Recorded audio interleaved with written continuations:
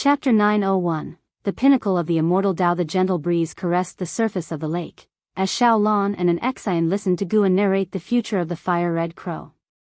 The fire-red crow was one of the earliest beings in the world, with unparalleled talent and immense destiny, continually encountering Fuyuan. After its transformation, it named itself Fangqiu. Fangqiu traveled the world, constantly advancing his cultivation level. Later, when a great power established the demon race, he went there, breaking through numerous demon crowds to become one of the 7 emperors of the demon race. His name shook the world. Thereafter, he was always a figure of influence in Central Heaven, until he ascended to immortality, and only then did the human world begin to forget him. Guan recounted his life experience briefly, yet even in this brevity, it sparked boundless imagination in the 2 young women, Xiaolan and an Xian. They looked at the fire-red crow, pecking its spirit fruit in front of Guan, utterly unable to associate it with the future giant of the demon race. An Xian curiously asked, "Master, how high will its future achievements reach?" Guan looked at the fire-red crow and said, "The peak of the immortal Tao." The peak of the immortal Tao. Their expressions shook. They understood Guan was not referring to the immortal Tao peak of the celestial spirit great world, but rather the peak of the immortal Tao within the scope of the heavenly Tao, a realm beyond their current imagination. "Then have you already stood at the peak of the immortal Tao?" Curious, Xiaolan asked. To be able to see the destiny of the immortal Tao peak, Guan's cultivation level must be so high. Guan smiled without a word. Since she had guessed, there was no need for him to say more. He had indeed already stood at the peak of the immortal Tao, only higher than the peak. He continued telling the story of the fire-red crow. After eating, the fire-red crow came close, starting to rub its head against his knee. Even though the fire-red crow couldn't speak human words, it too had spiritual intelligence, able to sense that this person harbored no ill intentions towards it. Guan reached out and petted its head. Indeed, its feathers were very smooth and felt comfortable to touch. After chatting for an hour, Guan felt it was time and lifted his right hand, tossing the fire-red crow into the air. The bird circled in the sky several times before flying away. Xiaolan sighed, "This little guy is really intelligent, and it looks nice too. I see you like it quite a bit. Why not adopt it and cultivate it yourself? Its future achievements would certainly be even greater." An Xian also looked at Guan, having a good impression of the fire-red crow. Guan stood up, stretched lazily, and said with a smile, "The great Tao is boundless, and those with exceptional talent are numerous. I can't keep everyone I encounter. Besides, different life experiences lead to becoming different people." He raised his hand to store the fishing rod into his sleeve, then slung the fish basket over his back and walked along the lakeside. Xiaolan and an Xian hurriedly got up, following behind him. "Will it really not remember you? Or recall today's events?" Xiaolan asked curiously. "There will be this passage of memory, but it won't know where exactly, like a childhood dream. As for me, its dream doesn't reflect me." Guan answered while moving forward, pausing before continuing. "In the future, such things will continue to happen. There will always be beings approaching Wuxia, and you will witness those with even greater talent than it. This is my assessment for Wuxia disciples. Concealing one's cultivation level from such exceptionally talented beings is not an easy task." He set this requirement for the disciples purely on a whim, using it as an excuse to send them off. The number of disciples following him was indeed too many, necessitating a reduction by 90%. Guan's words prompted Xiaolan to endless contemplation. What would the future of Central Heaven be like? During the long years, Wuxia disciples would, besides cultivation, go to the edge of the mountains to observe the vast world's all living beings.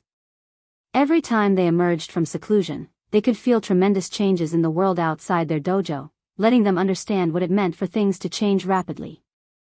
Each year, powerful beings were born, causing wonders in heaven and earth, allowing all Wuxia disciples to feel the underlying strength of Central Heaven. They harbored no arrogance in their hearts, only a sense of urgency, fearing being surpassed. With more and more beings, the realm of the immortal Tao in the world grew higher and higher, inevitably leading to cause and effect. Beings began to band together, especially those capable of reproduction, who realized the importance of unity earlier, making the struggles in Central Heaven grow ever fiercer. While local beings contested, immortal gods and outer heaven great powers continued to descend. They landed in Central Heaven human world, spreading the immortal Tao everywhere, establishing benevolent ties for their respective forces, advancing Central Heaven's development.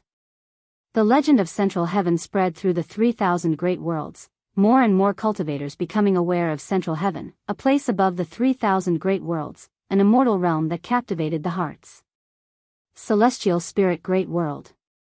In the early autumn of this year, at the edge of the Nine-Spirit continent, where waves crashed against the shore, two figures stood on a reef, gazing silently at the prosperity within the continent. It was Liya and his disciple, Li Xianyu. Today's Nine-Spirit continent was no longer shrouded in spirit mist and had begun interacting with the mundane world. Meanwhile, the 10,000 Realms Gate created by Guan still stood and even became a crucial bargaining chip in the Nine-Spirit dynasty's dealings with the outside world. Li Xianyu turned his head to look at his master, breaking the silence. Ancestor Master Wuxia has been gone for millions of years, and no one knows where he went. After he left, Wuxia quickly dissolved, either lured by other sects or established their own sects or dynasties. In short, Wuxia no longer exists in the world. Li Ya's face was expressionless, but his heart was filled with a sense of bitterness. He had come back specifically to boast about his achievements to Guan. Now his name was known across the 3,000 great worlds. He not only achieved innate golden immortal but also found the sorcery to reach a higher realm. However, Guan was no longer there. He didn't know where to find Guan, and his heart felt a deep sense of loss. At this moment, he even felt a bit bewildered, wondering if the memories of Guan were merely his fantasies. Was there really such a great power that would support him without expecting anything in return and even be willing to be his junior brother? The more Liya thought, the more his heart ached. Having endured the immortal demon catastrophe, his Tao heart became more steadfast. But facing Guan's disappearance, he could no longer maintain his firmness and strength. Li Xianyu could see that Li Ya's mood was bad, and lamented, "Master, if there's anyone to blame, it's you. Master Gu invited you many times, and you always refused. He couldn't have stayed until you came back, and besides, during your absence, the celestial spirit great world faced suppression from the heavenly court immortals, which might have been the reason for Master Gu's departure." Upon hearing this, Liya looked up, his gaze deep, whispering to himself, "The celestial court." Li Xianyu felt a pang of anxiety, saying, "Please don't do anything reckless. You can't possibly be a match for the heavenly court immortals." Liya gave him a sidelong glance, retorting in annoyance, "You speak as if your master were a fool." "Isn't that the case?" Li Xianyu mumbled to himself. Liya turned and flew towards the sky. Li Xianyu hurriedly followed, asking curiously, "Master, where are you going next?" "I'll wander my homeland for a while, then head to Central Heaven. They say Central Heaven will become the center of the heavenly Tao. I want to pursue an immortal position there. Once I'm in the celestial court, maybe I can assist junior brother Gu." Liya answered calmly. He knew clearly that the celestial court was unassailable. Only by joining it and using his strength to change the celestial court was the feasible way. If you find any errors, ads pop up, ads redirect, broken links, non-standard content, etc., please let us know to report so we can fix it as soon as possible. Chapter 902, Great Tao Variables. In the blink of an eye, 50 million years have passed since Guan and the others encountered the fire-red crow. 50 million years later, among Central Heaven, various races have emerged, dominating different regions, giving birth to civilizations, though the concept of demons has not yet formed. Because many immortal gods and outer heaven great powers have preached the Tao, a trend of pursuing immortal cultivation has arisen in the world. The number of living beings between heaven and earth is increasing, and inevitably some approach the Daoist field of the beginningless, but with Guan's Tao intent present, they wander as if in a maze, turning back after circling around, never entering the internal area of the Daoist field of the beginningless. Many disciples stand on the edge of the mountain range and can see those approaching beings. Most of the early beings are enormous in size, resembling the mythical fierce beasts of ancient myths. Some disciples even sketch the creatures they've seen, creating illustrated albums that circulate among disciples.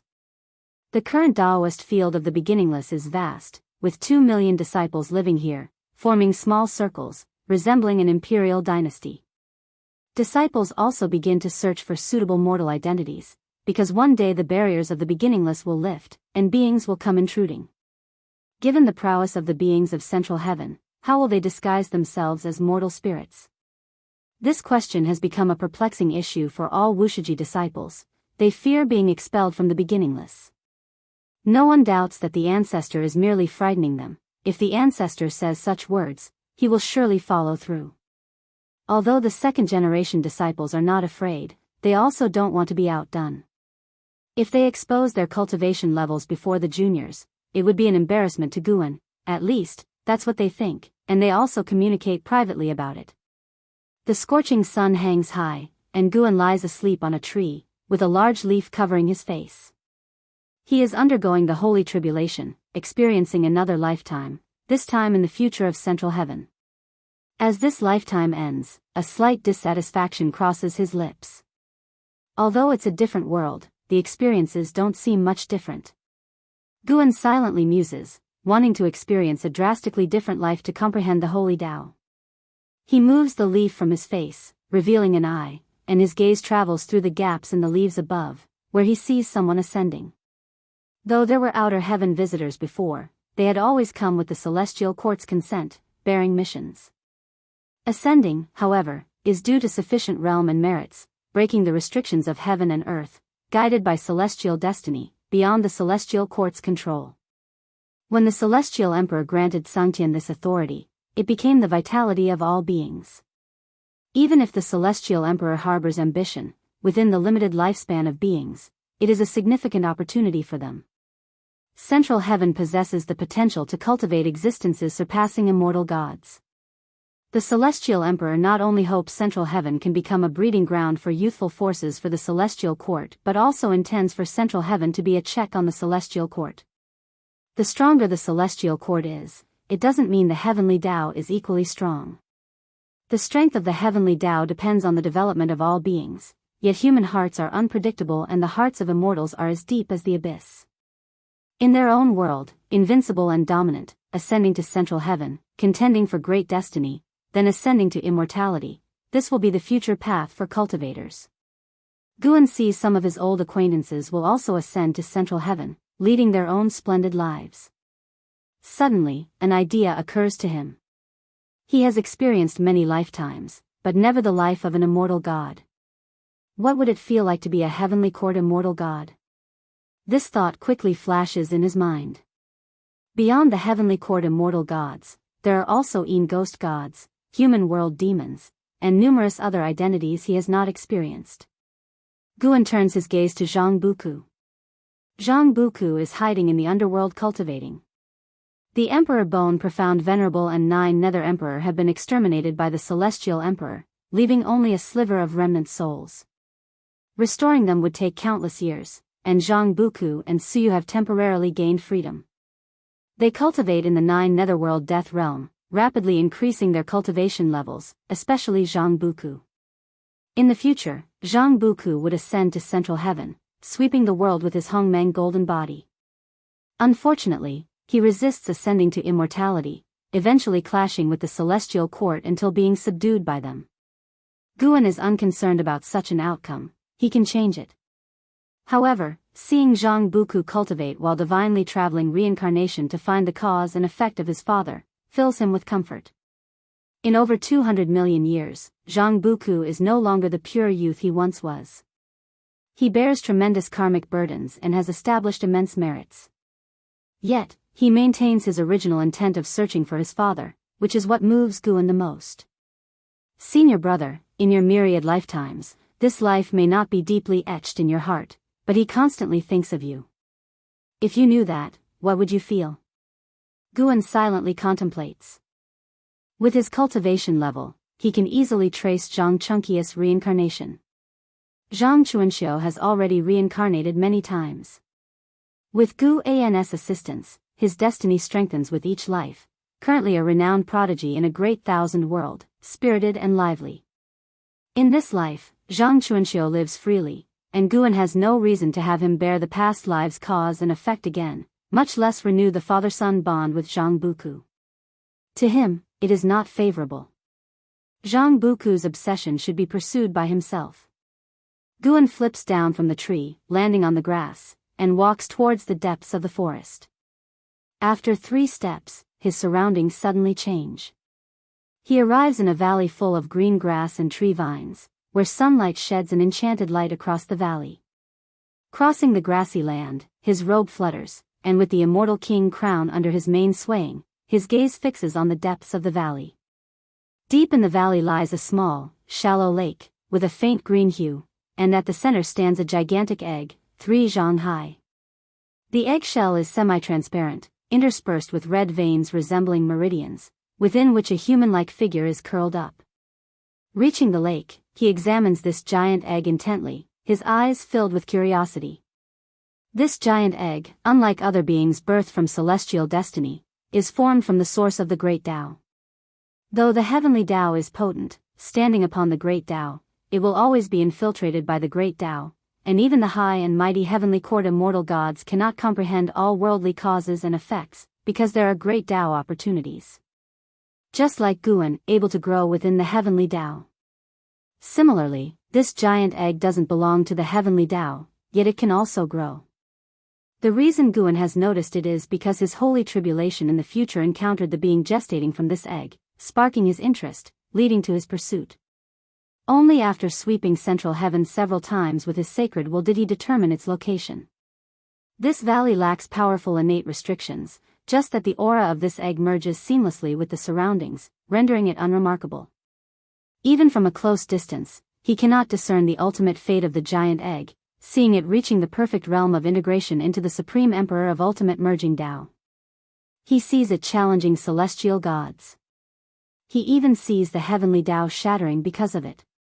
Yet, that future is so distant, a time when an Xian, Liya, and Ji Xiaoyu are already mighty figures of renown within the heavenly Tao, capable of discussing the Tao with the celestial Tao venerable. If you find any errors, ads pop up, ads redirect, broken links, non-standard content, etc., please let us know each report so we can fix it as soon as possible. Chapter 903, Destined to become a saint. The valley was serene, with a gentle breeze blowing, causing slight ripples on the small lake beneath the giant egg. Guan gazed at the giant egg, calculating its future.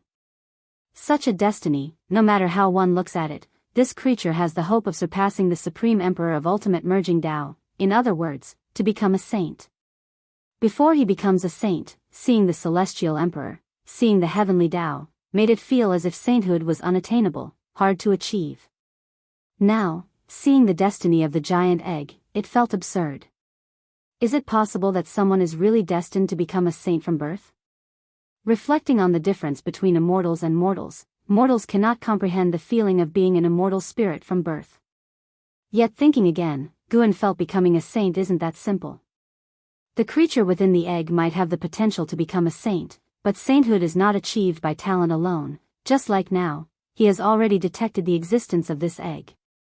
If he acted now, destroyed this egg, all its causal destiny would dissipate like smoke. The future power of this egg cannot intervene with him acting now, which at least shows that its future does not extend as far as his. However, Guan was not bloodthirsty, even for the sake of extending life. He only killed those heavily laden with karmic debt.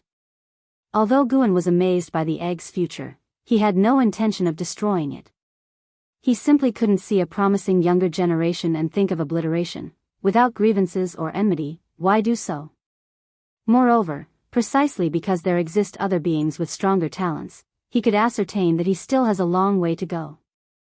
Guan watched for a while, prepared to leave, when suddenly, his pupils contracted, gaze fixed back on the giant egg. He saw that the future of the giant egg was changing, a line of destiny was growing, swallowing other lines of destiny. Guan actually saw a Supreme Emperor of ultimate merging Tao. This Supreme Emperor of ultimate merging Tao, though not as powerful as the Celestial Emperor, yet he was truly a Supreme Emperor of ultimate merging Tao and would become the calamity of the giant egg. Following the destiny of this Supreme Emperor of ultimate merging Tao, Guan discovered he did not originate from the heavenly Tao but from the Eternal. The Eternal, situated within chaos, has a lineage known as the Eternal Tao Extreme, which frequently sends powerful beings to the heavenly Tao to seize those with great destiny. Previously, even Lu Qiuxian was captured. After becoming a saint, Guan also observed the Eternal, whose foundations are indeed strong, nearly catching up with the heavenly Tao, but the Eternal Lord is not more powerful than the Celestial Emperor, thus the Eternal does not dare to confront the heavenly Tao head-on for now. Within chaos exist many such destiny lineages. Many of the founders hail from the same era as the Celestial Emperor and were once defeated by him. Only the heavenly Tao can freely showcase its destiny and strength within chaos, whereas other lineages hide deep within space, fearing discovery by others. Chaos appears desolate, seemingly without forces or survival rules, yet actually hides many grand and magnificent worlds in the shadows. This Supreme Emperor of ultimate merging Tao from the Eternal is not the ancestor of the Eternal. He is the second within the Eternal to reach this realm, also from the future.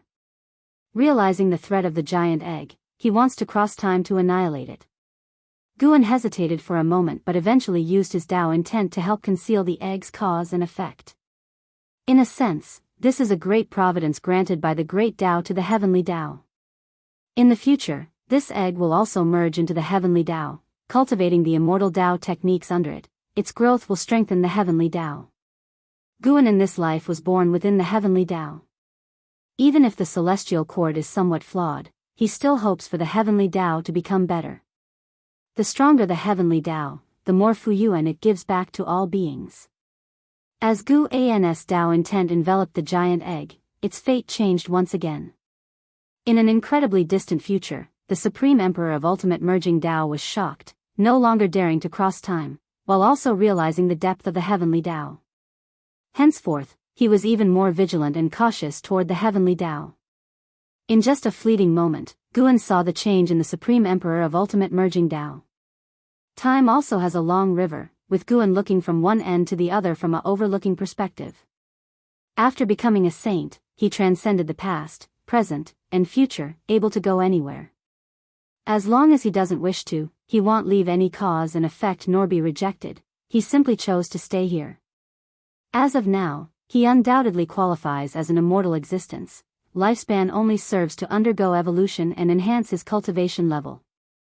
Even if he exhausted his lifespan, he could still live on. Only without lifespan, he couldn't engage in lifespan evolution, nor reach into the future to let his lifespan number increase. In this light, the lifespan consumed by lifespan evolution might hold a deeper significance, manifesting another form of power's presence. Guan looked at the giant egg with a smile on his face. He turned and left, soon disappearing as if never having appeared. The seasons cycled, the valley tinted yellow with autumn colors, then covered by white snow, until the winter snow melted. Thus, a whole cycle of the year passed. Unsure how many years had passed. This year, in spring, Guan returned.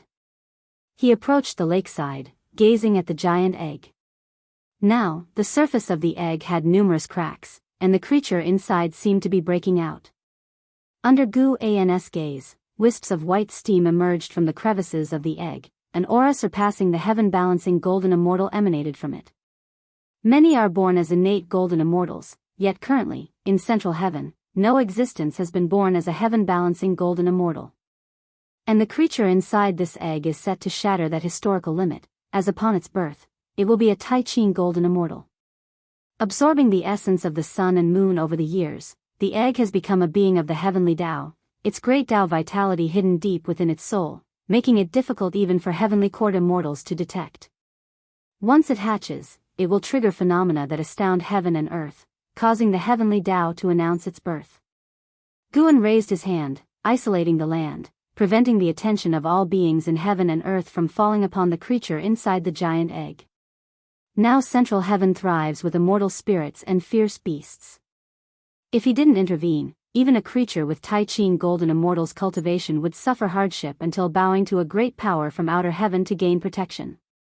Being destined to become a saint shouldn't have to live so miserably. Rarely did Guan feel an appreciation for talent, deciding to lend a hand, repaying central heaven. If its early life encounters fewer tribulations, its sense of belonging to central heaven will be stronger.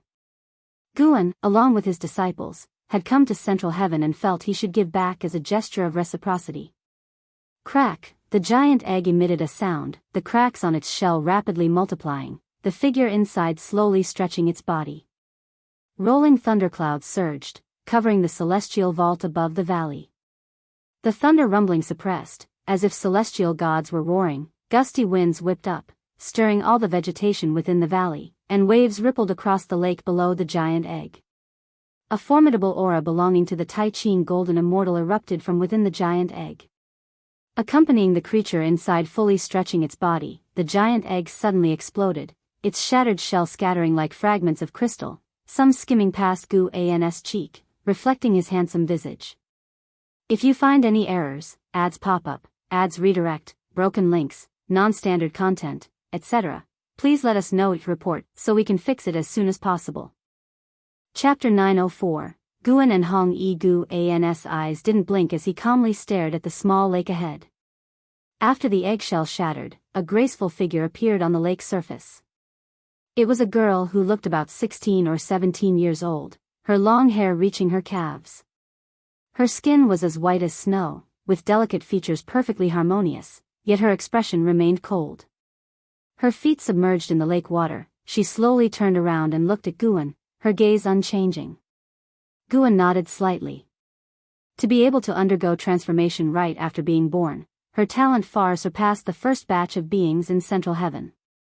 The human form is the most suitable for cultivating the Tao, containing the true essence of the universe's great Tao. For this reason, the human race has a short lifespan, because they already possess the sought-after form for cultivating the Tao. After several eras, when the demon race rises, there will be immortal gods descending to create the human race, to counterbalance the demon race, and at the same time, use the demon race to help the human race rise quickly. The original human race was created by the Celestial Emperor, establishing the status of the human race, destined to become the most important race in the heavenly Tao. Of course, besides the heavenly Tao, in chaos, many worlds have humans. The birth of humans itself is the insight cultivators gain while pursuing the great Tao. Inevitably, the initial creations are based on oneself, creating a race that resembles oneself. Guan waved his hand, a strong wind rushed towards this newly born Tai Ching Golden Immortal, catching her off guard. Her eyes showed a moment of confusion, but when her gaze returned to normal, she spoke, "Who are you?" Her words surprised her, and instinctively, she reached out to touch her mouth. Her voice was melodious, ethereal, yet devoid of any emotional shift. Guan smiled and said, "Who I am doesn't matter, what's important is who you think you are. Have you thought of a name for yourself?"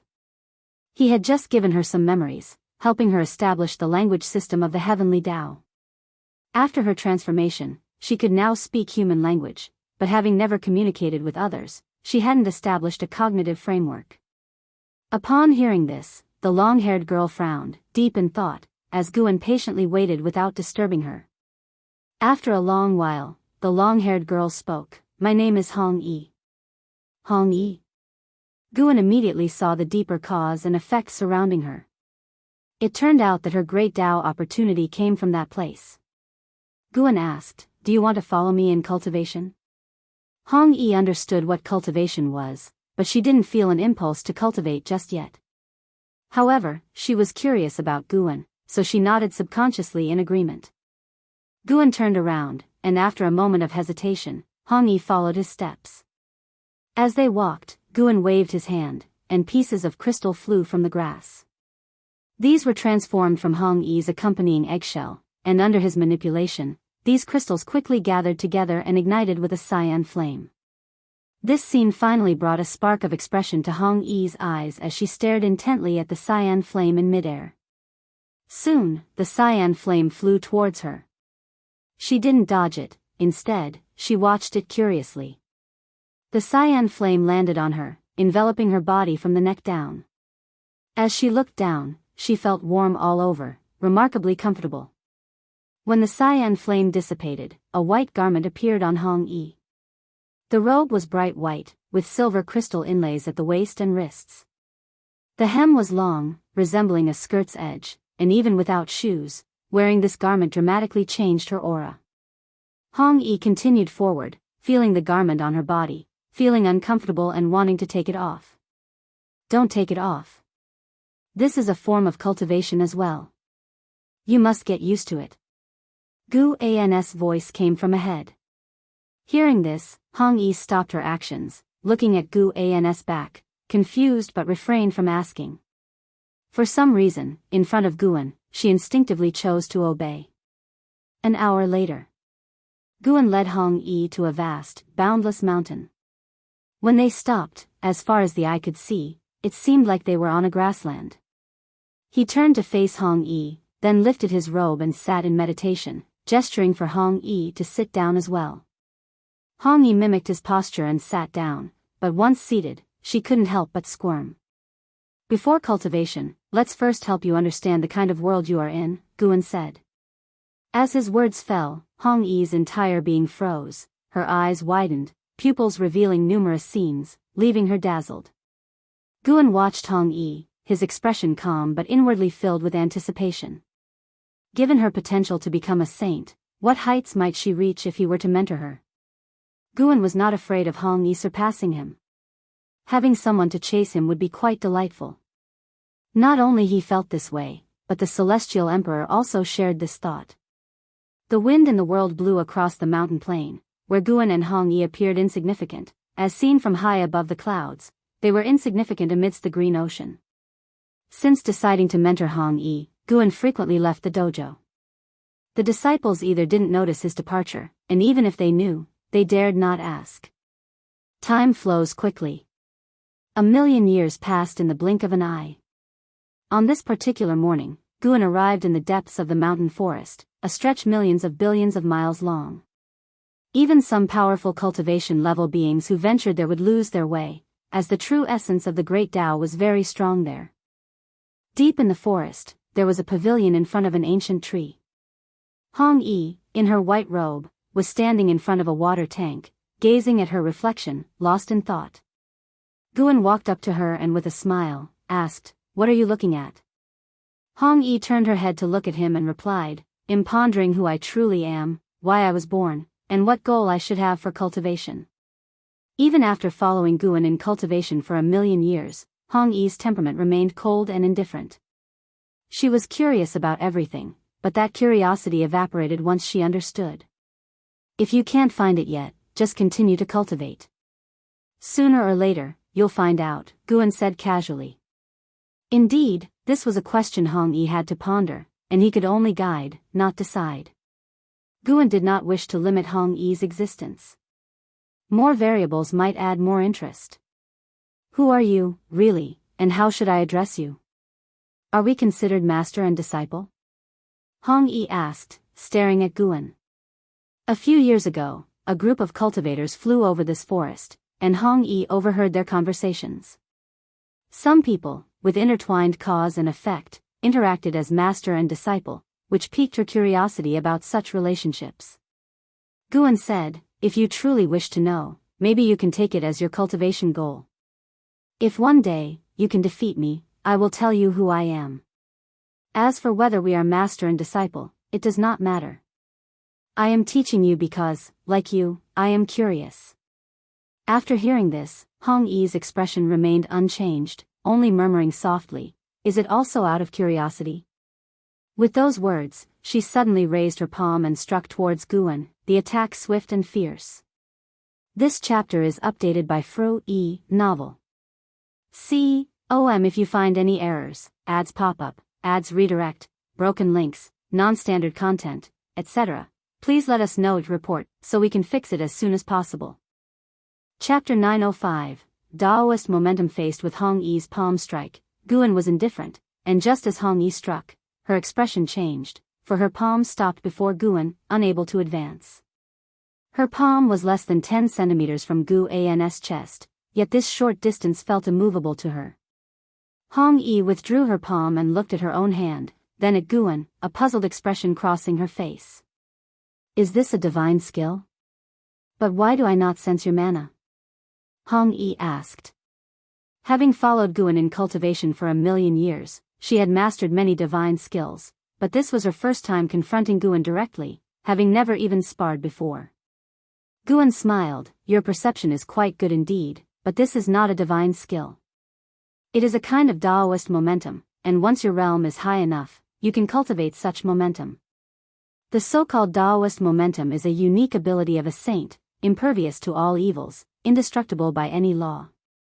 No matter how much effort a non-saint exerts, they cannot harm a saint. Hearing this, Hong Yi nodded slightly, her expectations for cultivation growing even stronger. At the very least, she wanted to push Guan to exert his full strength. Guan raised his hand and brushed it over the surface of a water cistern. A flash of light appeared on the water's surface, followed by a reflection of a battle scene inside. One combatant had achieved transformation, a man in black fighting a heaven and earth fierce beast resembling a swan and eye, shaking the very mountains.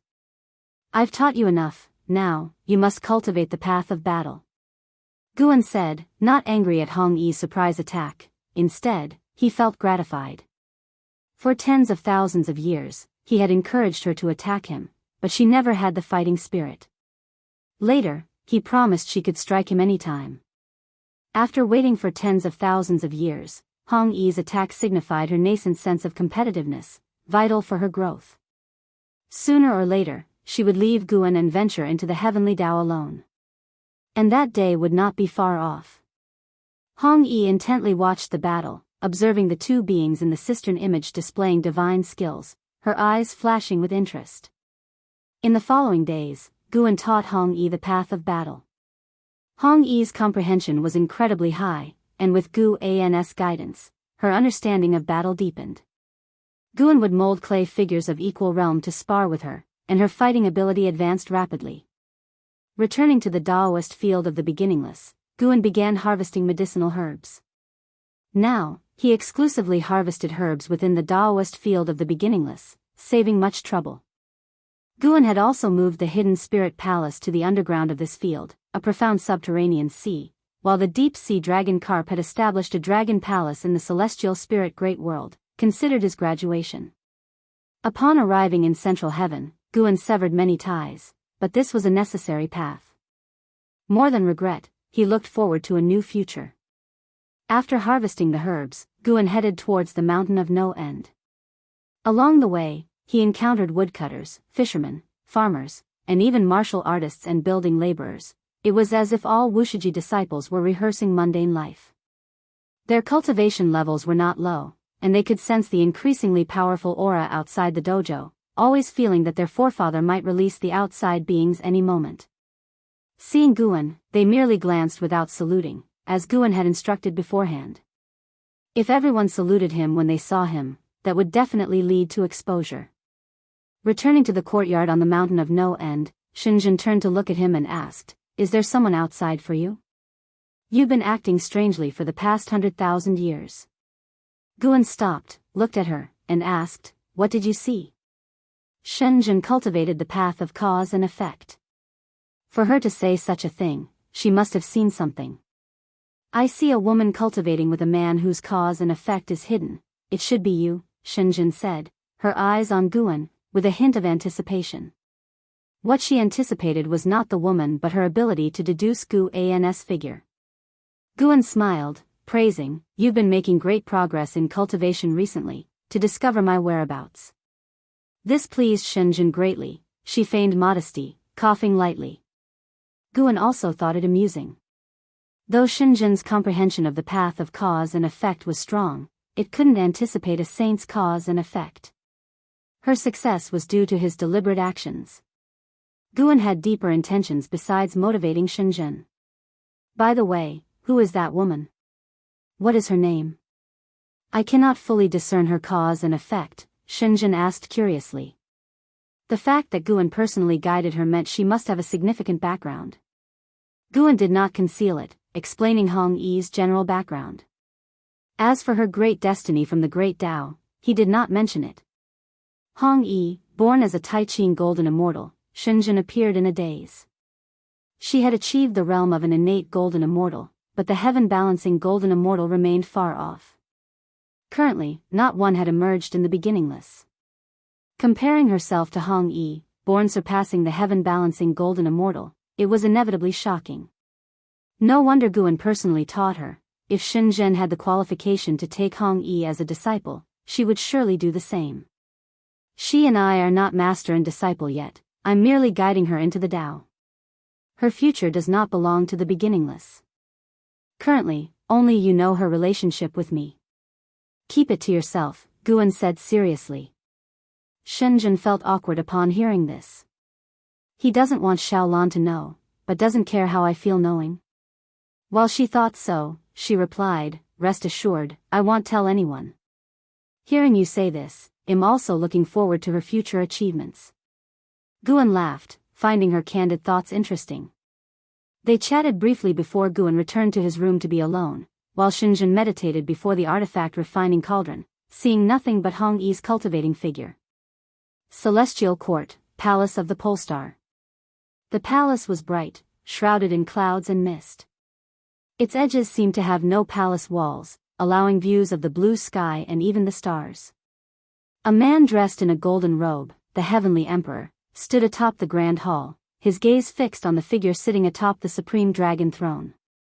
This was a man in a golden-patterned white robe, emblazoned with a golden dragon, wearing a curtain pearl emperor crown, his face indifferent, eyes golden.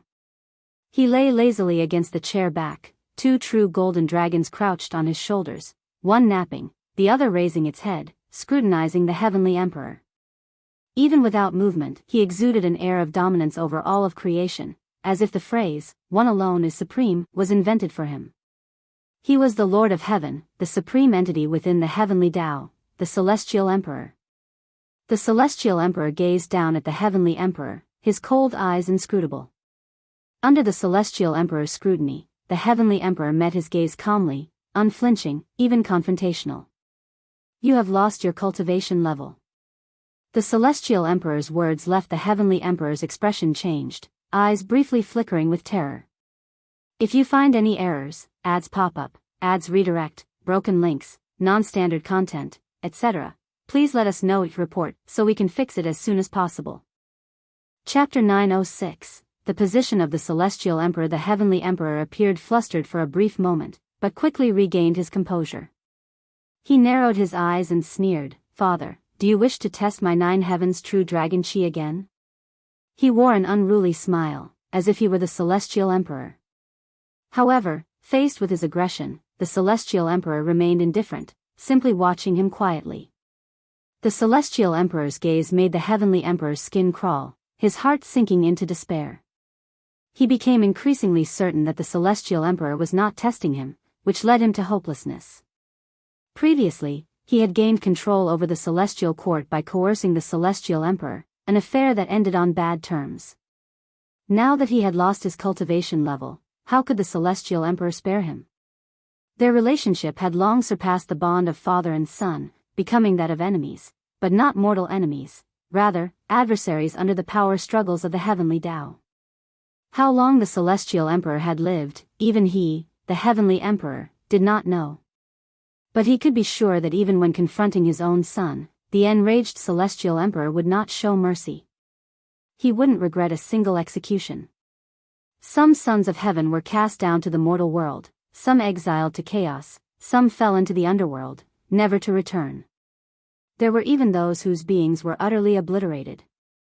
No matter how he thought about it, the Heavenly Emperor felt destined for the direst outcome, potentially becoming a cautionary tale for future emperors. You are very much like your mother, she was as ambitious as you are. The Celestial Emperor suddenly spoke, catching the Heavenly Emperor off guard. He furrowed his brows, unable to fathom the Celestial Emperor's intent behind these words. He wasn't foolish enough to hope for the Celestial Emperor's pardon. The Celestial Emperor continued, Your mother died for power. I did not bring her back to the Celestial Court but brought you. It was her wish, between you and her, she chose to have you ascend to the immortal class. The Heavenly Emperor remained silent. He had long forgotten his mother's visage. In ordinary times, he never thought of her. In hearing the Celestial Emperor's words, his heart remained unruffled. As a son of heaven, he had experienced the reincarnation tribulation before, memories far more stirring than this. He knew well that the Celestial Emperor chose him because of his talent. With so many sons of heaven, was it possible they all rose due to their mother's favor? Because of the celestial emperor's words, the heavenly emperor calmed. Matters had come to this, he decided to face his fate with clarity. Though he hadn't held the celestial court's authority for long, at least he had succeeded. As a heavenly son, he had done his utmost. Even if it meant dying, he would die without regret. I will give you a chance. I will not move against your immortal authority, but you must contend with Taihao for the celestial emperor's position. Whether you succeed or not, I will pass my cultivation level to the victor, allowing either of you, even if you've lost your cultivation level, to reach the pinnacle once more. The celestial emperor stared at him, speaking coldly. The heavenly emperor showed no surprise, instead asking with perplexity, why do this? The celestial emperor replied frankly, I wish to support Taihao as celestial emperor, but he lacks distinguished merits. I intend to use you as his stepping stone. Yet if you surpass him, then it proves the throne belongs to you. My question is, why do you wish to relinquish the throne? The heavenly emperor gazed at the celestial emperor with piercing eyes, like blades trying to stab through his heart. The celestial emperor answered, sitting on this throne for so long has grown tiresome. I wish to leave the celestial court, to pursue my own Tao, and to seek out an old acquaintance for a long-awaited duel. You, who have lost your cultivation level, desire to duel. I naturally have ways to regain it, unlike you, who must pretend to remain calm, awaiting another's mercy. For the first time, the celestial emperor's tone shifted, full of sarcasm, making the heavenly emperor's face turn grim. Seeing the heavenly emperor's expression, the corners of the celestial emperor's mouth lifted in a smile. He said, your only chance of winning is to seize the central heaven's destiny. In the future, I will transfer the celestial Tao destiny to central heaven. By then, the immortal gods in central heaven will only grow more numerous. While Taihao is still cultivating, you still have a chance. Now leave. The heavenly emperor fell silent, with many questions to ask but felt he had no other choice. Only by surviving could he understand these matters. Even if his questions were answered now, if he were to die, what use would those answers be to him? The heavenly emperor took a deep breath, saluted the celestial emperor, and turned to leave. The celestial emperor watched him depart, his gaze becoming profound. Time passed in a blink over countless millennia. Central heaven had renewed its visage, the world filled with vitality. On the edge of a cliff, Hong Yi meditated facing the magnificent sun, surrounded by a purple aura. In the distant sky flew immortal birds, as if mountains soared through the firmament, a truly magnificent sight. Guan approached Hong Yi from behind, gazing at the majestic scene ahead. He sighed, the sky of central heaven grows ever more beautiful, and now, even traces of the great Tao can be seen. Hong Yi opened her eyes, turned to him, and asked, in this world today, what is the mightiest realm? Guan, without meeting her gaze, quietly answered, Dao Extreme Daluo Immortal, which is the pinnacle of the immortal Tao, the third layer of the Daluo Tao fruit. And you are currently striving for the Daluo Tao fruit. Upon hearing this, Hong Yi turned her head, looking toward the horizon, murmuring, is the gap truly so vast? Guan didn't reply, allowing her to ponder. After a while, he finally spoke, Hong Yi, starting tomorrow, I won't come anymore. The road ahead, you must walk on your own, do what you wish. At these words, Hong Yi immediately stood up and turned to face him, her gaze fixed intensely on him, her eyes showing anger for the first time. In all her years of cultivation, Hong Yi's emotions had remained stable, never showing such an expression. Why? Hong Yi asked through gritted teeth, her anger gradually shifting to panic. Since she gained consciousness, she had followed Guan. Guan was the first person she saw upon opening her eyes. She had built a dependency on him and had never imagined life without him. Guan replied, everyone has a place to return to, a place to go from. Look at the birds at the horizon, they have had many companions, even traveled alone. I am me, they are them, why do you want to leave me? Hong Yi stared stubbornly at Guan. Guan smiled and said, your future is broader. I do not enjoy such a life, so I will not hold you back. If you do not like it, I can forsake it. I'll live the life you enjoy. Hong Yi said earnestly. She currently liked cultivating, enjoyed battling, and becoming stronger, but she wasn't willing to leave Guan. She couldn't imagine how to live if she left Guan. Guan shook his head and said, "When you venture out for a while, you'll grasp the wonders of the world, which will also help you grow stronger." "I don't believe it, I won't leave you," Hong Yi said sternly. "If you find any errors, ads pop up, ads redirect, broken links, non-standard content, etc., please let us know each report so we can fix it as soon as possible." Chapter 907. Emerging from obscurity. Looking at Hong Yi's stubborn expression, Guan felt quite gratified. This was the first time he had seen Hong Yi so anxious. In the past, Hong Yi had little emotional fluctuation, and while interacting with Guan, besides cultivation, they wouldn't talk about anything else. Their interactions could be described as bland like water. The future Hong Yi would be the same, dealing with people and matters in a calm manner, displaying the demeanor of a great power. Seeing Hong Yi with such emotions indicated that Guan's efforts over the years were indeed rewarding. Guan thought for a moment and said, "How about this, live alone for 10,000 years. After 10,000 years, if you still wish to follow me, call me, and I'll appear before you to take you along." Hong Yi didn't seem happy upon hearing this, instead gripping Guan's sleeve even tighter with her right hand. She just stared at Guan, without saying a word. Guan sighed helplessly, and his pupils suddenly changed, left red and right blue, leaving Hong Yi momentarily stunned. After several breaths, Hong Yi blinked, and her right hand loosened its grip. She looked at Guan again, her eyes turning complex. "Did you see? Following me, would you enjoy such a monotonous life?" Guan said seriously, using Dao intent to create a memory that allowed Hong Yi to accompany him for hundreds of millions of years. During those hundreds of millions of years, Guan repeated his daily life with Hong Yi, picking flowers and herbs, fishing and carving, drawing and writing books, and so on. There was no conflict, no interaction with too many people. Hong Yi's heart was shaken by such a life. After all, she was curious about everything, and this curiosity destined her not to live in seclusion in one place. Guan spoke earnestly, "Having seen the vastness of heaven and earth, you can truly become yourself. The birth of any creature is about finding its own existential meaning. Nobody is destined to be with another person for a lifetime." Hong Yi looked at Guan and asked, "Then what is your existential meaning? How do you see me? Am I your disciple, or is there another relationship?" Guan replied, "More than a mentor-student relationship, I hope you can become my fellow Daoist, inspiring each other to reach greater heights. We are merely parting ways, not saying goodbye forever. I hope that the next time we meet, you've become stronger, no longer needing my guidance in cultivation, but rather discussing Dao on equal grounds. If possible, I even wish for you to become my adversary." "An adversary?" Upon hearing this, Hong Yi's eyes flickered. Over the years, every time she challenged Guan, her efforts were blocked by Guan's Daoist momentum, leaving her unsure of Guan's true strength.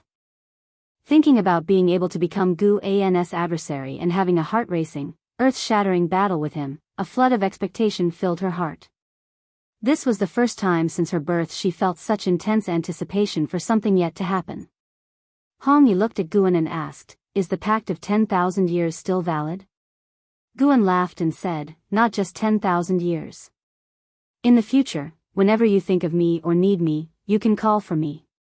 Do not disclose my existence to anyone, but know I will always be your backing, understand?" Hong Yi didn't seem puzzled but responded, "I don't understand, but I'll remember." Guan raised his hand, ruffling her hair, looking at her while envisioning her future form. He anticipated the divine Hong Yi. How earth-shattering will the battles among saints be? Cultivation to become a saint, Guan wants to test his own strength too, unknowingly developing a mindset similar to the celestial emperor. Of course, Guan wouldn't wait for Hong Yi in the primordial Tai true saint realm. He would also strive to become stronger. His anticipation was for battles with saints, but not battles of the same realm with saints. On this day, Guan unusually didn't instruct Hong Yi in cultivation but shared stories of the past with her, which she didn't find tedious. Even though Guan often disappeared, this time she felt a different kind of sentiment. Parting. Without Hong Yi, Guan seldom left the Daoist field of the beginningless. Initially, he was somewhat unaccustomed, but this feeling soon faded. Over the long years, he had already bid farewell to many old friends. He saw that Hong Yi didn't immediately leave the place of cultivation but continued to practice, preparing to surpass the Tai Ching Golden Immortal before venturing out. In the current Central Heaven, the strongest figures have reached the Tao Extreme Deluo Immortal Realm, but those are Outer Heaven great powers and immortal gods. Such beings can only preach but cannot interfere with struggles within heaven and earth. The strongest local beings and ascenders, even the highest cultivation level, only reached Heaven Balancing Golden Immortal. Even if Hong Yi hasn't surpassed the Tai Ching Golden Immortal, she could still roam the universe invincibly. Time passes, stars shift. 70 million years went by in the blink of an eye. This year, in Central Heaven, a being crossed the tribulation to achieve the Tai Ching Golden Immortal state, causing celestial anomalies. After successfully breaking through, he proclaimed to all living beings he wished to establish the demon race, inviting creatures capable of transformation to join him. With the emergence of the demon race, all living beings were shaken. The celestial Tao destiny in Central Heaven began to change violently, marking the onset of a whole new era. The power of the demon race sprang up like bamboo shoots after a rain, with many transforming creatures declaring themselves as demons, thereby drawing more beings to join them and intensifying the struggles within heaven and earth. On this day, atop a desolate plain where smoke still lingered, the thunderclouds above hadn't yet dispersed, and the earth was scarred as if it had undergone a terrible disaster. In the middle of a large pit, Leah, covered in blood, lay at the bottom, his hair disheveled, his clothes torn, looking very battered. He had been lying there for a long time. Once he finally regained his senses, he struggled to lift his head, finding his eyes extremely bright, filled with surprise. Such dense spiritual energy, and it carries the true meaning of the Great Tao. Leah was extremely excited, having finally arrived at the legendary Central Heaven. To find Central Heaven, he had overcome numerous hardships, and this ascension almost cost him his life. As his Tao fruit began to recover, he found his cultivation level had increased, feeling the hope of attaining Heaven Balancing Golden Immortal for the first time. Before he could contemplate further, a wave of powerful demon chi descended from the sky, and countless demons passed through the thunderclouds, landing on the vast earth, causing him to furrow his brows tightly.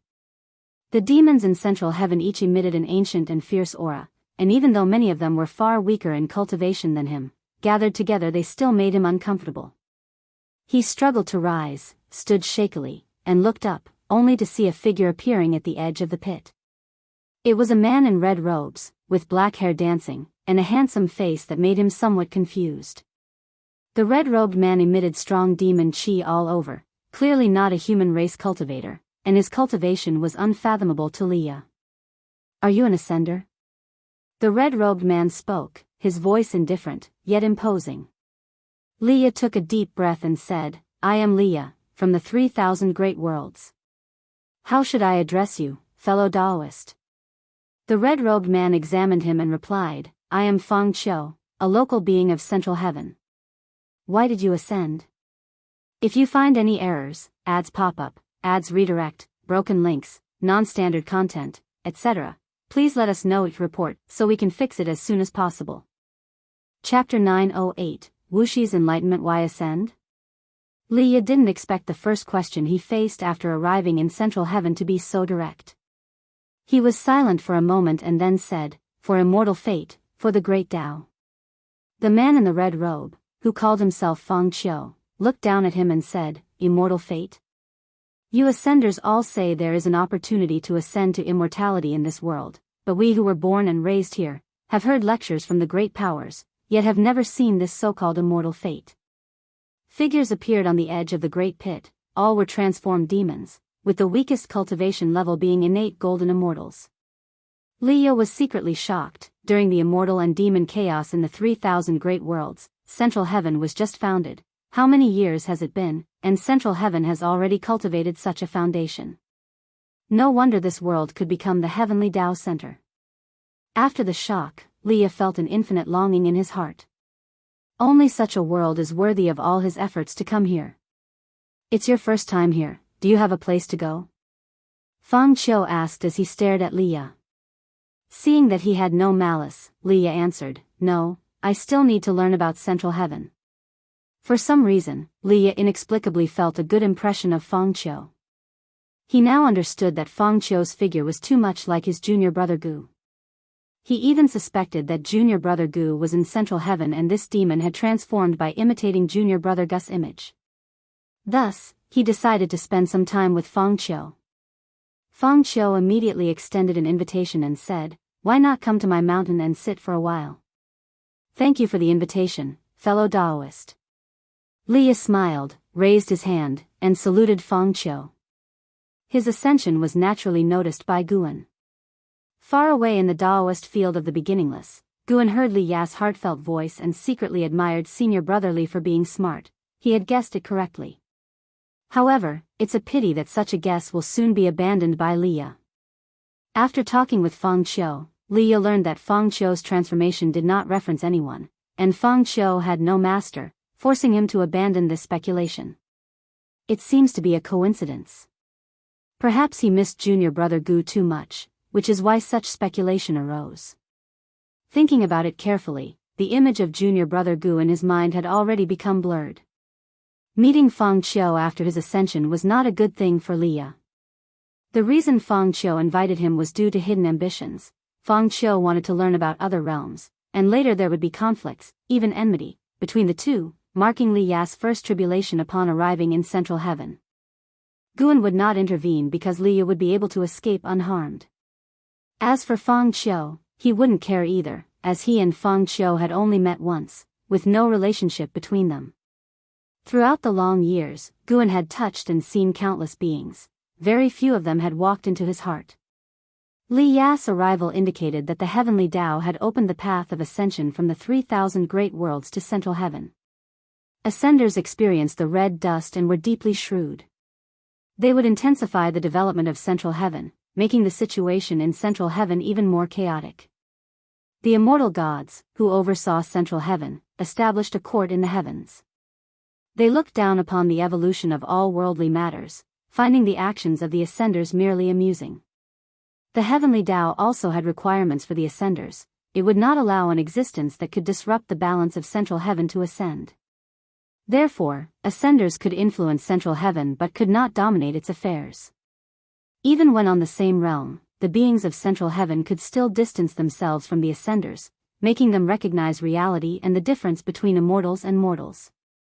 Every year, Central Heaven would see the birth of talented individuals and Heaven's proud sons appearing out of nowhere, proclaiming their might. Those ambitious Ascenders would suffer repeated setbacks, beginning to reign in their arrogant hearts. Autumn rain drizzled down, and the mountain forest drenched by the rainy mist. Guan sat in a small pavilion halfway up the mountain, appreciating the rain, with fine wine and flower fruits arranged on the table, prepared by the ghost mother of ephemera. A figure passed by on the mountain path outside the courtyard, suddenly stopping and turning to look at Guan. This person was precisely Wuxia. Since arriving in Central Heaven, Wuxia had not stopped cultivating. His cultivation level rose rapidly and was already close to reaching the heaven-balancing golden immortal realm. He was still the most dazzling disciple within the beginningless. Wuxia looked at Guan inside the pavilion, recalling the words he once said to him. "Am I really that boring?" Wuxia had more than once doubted himself in this way, reflecting that apart from cultivation, he indeed had no other interests. Communicating with fellow disciples, they only talked about cultivation. He used to think cultivation was most important, but after arriving in Central Heaven, his views had somewhat shifted. Cultivation was indeed important, but the path of cultivation was never just about solitary retreat. Especially after the ancestor asked them to adapt to mortal identities, more and more disciples began to find new paths to enlightenment. Laboring in the fields allowed one to observe the Tao of the earth. Chopping trees and building houses allowed one to hear the Tao of feng shui from all directions. Painting landscapes allowed one to appreciate the Tao of life in all things. In recent years, Wuxia also thought about what kind of mortal identity he should assume. He passed by here not because he was heading for the ancestor, for in truth, no one in the dojo could capture the ancestor's aura and cause and effect. He just happened to be passing by.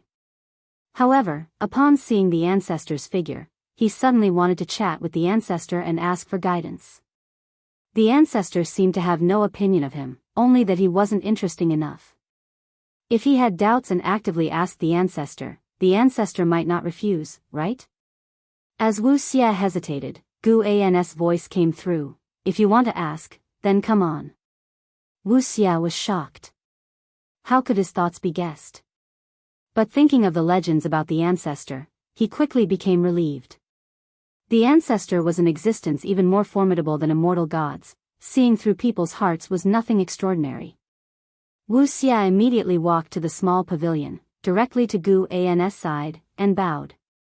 Sit down. Guan looked at Wuxia and showed a kindly smile. Wuxia was also moved by his smile and completely eased his burden. Before Wuxia could speak, Guan took a book from his bosom and placed it in front of him. Wuxia unconsciously took a closer look and read the title aloud, Journey to the West. Since the weather is pleasant, you may as well take a look first. Hearing Gu An's words, Wuxia immediately picked up Journey to the West. He had long heard that the ancestor enjoyed reading books, not scripture but mundane books, and he had tried to read them but could not calm his mind. This time, as Wuxia opened Journey to the West, he felt an inexplicable peace in his heart, none of the previous impatience, and quickly got absorbed in its content with a quiet mind. After Wuxia finished this book, Guan took out another one.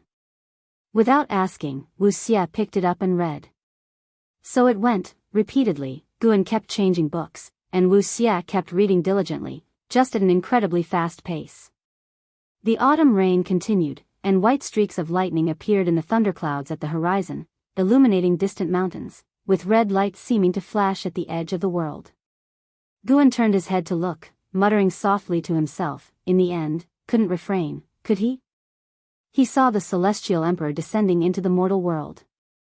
The Celestial Emperor came to Central Heaven not to plot the Celestial Tao destiny, but rather, he was coming for him.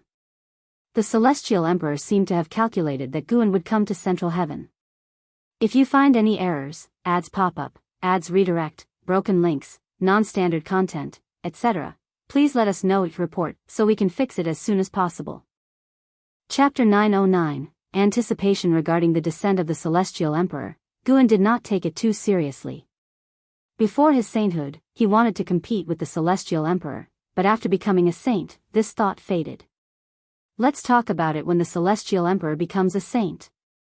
However, the cause and effect of the Celestial Emperor did not show signs of sainthood, making Guan sigh at the indescribable wonder of opportunity. In front of the great Tao, there is no fairness to speak of. The Celestial Emperor, who created the heavenly Tao and so many fortunes, bitterly sought the opportunity for sainthood in vain, while Hong Yi was destined to become a saint from birth. How ironic is that? Guan pondered as he admired the autumn rain outside the pavilion. This rain reminded him of the scenes in the profound valley of the Supreme Sect, becoming increasingly vivid in his mind, bringing a smile to his lips. Until dusk, Guan finally looked at Wuxia and opened his mouth. How do you feel? Wuxia came back to his senses, looked up at Guan, and could not help but smile. He had read books before, but they were all books on cultivation. This was his first time truly savoring mundane books.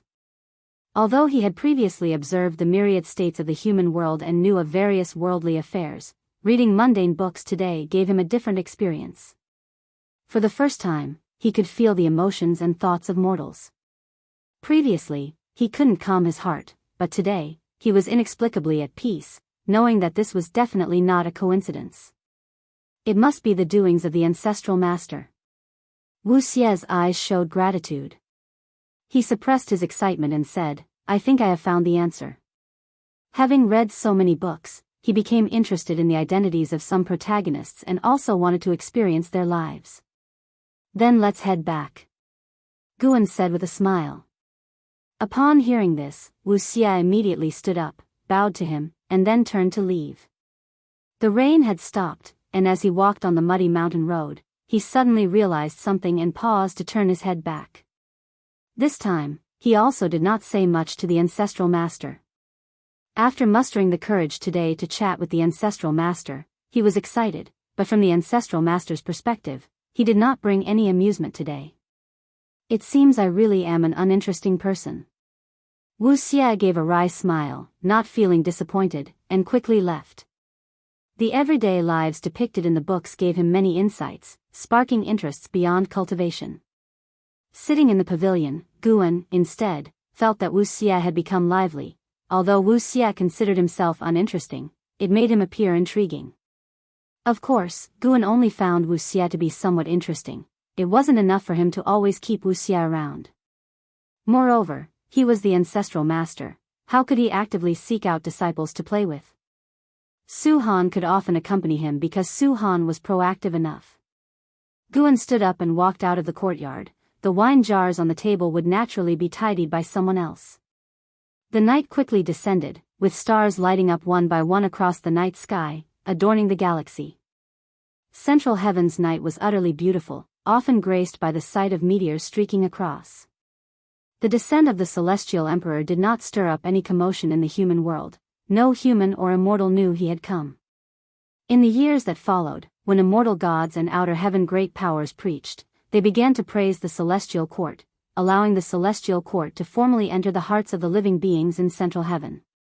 Meanwhile, countless demon race forces emerged between heaven and earth, with powerful beings occupying territories as kings, rallying under the banner of demons. Influenced by the Ascender's instigation, the concept of conquest began to spread. 1,000,000 years later, central heaven entered an era of conquest, where seizing land and expanding territory became the ambition of various demon kings, leaving fewer and fewer pure lands in the human world. One great power, while preaching, said that whoever could unify the demon race would achieve great merit and rank in the immortal class. Upon hearing this, all living beings were inspired. Regardless of cultivation level, everyone was fueled with ambition, even leading to numerous incidents of demon kings being betrayed by their subordinates. Under the Zhangtian, barren mountains stretched for thousands of miles. At a glance, green was rare, displaying only a desolate landscape. On a cliff, Leah, dressed in black, carried a treasure sword on his shoulder, with a straw in his mouth, strolling leisurely. Disheveled and with long hair casually tied at the back, he resembled a wanderer of the wilds. Leah was contemplating which holy land to visit next. Ever since he freed himself from Feng Qiu, he began traveling the world, having recently attended a preaching session. Central heaven indeed had many profound great powers. It was said that the great power who preached came from outer heaven, and the Tao he preached was something Leah had never heard of in the 3,000 great worlds. It was incredibly profound, benefiting him greatly. Coupled with the nature's spiritual energy and natural great Tao of central heaven, he believed that spending the same amount of time in cultivation would yield far greater achievements here, making him immensely look forward to the future. Once he attained Tao and immortality, he wanted to return to the celestial spirit great world to have his father see what a true immortal truly was. As Leah pondered, he suddenly noticed something and squinted, only to see a figure approaching at the end of the cliff.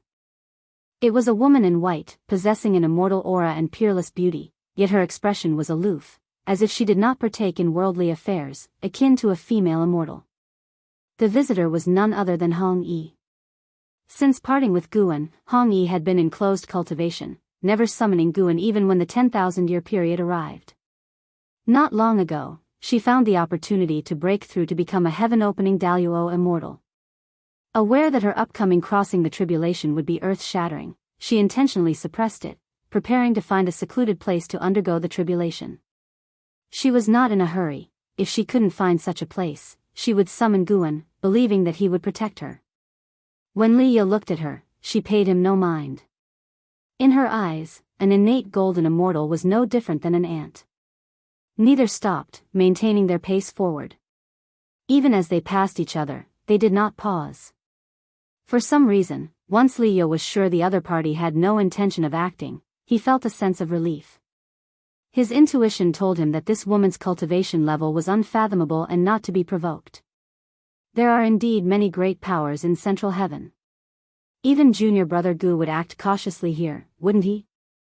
Thinking this, Leah became even more convinced that Guan would come to central heaven, as it had already displayed the destiny and foundation as the center of the heavenly Tao. From this brief meeting, even though they exchanged no words, Hong Yi's elegance left a deep impression in Li Ya's mind. He had a premonition that when he became a top-tier expert in the world, he and this woman would often cross paths. This filled Leo with anticipation. His favorite thing was rising from weakness. Coming to Central Heaven, he once again became small and without reputation, but it filled him with fighting spirit. Unbeknownst to him, Hong Yi equally had no reputation. When he was an innate golden immortal, Hong Yi had not been born yet. As Hong Yi was about to surpass the Tai Ching golden immortal, he still remained an innate golden immortal. Meanwhile, on the other side of the human world, in the coastal mountain woodlands, a forest lay slanted and askew, with even smoke and scorched remnants lingering. Zooming in to see, there was a man lying in the pile of scorched wood. His robe had turned into strips, revealing bronze skin underneath. He looked at the sky, expression tense. Why hasn't my body recovered yet? Martial Resolution thought to himself, gritting his teeth, feeling uneasy, fearing that demons would approach, for he could feel the dense demon chi in this area, sending shivers down his spine. If you find any errors, ads pop up, ads redirect, broken links, non-standard content, etc., please let us know it report so we can fix it as soon as possible.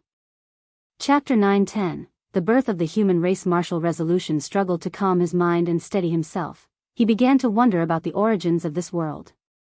Having traveled through the 3,000 great worlds, he was unfortunately swept into a space-time turbulence while contesting for a supreme treasure. When he awoke, he found himself in this place. It had been many years since he left the celestial spirit great world, and despite having visited many realms, he was still shocked by the spiritual energy of this world. What on earth is this place? Martial Resolution sensed the dense demon chi from all directions and suspected he had arrived in a domain ruled by the demon race. Among all the 3,000 great worlds, there aren't many where the demon race reigns supreme. Suddenly, a fierce wind howled, stirring dust and acrid smoke, making his vision blurry and heightening his tension. When his vision cleared, he was taken aback. He saw a four-winged yellow dragon flying overhead. Its huge body couldn't be concealed by the sea of clouds, and an overwhelming aura descended, making him feel suffocated. Even as a heaven-encompassing free immortal who had endured countless trials, Martial Resolution felt so insignificant in front of this dragon. The other could crush him effortlessly with a single claw. The most terrifying thing was that someone stood atop this dragon's head. Although the person appeared small next to the four-winged demon dragon, their aura was so formidable that Martial Resolution couldn't ignore it. Martial Resolution's heartstrings tightened, sensing himself on the brink of a dire situation, uncertain how he might escape this peril. However, the Daoist atop the four-winged demon dragon merely glanced at Martial Resolution and did not command his mount to stop, nor did he make any move or utter any word towards Martial Resolution. Even after the four-winged demon dragon disappeared into the horizon, the look from the Daoist lingered in Martial Resolution's mind. What kind of gaze was that? Apathetic, devoid of any emotional color, unconcerned with his presence or condition. Such indifference was as if looking at a mere insect.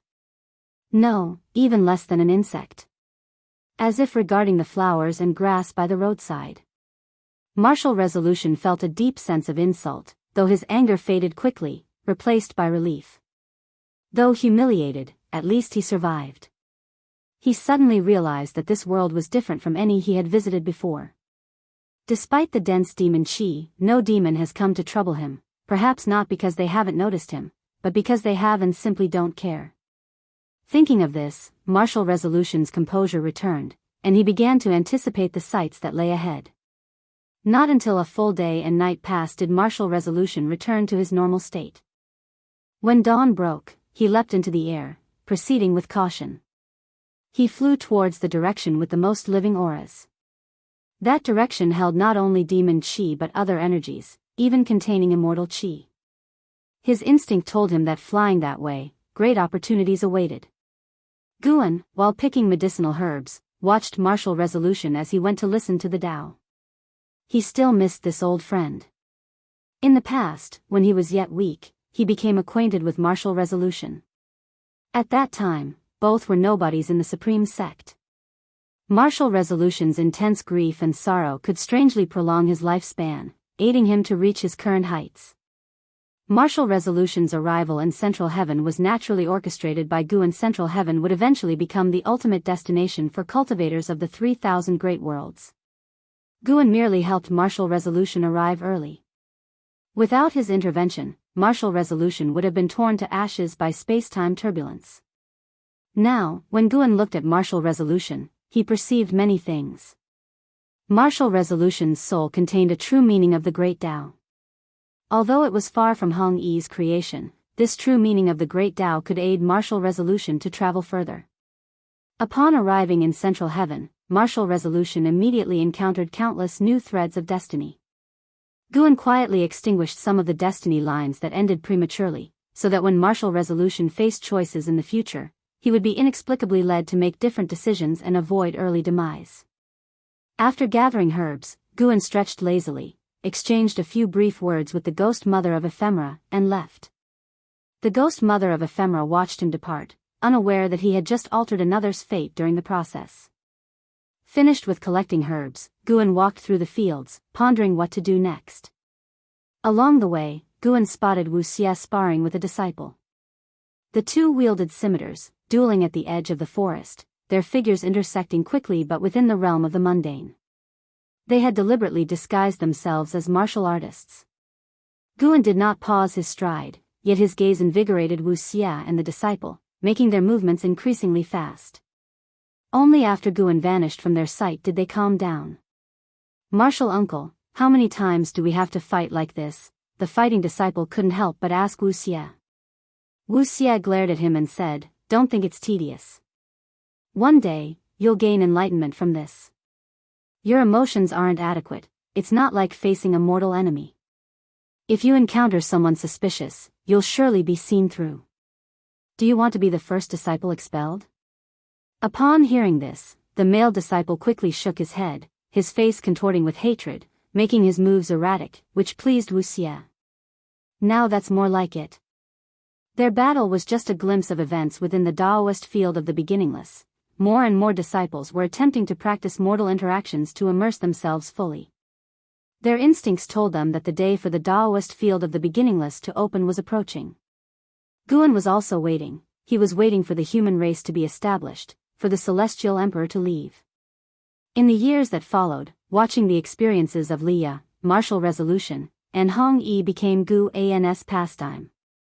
After the Celestial Emperor descended to the mortal world for countless millennia without finding Guan, he chose to leave Central Heaven. During this period, the Celestial Emperor once came near the beginningless, but was misled by Guan's Tao intent, causing him to bypass it. The Absolute Supreme of the Heavenly Tao was unaware and could only leave with regret. Not long after the Celestial Emperor departed, the Heavenly Emperor descended with a female immortal. This female immortal descended in the extreme east to begin creating the human race. The birth of the human race led to the celestial Tao light layer shrouding Central Heaven to shower abundant merits, as the immortal gods proclaimed the event to all living beings.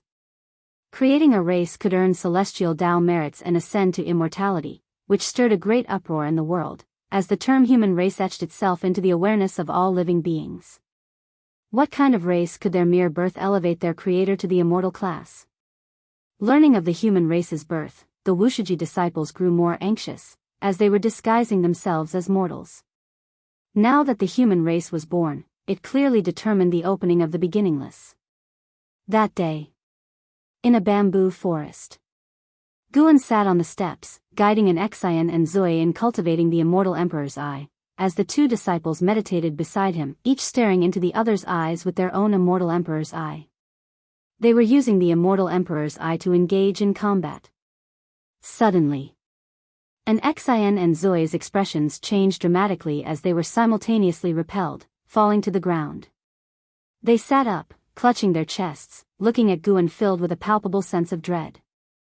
"If you find any errors, ads pop up, ads redirect, broken links, non-standard content, etc., please let us know each report so we can fix it as soon as possible."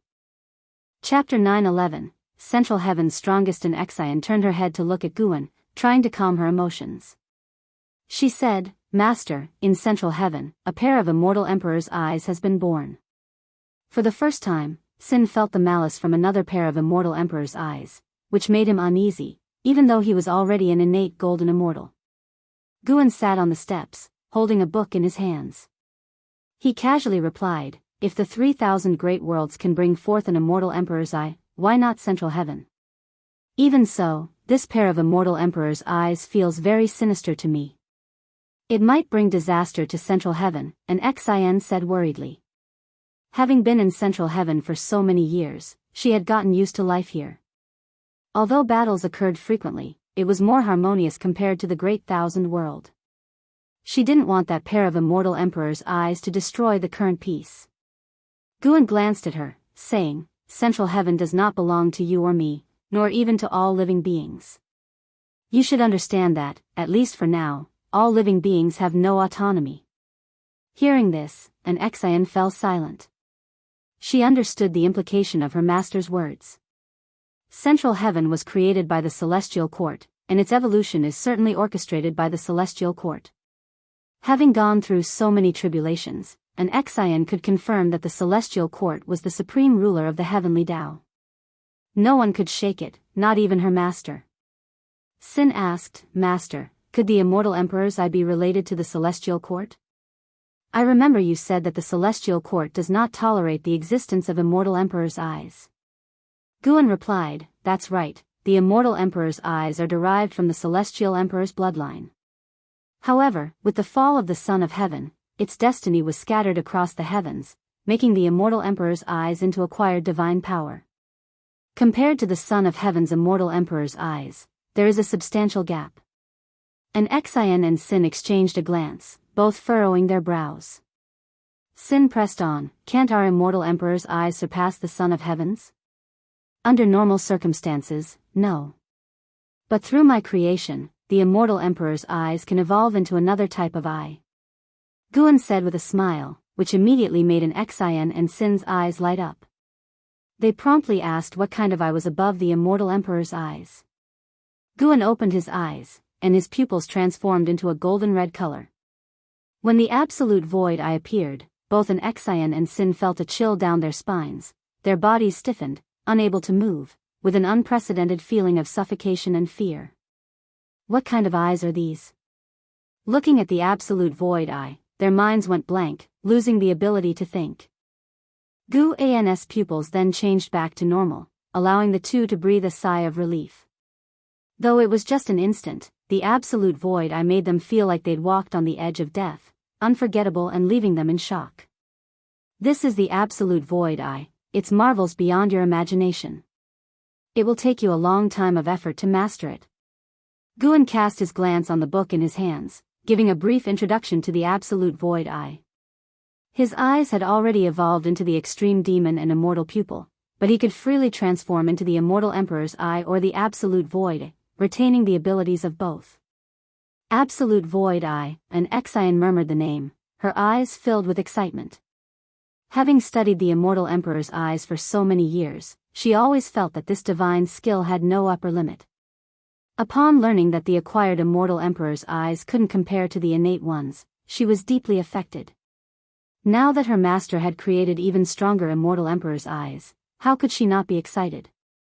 Do the Celestial Emperor and the Sons of Heaven possess the absolute void eye? Sin asked nervously. Guan's lips curled up, answering, "Only I have mastered it." Sin became immediately excited, even clenching his fists. An Xian, however, thought of a question. She couldn't help but ask, "Master, are your immortal emperor's eyes innate or acquired?"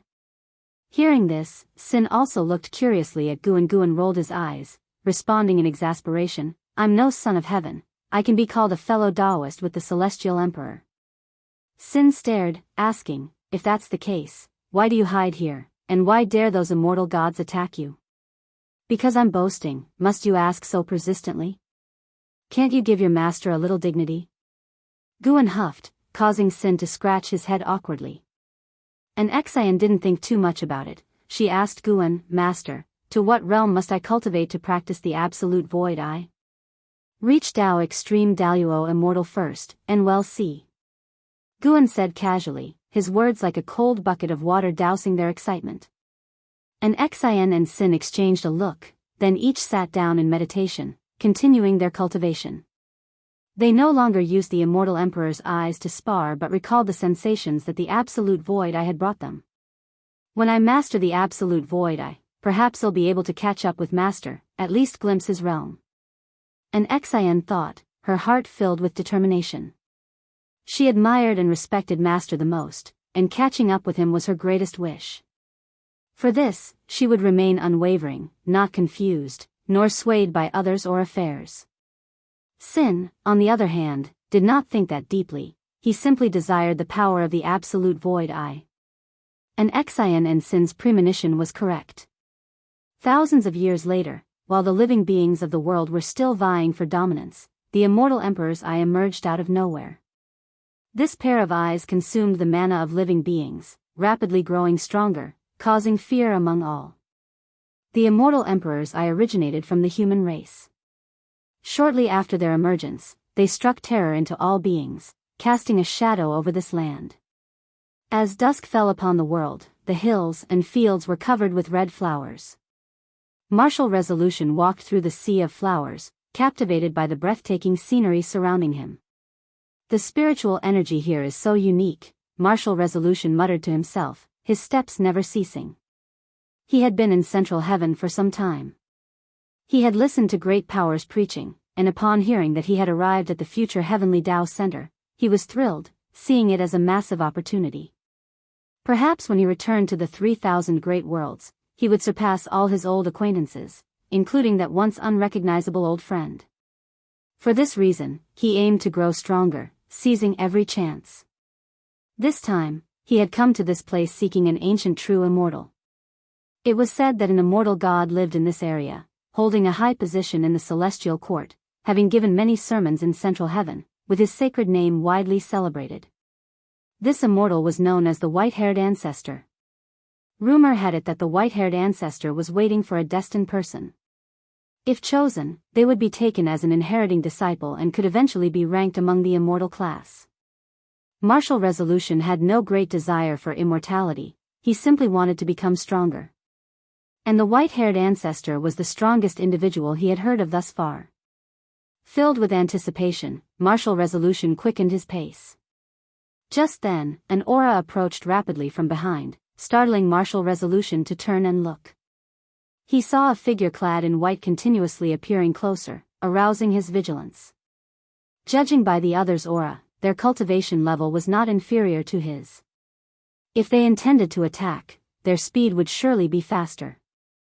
Martial Resolution stopped, waiting for the white-clad figure to arrive before him. Soon, that person appeared before him, and upon seeing their features, he was taken aback by their beauty and distinguished aura. A handsome face and outstanding temperament. The Heavenly Emperor looked at Martial Resolution, wearing a gentle smile. He spoke, "I am supreme, may I know how to address fellow Daoist? If you find any errors, ads pop up, ads redirect, broken links, non-standard content, etc., please let us know your report so we can fix it as soon as possible." Chapter 9:12, Supreme and Shock Supreme? Such an arrogant title. Martial Resolution thought to himself, then cupped his fists and greeted, "My name is Martial Resolution. Upon meeting fellow Daoist, I wonder what business you might have." Though Emperor Taihao seemed harmless, Martial Resolution remained cautious. Emperor Taihao smiled and said, "I observe that your cause and effect seem to originate from the Celestial Spirit Great World. I have also been to the Celestial Spirit Great World, having ascended here thousands of years ago." Upon hearing this, Martial Resolution was secretly startled.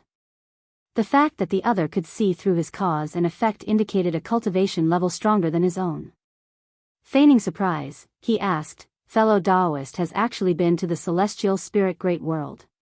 When was it, if I may ask?" Emperor Taihao sighed and said, "It was during the Immortal Demon War, when I fled there." Hearing these words, Martial Resolution fell silent. He had experienced that catastrophe. While the Celestial Spirit Great World narrowly escaped disaster, many other great thousand worlds suffered immensely.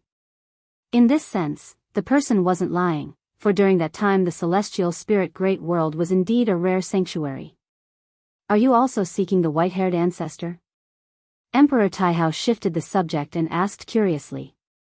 Martial Resolution nodded and said, having ascended to this realm, one must seek immortal fate.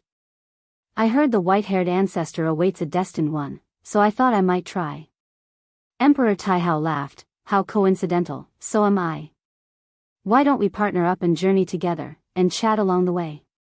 After ascending for such a long time, meeting a kindred spirit fills my heart with joy. Martial Resolution hesitated for a moment, then nodded in agreement.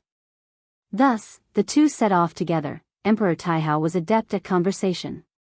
Every question Martial Resolution asked would receive a response, followed by a related inquiry from Emperor Taihao. Before reaching the white-haired ancestor's dojo, Martial Resolution already had a sense of regretting not meeting sooner. Emperor Taihao reminded him of Guan, evoking memories of their long-ago acquaintance. Who knew after so many years he could still find such a soulmate? Several hours later, the two entered a valley where the flowers and plants started exhibiting different colors, still vibrant. They stopped talking and focused their gaze on the colorful surroundings. The white-haired ancestor is the celestial Dao Venerable of the Celestial Court. In the 3,000 great worlds, you won't encounter her. If you came to Central Heaven a few eras later, you likewise wouldn't have the chance to meet her. This is our best opportunity, even if we fail, just seeing the Supreme's true form would leave no regrets in this life. Emperor Taihao spoke with a peculiar tone, which fell upon Martial Resolution's ears as longing for the Celestial Dao Venerable. Celestial Dao Venerable? It was the first time Martial Resolution heard this title. To be named Supreme must mean this white-haired ancestor holds a high status in the Celestial Court. Perhaps comparable to the ancestor Master Wuxi's status in the Celestial Spirit Great World. The ancestor of the immortals sounds immensely powerful. Martial Resolution's gaze became passionate. If he could obtain the white-haired ancestor's inheritance, he could surely achieve enlightenment and fulfill all his prior desires.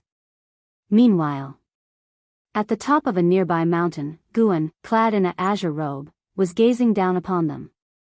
Neither Martial Resolution, nor Emperor Taihao, nor the white-haired ancestor hidden in the depths of the valley sensed Guan's presence. As long as Guan wished, they wouldn't see him even if standing right before him. Guan looked at Emperor Taihao with some pity in his heart.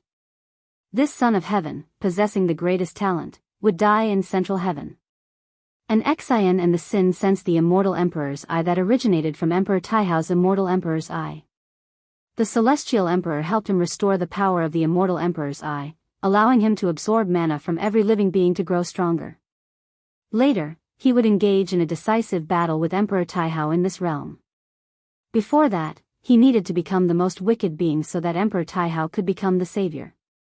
For Emperor Taihao, this was a dead end. His only chance of survival was defeating Emperor Taihao, to once again be the most qualified son of heaven to succeed the celestial emperor.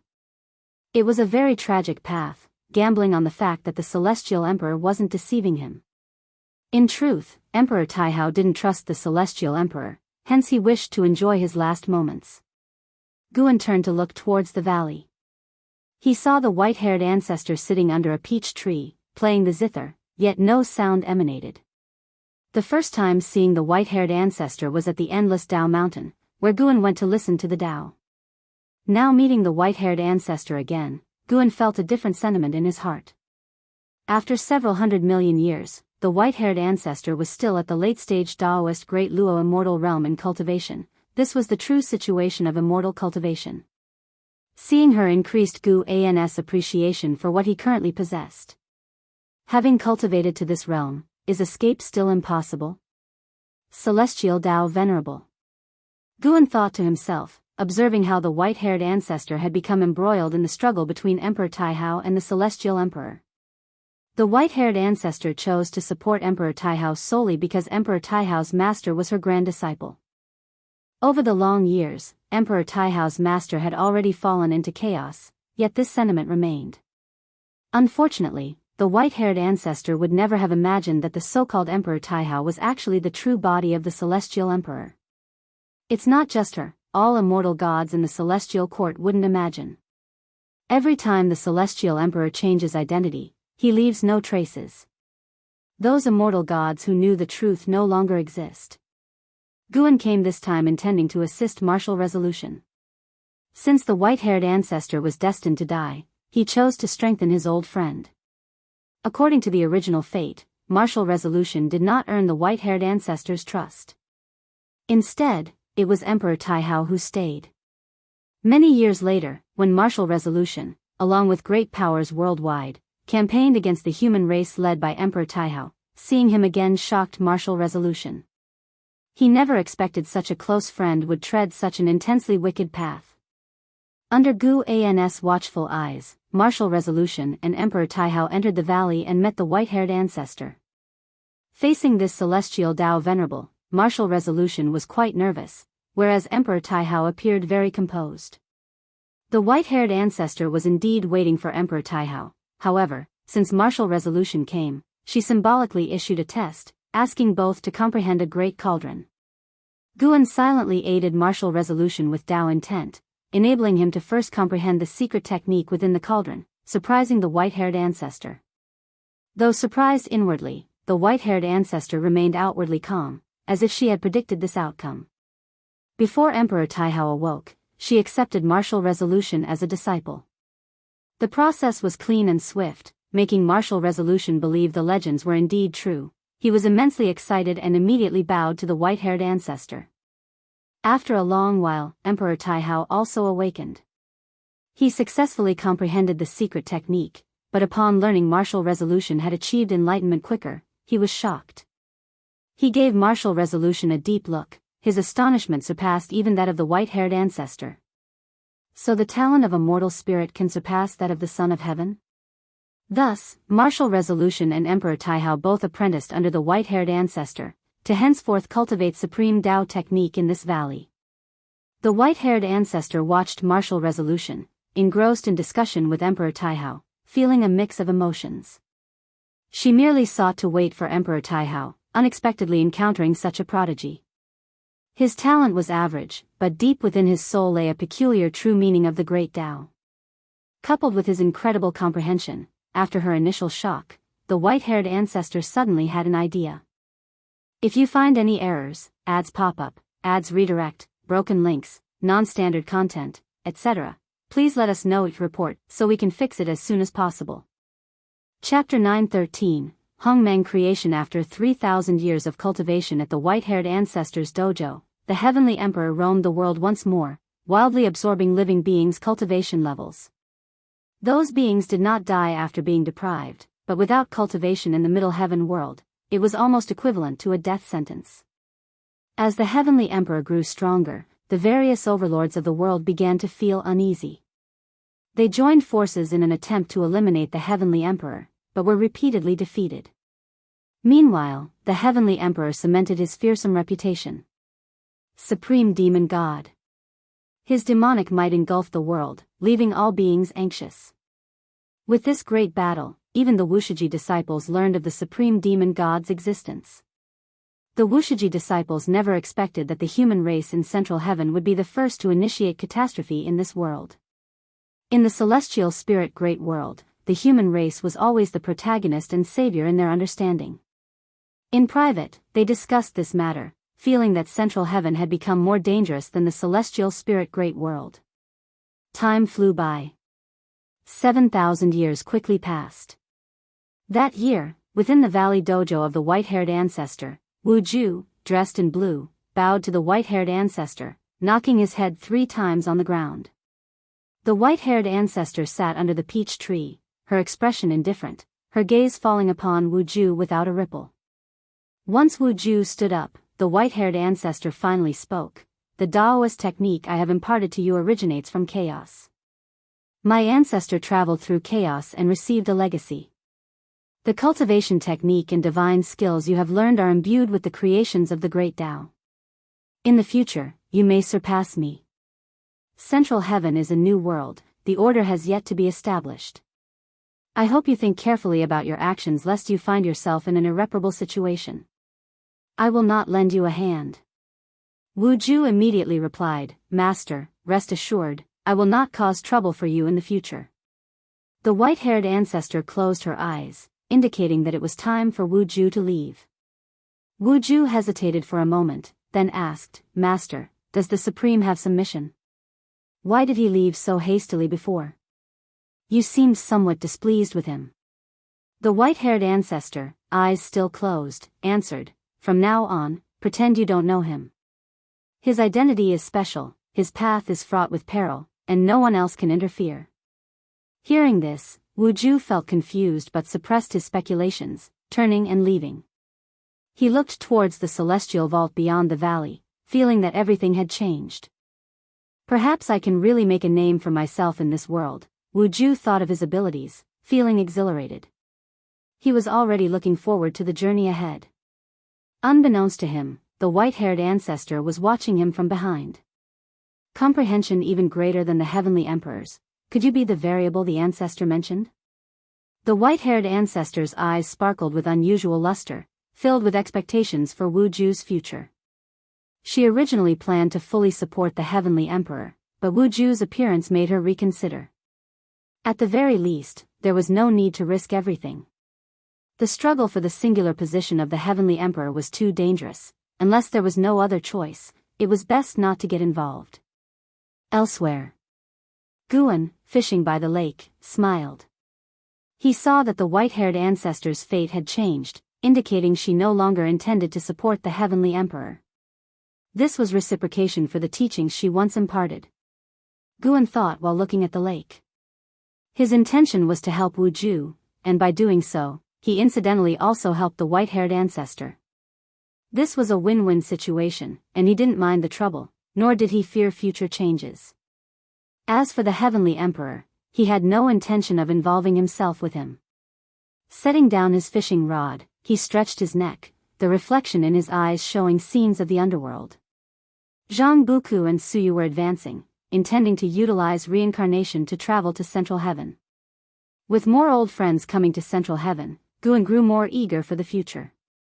Not just old friends from the celestial spirit great world, but also some he had met in the lifespan reincarnation were coming to Central Heaven. These old acquaintances he befriended in the past had now become great powers, coming to Central Heaven to break through their own limits. Guan once more looked at the heavenly Tao, where countless cosmic planes were weaving lines of destiny, with Central Heaven at the center. Suddenly, he noticed that the fortune of Central Heaven had changed slightly. He focused on sensing it. Mysteriously, he captured a will. This will was dispersed throughout the heavenly Tao, ubiquitous, watching over the masses, brewing a powerful force. The will of the celestial emperor. Though Guan had observed the heavenly Tao before, it was his first time capturing the celestial emperor's will pervading the entire heavenly Tao. What was the celestial emperor up to? He felt the celestial emperor's will probing even into the underworld. Was it searching for him? Guan was curious and saw this as a good opportunity, so he decided to observe the celestial emperor's will. Soon, his consciousness intruded into a fragment of memory. A great hall, where the celestial emperor stood unmoving. Above, the dark red void churned with nebulae, resembling demon gods. In front of the celestial emperor, 3 stone pillars stood, above which hovered a massive star like the sun, within which an eye moved, as if it resided in another world, spying on the universe where the celestial emperor resided. The current celestial emperor was young, much like the heavenly emperor, devoid of any domineering aura. He gazed at the eye within the solar star, brows furrowed. My creation will doom me? The celestial emperor asked coldly. Next, a hoarse voice replied, that's right, you destroyed Hongmeng, and this cause and effect will entangle you, eventually backfiring upon you. This made Guan reflect on his experiences. He had gone to the Hongmeng Great World, breaking through there, leaving a deep impression. Though desolate, the Hongmeng Great World gave Guan a sense of hidden secrets. After becoming a saint, Guan looked again, seeing the Hongmeng Great World beneath the heavenly Tao, lying deeper within the cosmic plane. In terms of size, Hongmeng was even larger than the entire range of the heavenly Tao, like an abyss giant mouth beneath the heavenly Tao, ready to swallow it at any moment. However, the Hongmeng Great World hid no saints or supreme emperors of merging Tao, only a few lingering souls lurking in the shadows, or faint wills waiting to be born. Could the founding of the heavenly Tao be related to the Hongmeng Great World? Guan grew interested. Is Hongmeng truly so terrifying? The celestial emperor asked, tinged with doubt. The hoarse voice continued, Hongmeng's history predates chaos itself. In past eras, beings as powerful as you were born there, yet Hongmeng persists, never entirely swallowed by chaos. Surely, that's not mere coincidence. The Celestial Emperor fell silent again. Guan became interested in the eye, but he could not perform cause and effect deduction on it within this memory fragment. The memory was simply too ancient, appearing before the birth of the heavenly Tao, making it difficult to estimate this entity's cultivation level. If you find any errors, ads pop up, ads redirect, broken links, non-standard content, etc., please let us know each report so we can fix it as soon as possible. Chapter 9:14, Mysterious Curse. How many years has the heavenly Tao existed? It can no longer be measured by time, yet even so, Guan remains vigilant against unknown cause and effect. Although the Celestial Emperor does not greatly revere the existence of this eye, beings that lived before the heavenly Tao are unimaginable entities, coexisting with the great Tao. I refuse to believe it. I will see how Hongmeng retaliates against me. The Celestial Emperor snorted coldly, his tone filled with disdain. If I can exterminate the Lord of Hongmeng, I can annihilate the cause and effect of Hongmeng. After speaking, the Celestial Emperor turned around and stepped forward, while the eye within the solar star fixed its gaze firmly on him. Guan gazed steadily at this eye, sensing a strange power from it. The owner of this eye seemed to be cursed. The root of anything is the great Tao, and curses also originate from the great Tao. They can be observed. The curse power entwining this eye is more profound and unfathomable than any curse Guan has encountered before. Merely sensing this curse power made Guan feel that the owner of this eye was suffering greatly. Perhaps he existed within the solar star because he was cursed.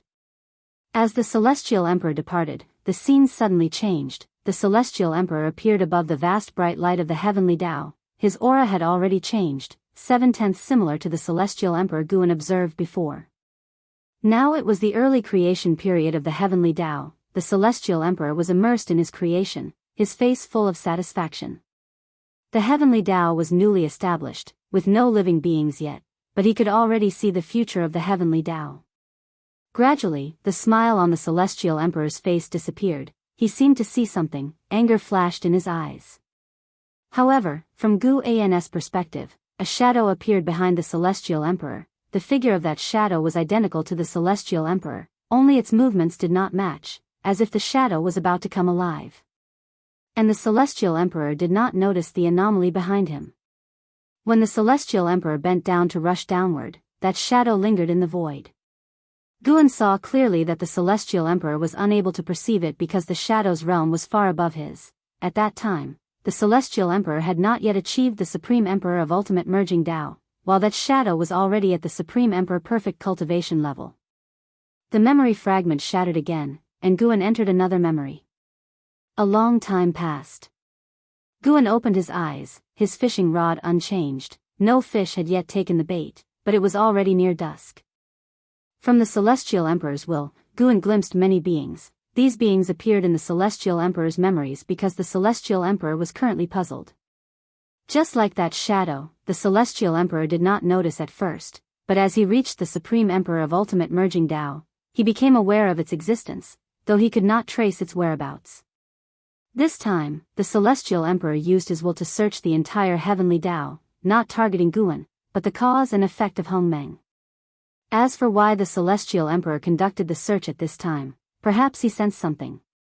Guan started to reel in his rod. The recent observations sparked new guesses and understandings of the great Tao within him.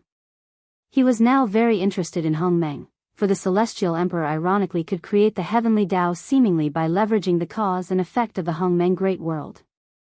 He hesitated about whether to take a trip to the Hongmeng Great World. While the Celestial Emperor might not perceive the existence of the Hongmeng Great World, he could step directly into it. Forget it. Better not go. Focus on becoming stronger himself. Guan could see a long future for the heavenly Tao. As long as the future could be seen, it meant there was no calamity that could threaten him. He would not settle for the primordial Tai True Saint realm. Even if there was no one in the same realm on the surface, he would still strive to grow stronger. When there were no more puzzles in his heart, that would be the moment of truly being the strongest. The supreme demon god roamed invincible, no creature could subdue him, and in the years that followed, human race strongmen began to rise, following him in battle, making all living beings in the world feel a sense of crisis.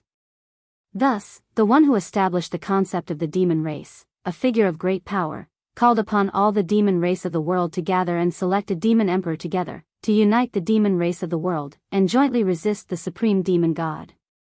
For a time, the entire world became lively, with powerful beings flying over the Daoist field of the beginningless every day, provoking much discussion among the Wuxia disciples. On this day, in the courtyard, Xiaolan came to find Guan. She sat by Guan's side, and curiously asked, "Is that little creature from before going to rise in this grand event, becoming one of the 7 demon emperors, or even the ancestor of 10,000 beasts?" She always remembered that day. She and an Xian accompanied Guan fishing. When they encountered a fire-red crow, Guan said it would become the ancestor of 10,000 beasts in the future. Its name was Fangqiu. Guan was holding a book recently written by Wuxia. He replied casually, "That's right, as early as a few years ago, he had already become famous throughout the world, just that the fame hadn't reached Wuxia yet." Upon hearing this, Xiaolan became even more curious. She began to question about this upcoming demon race grand event, and Guan answered them one by one, as these were events soon to happen, and Xiaolan couldn't interfere, revealing the secret wouldn't affect much. From Guan's answers, Xiaolan could already feel how strong the demon race had become. She found it incredible. After spending so many years in Central Heaven, she felt time flew by quickly. The first day of arrival seemed just like yesterday, yet during these years, Central Heaven's foundation already far surpassed the celestial spirit great world. The demon race had over 100 beings reaching the Tai-Ching golden immortal realm. What kind of talent was that? Her mindset began to change, from looking down at Central Heaven to looking up. For the first time she felt her own talent was quite ordinary. By the way, what is the origin of that supreme demon god? Is it also a pawn of the heavenly court immortals? Xiaolan asked, perplexed. Such a powerful demon race couldn't overcome the supreme demon god, then how terrifying must the supreme demon god be? Guan glanced at her, smiling, "You have become smart." Xiaolan fell silent for a moment, then asked, "Does it have to be that all living beings slaughter each other for the heavenly Tao to advance? Such rules seem too absurd. In your eyes, it might seem as if the heavenly Tao is at a standstill, with living beings born and perishing, but in reality, each tribulation breeds stronger beings, their cultivation levels, their destiny, strong enough to rival the entire heaven and earth. The heavenly Tao is indeed unfair to mortal spirits, but it favors the immortals." Guan answered, stating the facts. The celestial court also had similar tribulations and reincarnations, each time consuming 90% of the immortal gods, yet those who survived grew stronger. Those celestial Tao supremes were those who survived the calamities, breaking through limits. One immortal's destiny equals millions of immortals. And it was with such a strategy that the celestial emperor continuously grew stronger. However, such a strategy also had limits, and now the celestial emperor was aware of a bottleneck, wanting to change the heavenly Tao. Xiaolan looked up at Guan, asking, "Senior brother, will you interfere with Central Heaven in the future?" Guan chuckled faintly, and said, "Since I am in this world, how can I be completely isolated from it? Once the dojo opens, trouble will find its way here. If you find any errors, ads pop up, ads redirect, broken links, non-standard content, etc., please let us know each report so we can fix it as soon as possible." Chapter 9:15. The dojo enters the world. Upon hearing Guan's words, Xiaolan deeply agreed, and she wouldn't try to persuade Guan not to open the dojo. All living beings must integrate into the world. Their efforts in cultivation are just for more freedom within it. If it's just to avoid calamity, then why bother cultivating? Dying early would end it all, wouldn't it? The Wuxia disciples fear being expelled from the sect, yet they also eagerly anticipate the day the dojo opens, wanting to witness Central Heaven with their own eyes. Not only the Wuxia disciples, but Xiaolan also holds such anticipation. After chatting for a while, Xiaolan returned to her cultivation. After she left, Shenzhen, sitting before the artifact refining cauldron, turned his head to Guan and said, "Fangqiu Demon Emperor, I can somewhat deduce, but that supreme demon god, I cannot fathom at all. What is his origin?" "A pitiful son of heaven, but he is not worthy of sympathy, for he orchestrated the cleansing of the 3,000 great worlds, Guan replied. These words made Shenzhen's heart tremble, and she asked in surprise, how is that high son of heaven pitiful, and why did he become a demon personally? Precisely because of this, that's why I say he's pitiful. Right now, he can't act on his own accord, as the celestial court harbors even greater powers than he does. Upon hearing this, Shenzhen immediately thought of a certain being. The legendary Celestial Emperor. Though she had heard of the Celestial Tao Venerable in the Celestial Court, in many myths and legends, the Celestial Emperor was the supreme existence. Shenzhen clicked her tongue in wonder, realizing that the internal struggle within the Celestial Court was no simpler than those among mortal spirit forces. The last time she heard from Guan, that son of heaven held the reign in the Celestial Court, yet in the blink of an eye, he fell to the human world as a demon, descending from the heavens to the mundane world. Becoming a demon does not have a good end. Even if Shenzhen believed the immortal gods were hypocritical, she trusted that the Celestial Court would always uphold the principle that evil does not triumph over good. Shenzhen stopped questioning and continued her enlightenment. The Daoist field of the beginningless was tranquil and harmonious, yet the outside world ebbed and flowed. The demon race summit proceeded smoothly, ultimately selecting the 7 demon emperors, who together discussed the future of the demon race, quickly deciding to campaign against the supreme demon god. However, the supreme demon god was not alone. Besides the human race supporting him, there were numerous powerful beings. As he grew stronger, more beings followed him, gradually forming a great force. In such a context, the human race rapidly rose as well, their reproduction abilities incredibly formidable. Their offspring's talents were all exceptional, born with the innate Taoist body that all beings longed for. The body of the human race was called the innate Taoist body. As all beings cultivated, they would evolve into the innate Taoist body. Because of this, the human race was so extraordinary. They were created by the Celestial Emperor based on the innate Taoist body, born with great fortune. Humans of Central Heaven were without lifespan limits, making them even stronger. Several thousands of years passed again. On this day, Nzazai brought news to all the disciples. The ancestor plans to deactivate the dojo. This news excited all the disciples. They could understand why the dojo was being deactivated. The spiritual energy and Tao intent within the dojo were too dense, and once outsiders set foot in it, they would sense something extraordinary here. Even if they disguised themselves as mortals, outsiders wouldn't believe it. Simultaneously, Nzazai also informed them of the upper cultivation level set by the ancestor, forbidding anyone to exceed the free immortal cultivation level. Such cultivation level in the Great Thousand World wasn't very low, but in Central Heaven, it truly was just mortal. At noon, Guan stood on the cliff of the Mountain of No End, gazing at the celestial vault. He was looking at the palace of the Polestar in the Celestial Court. He chose this time to open the dojo because the Celestial Emperor was about to enter the reincarnation period. Heavenly Emperor Taihao was not merely a clone. To make the cause and effect, and destiny completely different, Heavenly Emperor Taihao was essentially the son of the Celestial Emperor. The Celestial Emperor needed time to fully transfer his realm and soul into Heavenly Emperor Taihao. Guan saw that even if Heavenly Emperor Taihao became the Celestial Emperor, he wouldn't fully inherit the Celestial Emperor's memory, requiring long years for integration. To him, this period was too long, yet to the Celestial Emperor, it was insignificant. Of course, if the Heavenly Tao encountered issues during this process, the Celestial Emperor could directly return. Taking advantage of the Celestial Emperor being occupied with reincarnation, Guan could finally breathe some fresh air. Su Han arrived beside Guan, excitedly asking, "Ancestor, if beings enter our territory and provoke us, can we retaliate?"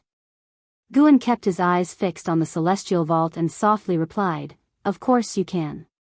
If any outsider stirs trouble, you may act according to the situation. I won't blame you for it." Upon hearing this, Su Han instantly beamed with joy, thanked Guan, and then turned to leave, ready to spread the news to all disciples. Guan continued to stare at the celestial vault, waiting until nightfall, with billions of stars adorning the sky, beautiful as a painting. When he turned around, the moon set and the sun rose, heralding a new day. All disciples were making preparations, looking forward eagerly. A year later, at the break of dawn, the spiritual energy of the Wuxia Dao field began to sink, quickly alerting all the disciples. The disciples emerged from their buildings. To welcome central heaven, they abandoned their cave mansions and constructed pavilions, even towns, resembling a dynasty. Once the dojo was thoroughly closed, the disciples began their activities. Guan allowed them to wander and reside on this continent but forbade them from going to sea. The disciples departed in groups. Even if they could not leave the continent, they were full of anticipation. Even an Xian and Shenzhen descended the mountain. Guan stood on the mountain, watching the disciples explore with excitement, a smile appearing on his face. He understood the disciples were stifled for too long. He often snuck out, but the disciples couldn't, so it was quite hard on them. Yet this was their own choice. He wouldn't alter his attitude because of it. Guan noticed that on a nearby mountain, Fairy Yao Xian was also gazing into the distance. Seeing this lady, the memories of the Emperor of Eternal Life unavoidably surfaced in Gu An's mind. Previously, he revisited the road of reincarnation with the identity of Ji, and he suddenly thought, should he let the Emperor of Eternal Life tread it once more? To see if the Emperor of Eternal Life could create an extraordinary life in Central Heaven. But now Central Heaven wasn't strong enough. Once the Emperor of Eternal Life reached the realm of the heaven-opening Daoist immortal, it would attract the gaze of immortal gods. Guan did not continue to stare at Fairy Yao Xian but, after a moment, turned around and returned to his house.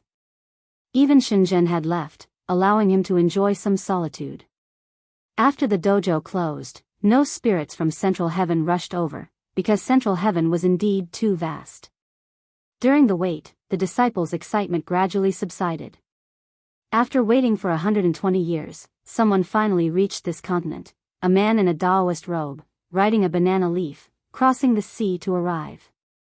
He was a human race cultivator, with cultivation at the profound Yuan-free immortal realm. Such cultivation was not strong in Central Heaven, but also not the weakest. Upon discovering that this continent hid many beings, he developed a keen interest in it. If you find any errors, ads pop up, ads redirect, broken links, non-standard content, etc., please let us know each report so we can fix it as soon as possible. Chapter 9:16, The Variable from Earth. Someone is coming. Before the Daoists set foot on the continent where Wuxia was located, all the Wuxia disciples sensed it. They were quite excited, but did not go to greet him. Instead, they took their respective positions, waiting for the first test. Guan was practicing Tai Chi in the courtyard, wearing loose white clothes, feeling leisurely and content. Shenzhen, for once, was not sitting in front of the artifact refining cauldron. She stood aside, watching Guan practice, and curiously asked, what kind of connection will this newcomer have with Wuxia? She could deduce the past of beings with higher cultivation levels than herself but couldn't predict the future of Wuxia. She saw the Daoist's past in her mind, yet couldn't foresee his future with Wuxia. The future of the Daoist seemed missing a piece, making his future complex and intertwined. Wouldn't it be more interesting to see for yourself? Guan replied casually with a calm tone, seemingly uninterested in the Daoist. In fact, he was indeed not interested, not even thinking of meeting the person. His arrival merely symbolized that Wuxia was about to merge into Central Heaven. More interesting people would come to Wuxia in the future, and Wuxia would also provide opportunities for some cultivators, making them figures of world renown. Overall, Wuxia would bring many possibilities. Guan was quite open about this, only requiring his disciples not to reveal their identity as Wuxia disciples. Central Heaven is not simple. There are immortal gods watching from above, so Gu An's Dao intent enveloped the continent, allowing the disciples' chi concealment techniques to escape the scrutiny of immortal gods. Seeing Gu An's demeanor, Shenzhen knew he was completely uninterested in the visitor. She rolled her eyes and smilingly asked, will you take in disciples in the future? Everything has its own destiny. Guan answered nonchalantly. Destined by whom? Shenzhen almost blurted out, but she knew Guan would never admit it. Even until now, she wasn't sure how strong Guan was. She could only confirm that he was stronger than most immortal gods but not to the extent of disregarding the celestial court.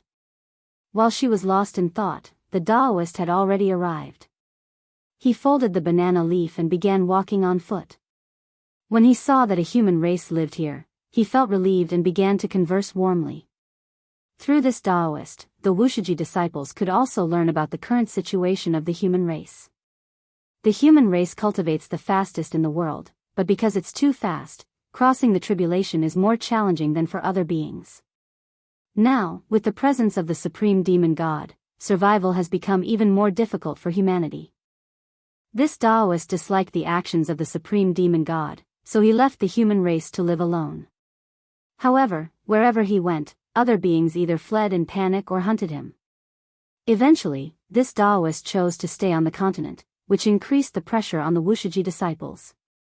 They initially thought this person was just a passerby, but never expected him to stay. Especially those disciples who greeted him silently exclaimed in distress. However, Guan did not let the disciples be embarrassed. 6 months later, he let an opportunity far away emerge, and the vast aura immediately attracted the Daoist. During these 6 months, the Daoist found that the human race here was not very strong, and the spiritual energy wasn't very suitable for cultivation. His interest was already waning. Now, feeling a vast spiritual energy, he bade farewell to those around him and then flew off the continent. The 2 disciples who had made his acquaintance let out a sigh of relief, as did the disciples disguised as shopkeepers, pedestrians, and officials in the street. Because of one person, more than 2 million disciples had to disguise themselves as members of a dynasty, with nobles and commoners, which was more challenging than they had anticipated. Born in central heaven, the beings had significant cultivation and large spheres of activity, occasionally moving to another place, often catching the Wuxia disciples off guard. Once the Daoist departed, the disciples could finally breathe a sigh of relief. On the mountain of no end, in the courtyard, the ghost mother of ephemera stood in front of Guan, remarking, "That person was quite abiding by the rules, not forcing his way up the mountain when told not to." Guan sat on the steps before the pavilion, carving a wooden sculpture, softly laughed and said, "Indeed, quite rule-abiding, and he didn't steal my medicinal herbs either." The ghost mother of ephemera came precisely because of this matter. She asked, "Master, what if someone wants to pick your medicinal herbs in the future or force their way up the mountain? What should we do?" Guan replied casually, "If mistakes are made, they naturally deserve punishment. Depending on the situation, for minor infractions, erase their memory and expel them. For serious ones, let their soul dissipate here." Upon hearing this, the ghost mother of ephemera didn't feel a trace of fear, instead showing a smile. Handling things this way is quite refreshing. If they had to constantly endure grievances to conceal their cultivation level, their Dao heart would be unsettled. Afterward, the ghost mother of ephemera stopped bothering Guan and turned to leave. Not long after she left, Guan suddenly looked up, squinting, gazing toward the horizon. He discovered a mysterious aura coming from the chaos, rapidly approaching the heavenly Dao. This speed had already surpassed the full speed of a Dao Extreme Daluo Immortal. Moreover, this aura was exceedingly difficult to detect, even for the Supreme Emperor of Ultimate Merging Dao. For the Celestial Emperor, this aura should be very faint too. Yet, if the Celestial Emperor was observant, he should be able to notice it, otherwise, this aura wouldn't have dared to descend coinciding with his rebirth. Guan narrowed his eyes and an unusual color shone in them. That is, in Guan's pupils, a meteor was reflected, a meteor shining with azure light, traveling across the void. Upon closer inspection, within the azure light were actually 3 train carriages. These were the carriages of a high-speed rail from Earth, containing dozens of mortal auras. Most of these mortals were sleeping with their eyes closed, a few were holding mobile phones, reminding Guan of his past life. The clothing of these people, as well as their phone models, were very similar to what he used to know before his death in his previous life, at least recognizable to him. What on earth? Where did these people come from? Judging by their state, they seemed unaware that the carriages were moving through the universe, as if they were resting in the night. Guan closely observed them, calculating their cause and effect. He found these people came from an extremely distant Earth, with their cause and effect originating from beyond the chaos, to his surprise. However, these people were indeed ordinary humans from Earth, with no cultivation level, living mundane first halves of their lives with no contact with extraordinary power. As their carriages moved forward, they were enveloped by a mysterious force, directly transported away from Earth, out of the universe, crossing through the void and into chaos. This process was long and complex, yet the people inside the carriages were entirely unaware. Act of a saint. Guan was nearly certain of this, though this saint seemed very wary of chaos, not daring to reveal his power.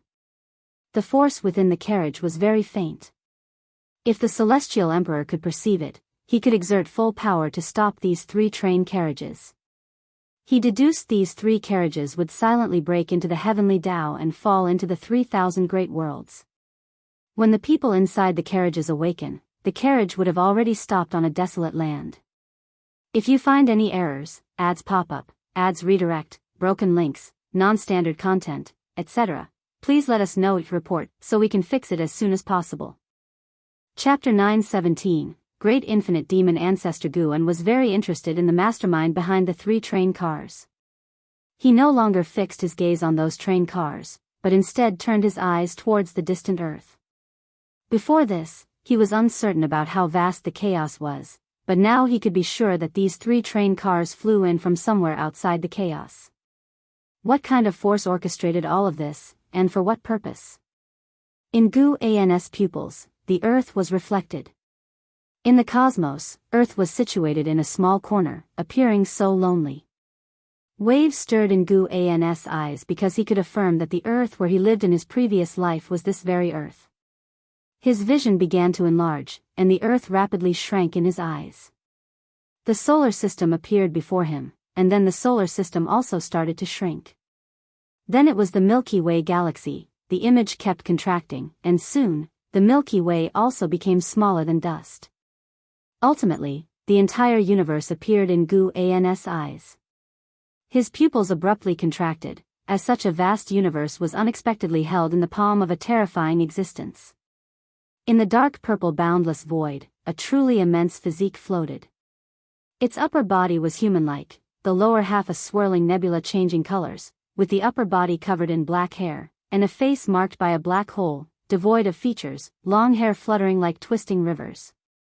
This mysterious entity had 8 arms, with one hand holding dozens of universes, the universe where Earth resided just one among many, like dozens of glowing dots suspended in its palm. What kind of being was this? Even the well-informed Guan felt uneasy seeing this being, as if encountering an ultimate evil demon god. The mysterious 8-armed entity did not emit overwhelming demonic chi or resentment. On the contrary, it had not a hint of aura, quietly residing in the void, indistinguishable whether it was cultivating or slumbering. Gradually, it raised another arm, which gently swept towards the palm holding dozens of universes. A meteor soared from one universe, heading towards the distant chaos. This meteor also contained a mortal, just one person, a woman. Although this meteor, like the 3 train cars, traveled fast, its destination was in the future. Guan stared at the 8-armed entity, a name surged in his mind. The Great Infinite Demon Ancestor. This moniker could not be uttered directly, otherwise, one would suffer an eternal curse, not even death leading to the soul's redemption.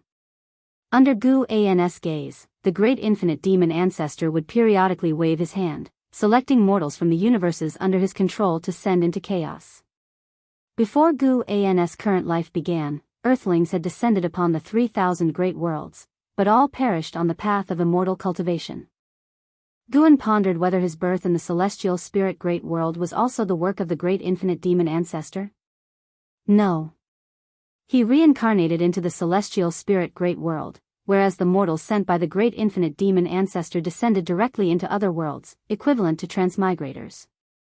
This indicated that Guan's mode of arrival differed from theirs. However, he could ascertain that the earth from his previous life was indeed within the grasp of the Great Infinite Demon Ancestor. The form of the Great Infinite Demon Ancestor was immensely vast, even larger than the sum of all heavenly Tao spaces. Guan could affirm that the Great Infinite Demon Ancestor had already become a saint. Yet, he seemed fearful of stepping into the chaos, thus could only probe it in this manner. Before the 3 train cars landed, Guan watched as the Great Infinite Demon Ancestor sent out another dozen Earth mortals, some heading to the past, others to the future. Only those train cars remained in Gu An's current timeline. He withdrew his gaze, no longer looking at the great infinite demon ancestor, to avoid disturbing him. Unexpectedly, outside the chaos, such a terrifying existence was eyeing the chaos. Guan felt there were mysteries within the chaos he was not aware of. He stood up, stored away the wooden carving in his hand, and walked out of the courtyard. He intended to find a quiet place to contemplate the mysteries of the chaos. Several days later, Guan had just finished picking medicinal herbs and was heading toward the mountain of no end. On the way, he began to observe the dozens of Earth mortals sent by those 3 train cars. These mortals had already landed. They found themselves on a barren Earth, though they faced no threat from demon beasts, yet for survival, they fell into internal strife. The food inside the train cars was consumed. Wherever they walked, without years of journeying, it would be hard to reach any town. In half a month, some cultivators would pass through their location and take any surviving people into an immortal cultivation sect. Ultimately, out of this group of Earthlings, only 8 survived. Among the 8, 6 couldn't withstand the torment of time, dying along the path of immortal cultivation. Only 2 were able to ascend to central heaven. Guan paid them such close attention because he too was once an Earthling.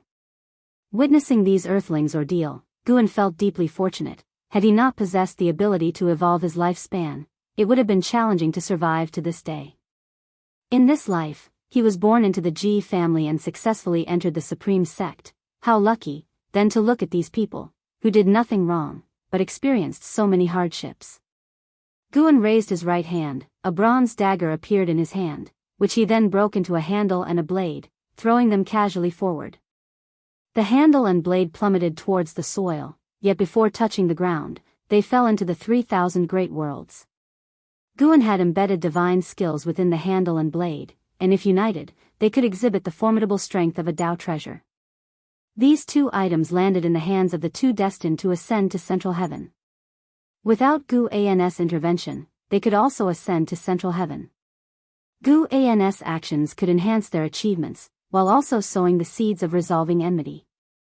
According to the original fate, during the long years, these 2 experienced too many events, ultimately parting ways and even becoming adversaries, a pity in Gu An's eyes. What should have been the closest 2, through worldly misunderstandings, ended up on divergent paths, becoming each other's nemeses. In the future, under the manipulation of the great infinite demon ancestor, more Earthlings would be sent directly to central heaven. The great infinite demon ancestor continually sent people. There must be some calculation, and Guan helping these 2 was also an attempt to discern the great infinite demon ancestor's ambition from them. Guan did not halt his pace. When he saw his handle and blade picked up by the 2, a slight smile appeared at the corner of his mouth. These 2 were childhood friends, growing up together and went to work in the same city, only to be swept away by a mysterious force while returning home into the 3,000 great worlds. When the dozens of passengers in the train car turned on each other, they clung tightly together, even rallying others, ultimately becoming the leaders of this group of Earthlings. At this moment, in the wilderness, a young man in a white shirt and jeans held the blade handle single-handedly, lifting it above his head. Bathed in sunlight, he squinted to make out the tiny etchings on the handle. Wei Yi, this blade is amazing, I used it to cut through rock like it was tofu. Next to him, came an excited male voice, as a crew-cut youth in a black tank top with tattooed arms shouted. His build was more robust than the youth in the white shirt. If you find any errors, ads pop up, ads redirect, broken links, non-standard content, etc., please let us know each report so we can fix it as soon as possible. Chapter 9:18, Kindred Spirits. The man in the white shirt, known as Wei Yi, turned his head to look. His lips were chapped, and his face was pale. He said helplessly, Luan, save your strength, don't faint later. Luan held a blade less than 20 centimeters long, as if it were a treasure, repeatedly comparing it to a large stone nearby, which made Wei Yi feel both angry and amused. Wei Yi stuffed the knife handle in his hand into his trouser pocket and came to Lu An's side, saying, let's go, we should continue to look for food. If we can't find any, not only will there be trouble, but we'll starve to death as well. Hearing this, Luan nodded. He carefully held the blade, afraid of getting cut. The two of them picked a direction and walked. Wei Yi, where do you think we are? In the northwest's uninhabited area, or have we gone abroad? I'm not sure either. Maybe we are no longer on Earth. Really? Have we traveled through time and space? Anyway, I think this place is weird. Every night I feel like someone is watching our carriage. The two chatted sporadically. Their fear of the unfamiliar land had lessened significantly due to their hunger. Even if a fierce beast appeared before them, they would fight. Wei Qing and Luan, who came from Earth, stumbled into a great thousand worlds immortal cultivation realm. For Guan, decades were fleeting, but for them, it was an agonizing time. The 8 Earthlings who survived were taken by cultivators to their sect, but only Wei Qing was found to have good talent for immortal cultivation. The other 7 spent their lives struggling to achieve anything. Initially, Wei Qing would protect them, but he often had to go into seclusion. After being bullied by a group of disciples, Luan decided to leave the sect solo. Eventually, he joined the demon sect, practicing evil skills, and formally embarked on the cultivation path. When the two met again, they were in opposition, belonging to justice and evil. Wei Qing, from Earth, wasn't that rigid. Seeing Luan, he was still happy and sympathized with Luan's reasons for joining the demon sect. Unfortunately, their relationship could only remain hidden from then on. Guan wrote their stories into a book for interested disciples to read. One day, another outsider arrived on the continent, making the Wuxia disciples vigilant once more. With prior experience, the disciples became more composed. Simultaneously, Guan stood on the mountain top, watching the 7 demon emperors besieging the supreme demon god. The supreme demon god was transformed from the heavenly emperor. As a being who once reached the realm of mixed element profound venerable immortal, even if his cultivation level had dissipated and he had to start anew, he was not inferior to the 7 demon emperors. In the first decisive battle, he forcibly killed a demon emperor, causing others to retreat with clipped wings. The news spread across the land, causing panic among all living beings. Meanwhile, the human race, upon hearing the news, became more unscrupulous. Gradually, to the spirits of Central Heaven, the human race seemed like evil demons, and all living beings feared them. If this continued and the immortal gods did not take action, no one in Central Heaven could stop the supreme demon god. The supreme demon god roamed the 8 directions, devouring the mana of great powers everywhere, prompting some in the human race to imitate him. The innate humans of Central Heaven had unparalleled talent and exceptional comprehension. They created various evil cultivation techniques to devour others' mana, chi power, and divine sense, exaggerating their cultivation speed. In the subsequent years, all living beings clearly felt the human race's growth speed, and they felt immense pressure. The visitor to the continent was not from the human race, he merely transformed into a human form. Initially frightened by so many gathered on the continent, he thought he had stumbled into the human race's territory, only to find that the humans here were not as ruthless as those he encountered before and were even quite enthusiastic. His arrival brought the Wuxia disciples much news about the world's great matters, and the disciples also let him realize that not all humans were inherently cruel. Several days later, Nzazai came to the mountain of No End to visit Guan. Guan was practicing calligraphy under a tree. Facing Nzazai's greeting, he merely nodded slightly without speaking. "Ancestor, will the supreme demon god, causing chaos in the world, come to our continent?" Nzazai asked. Guan replied, "Maybe. If he does come, with outside guests on the continent, what should we do?" Nzazai asked again, his brow furrowed, eyes full of anxiety. These days, he gained new insights into Central Heaven. He found that the Wuxia disciples no longer had to pretend and had started to lag behind the Central Heaven spirits. The spirits of Central Heaven had exceptional qualities, not to mention those powerful enough to roam the world. From birth, they reached heights unattainable for others.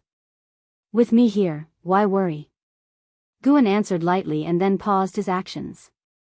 He looked up at Nzazai, smiled, and continued, "Since you recognize the gap and feel the pressure, then strive to cultivate. This continent is vast, and there's no need for everyone to wait together to host outsiders. Cultivate well." And Zizai looked at the ancestor, frowning and asking, "Can we really catch up?"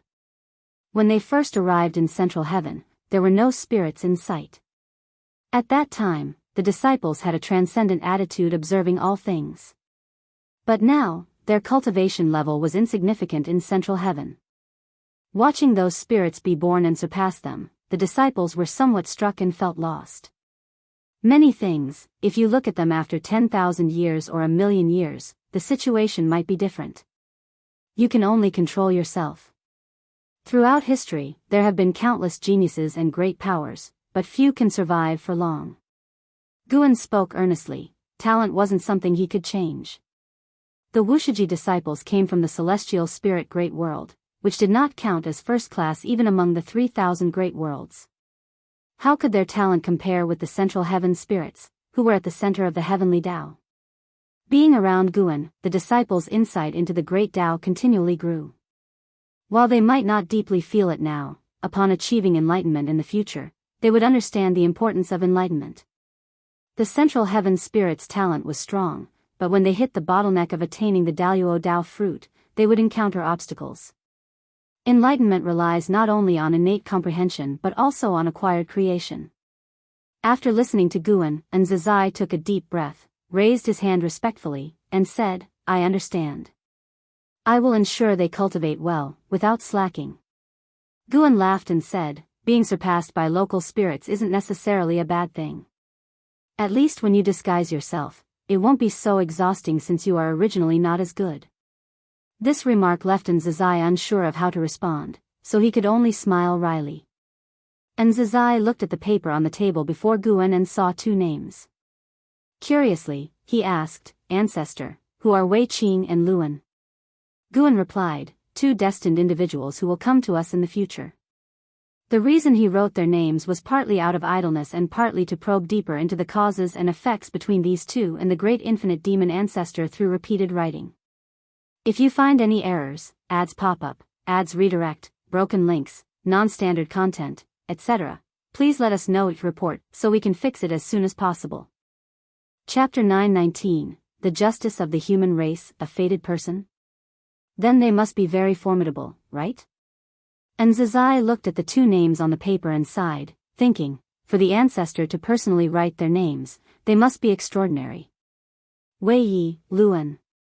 And Zizai remembered these two names. He didn't know when these two would come to Central Heaven. After spending a long time with Guan, he also understood what to ask and what not to ask. Matters concerning the future should not be inquired about, while past events could be freely discussed.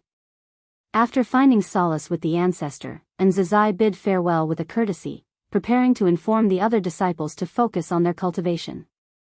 Although Guan had closed the lifespan dojo, his Tao intent enveloped this land, allowing him to perfectly avoid cause and effect deductions.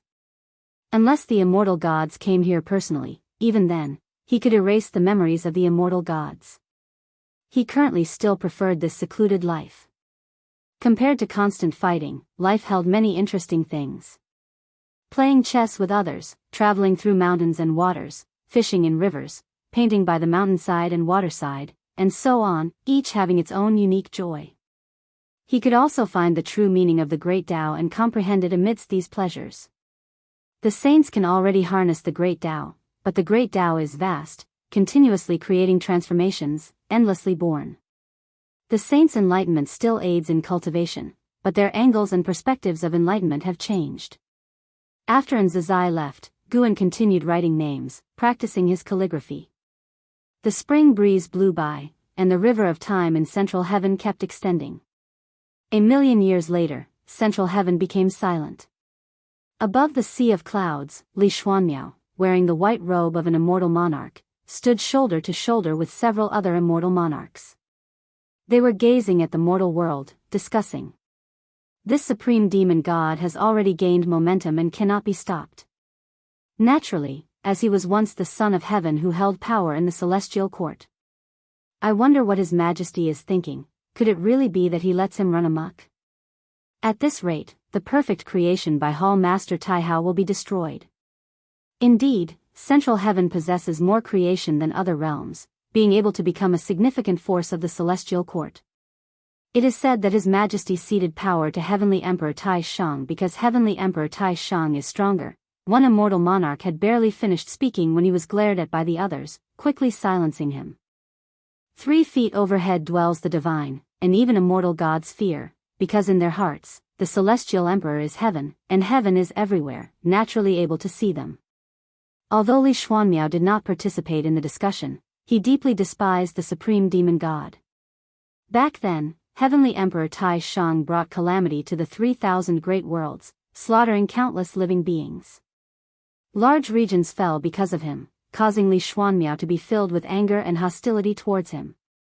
Now, seeing Heavenly Emperor Tai Shang descend again, bringing harm to new worlds, his animosity reached its peak, wishing to personally descend and exterminate him.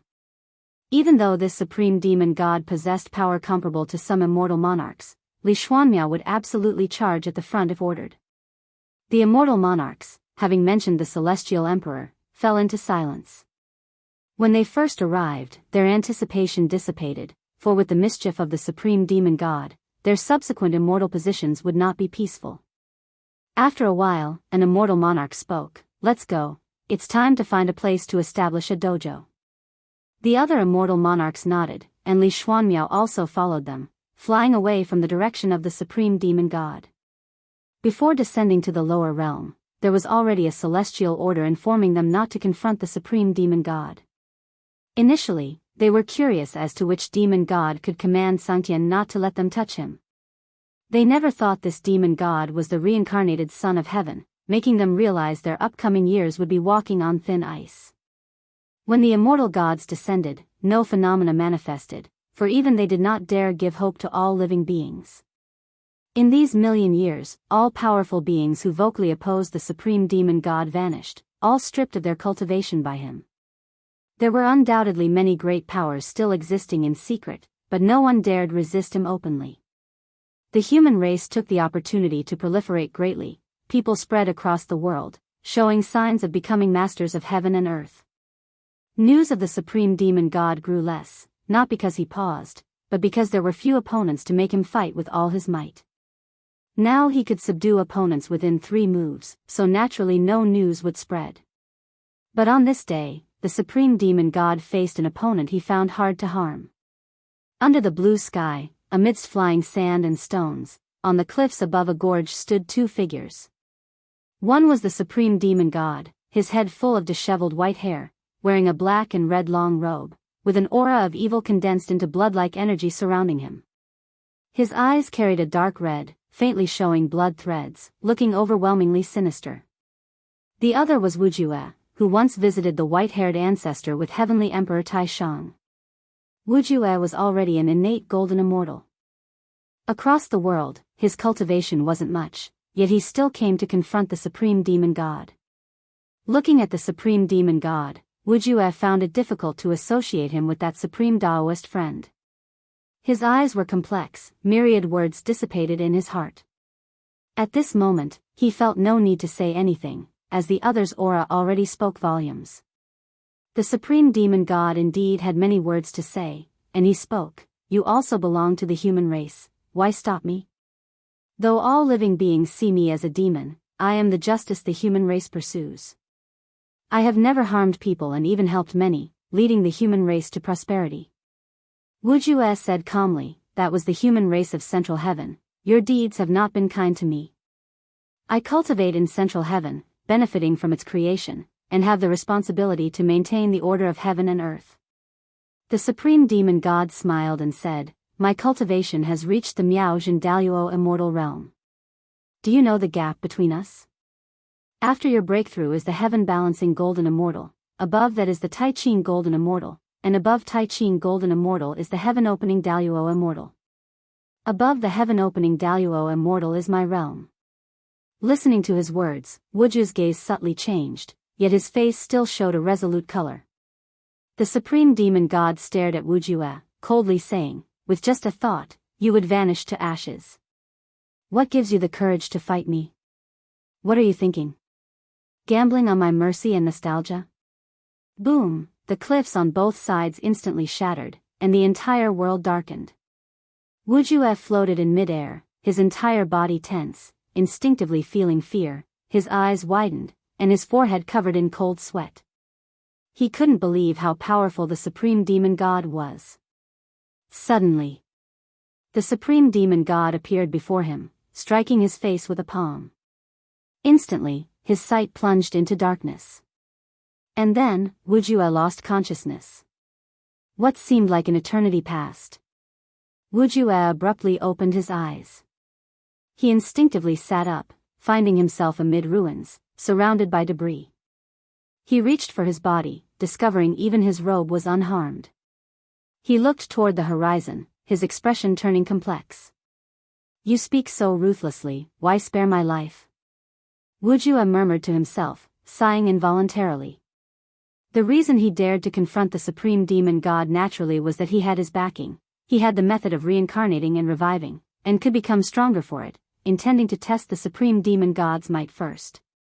Yet the supreme demon god spared him, unsettling his heart once more. Whatever righteousness there was, Wuxia cared more about his own feelings. If you find any errors, ads pop up, ads redirect, broken links, non-standard content, etc., please let us know each report so we can fix it as soon as possible.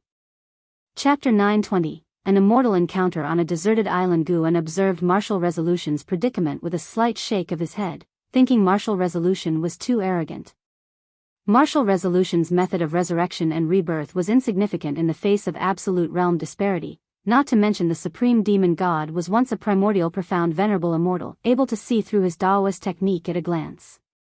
The supreme demon god did not kill Martial Resolution, which made Guan somewhat relieved. Ever since being defeated, the Supreme underwent great changes, making amends with the 3,000 great worlds, and even sparing those he once befriended. Of course, this change wasn't enough for Guan to help alter his doomed fate. For those beings destroyed by the Heavenly Emperor Supreme, who altered their fates, Guan would at most take care of Martial Resolution, but was too lazy to comment on Martial Resolution's thoughts. What mattered to him was his relationship with Martial Resolution, not Martial Resolution's views on other matters, as long as he didn't commit too many evils. Moreover, Martial Resolution's power was insufficient to affect the Supreme Demon God. The downfall of the Supreme Demon God would also impact Martial Resolution, giving him a deeper understanding of the heavenly Tao. Guan walked down the mountain, intending to visit the city built by the Wuxia disciples. Nowadays, outsiders wander this continent daily, and the Wuxia disciples have found a way. They have truthfully arranged tasks for themselves, each with time to rest and cultivate. Of course, they're not swapping duties every day or two, but every 10 or 20 years, which makes many returnees feel the passage of time. So far, no outsider has managed to stay. They fail to see through the Wuxia disciples' disguise but sense a feeling of detachment that makes it difficult for them to remain. Some beings are intrigued by this phenomenon, but later, mysteriously feel compelled to leave. At first, the Wuxia disciples did not notice anything, but as more beings came and went, they gradually realized it was the ancestors' handiwork. To silently change others' thoughts, what kind of cultivation level, what kind of divine skills would that require? They couldn't comprehend it, but that didn't stop their longing. As people came and went, the Wuxia disciples gradually became less tense, able to calmly handle all arrivals. 2 million disciples, none yet discovered. Of course, the primary reason is still that the outsiders have too elevated a cultivation level. Even if the Wuxia disciples revealed their true cultivation level, they remain overlooked. The real test lies ahead. The blood sacrifice clan achieves the immortal position of a few, while the human race succeeds, but countless generations become mortal spirit, with any prosperity leading to decline. Is this your heavenly Tao? Guan walked through the forest, gazing at the magnificent mountains and rivers beyond, speaking softly to himself. His words revealed the fate of the Central Heaven human clan. When the human race can truly unify Central Heaven, it marks the moment of their decline, as the immortal gods allow no race to unify Central Heaven, a rule differing from the 3,000 great worlds. The 3,000 great worlds are unified by the human race with the highest wisdom roots, but the human cultivators, due to excessive intelligence and ambition, overshadowing mortal spirits' faith in the immortal gods, incur their displeasure. Guan traveled down the mountain, passing through the Daoist field of the beginningless, feeling as if entering the mortal world, where people toil, transport the escort vehicle, herd cattle, making it hard to believe this is central heaven. After leaving the Daoist field, Guan arrived at a deserted island, located far from the Daoist field. Even a free immortal needs many years to cross the sea. He personally built a pavilion on the island, moving slowly without using mana, spending several days. The pavilion is halfway up the mountain. Outside the courtyard is a cliff with views of the expansive ocean. Once the pavilion was completed, Guan descended to the beach, seeing a large sea turtle crawling on the sand, attempting to come ashore, the waves washing over it, its shell a deep gray, seemingly inscribed with patterns, appearing as profound as an array map. This sea turtle is a lowly being of central heaven, comparable in strength to a free immortal, yet lacking the divine skills of a free immortal, unable to undergo transformation. Since the human race's rise, the lowest talent of central heaven's beings has continually declined, while the highest talent has continually risen. In the future, many beings who fail to achieve free immortal will spread across the earth, even mortal spirit appearing, making the disparity in status and rank even more pronounced. Guan stopped the sea turtle, which looked at him with vacant eyes, then slowly moved aside, wanting to avoid him. Before Guan, this sea turtle was like a small mountain, yet it dared not collide with him. If Guan hadn't seen through its flesh, he might think it was aged.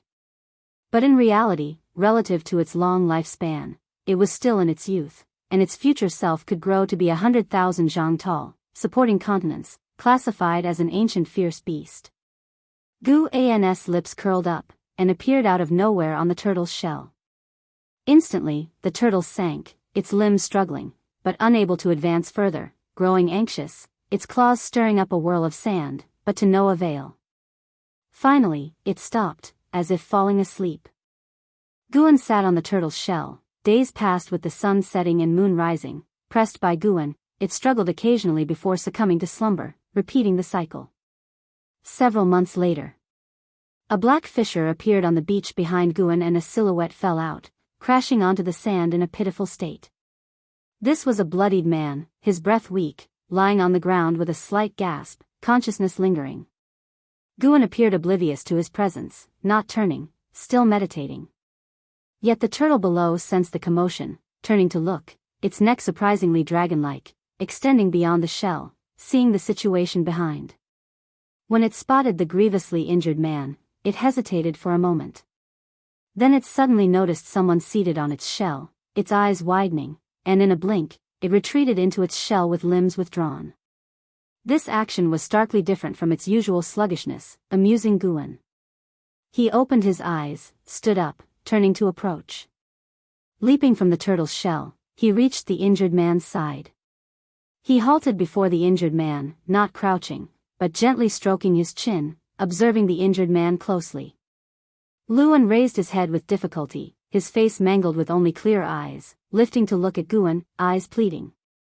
"Help, help," Luan spoke painfully, unable to utter the word "me." Guan looked down on him, asking, "If I save you, you must serve as a slave for 10 million years, do you accept?" 10 million years? Luan's gaze froze, startled by the duration.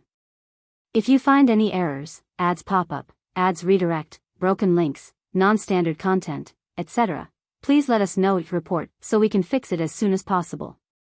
Chapter 921, Obsession with Revenge. 10 million years? How long would that be? Luan has already lived for over 1 million years, but 10 million years is still an unreachable time for him. He can feel his vitality slipping away, death approaching him, so powerless that he cannot even rise. This fear prevents him from weighing his options for too long. "I am willing," Luan said with difficulty, his whole body trembling, using what little strength he had left. Guan's lips curled into a smile, as he looked down at him, waving his sleeve. Immediately, Luan felt sleepiness surging like a tide, his eyelids drooping. Covered in blood, Luan fell into a deep sleep, his injuries healing at a speed visible to the naked eye. Luan had a dream. He dreamt of reuniting with his childhood friend Wei Yi, who questioned him about killing the righteous Dao leader and his daughter. He explained that he had been manipulated, a force controlling his body, causing him to slay his enemies, but Wei Yi did not believe him and said the world was about to face unprecedented turmoil, and he was the culprit of it all.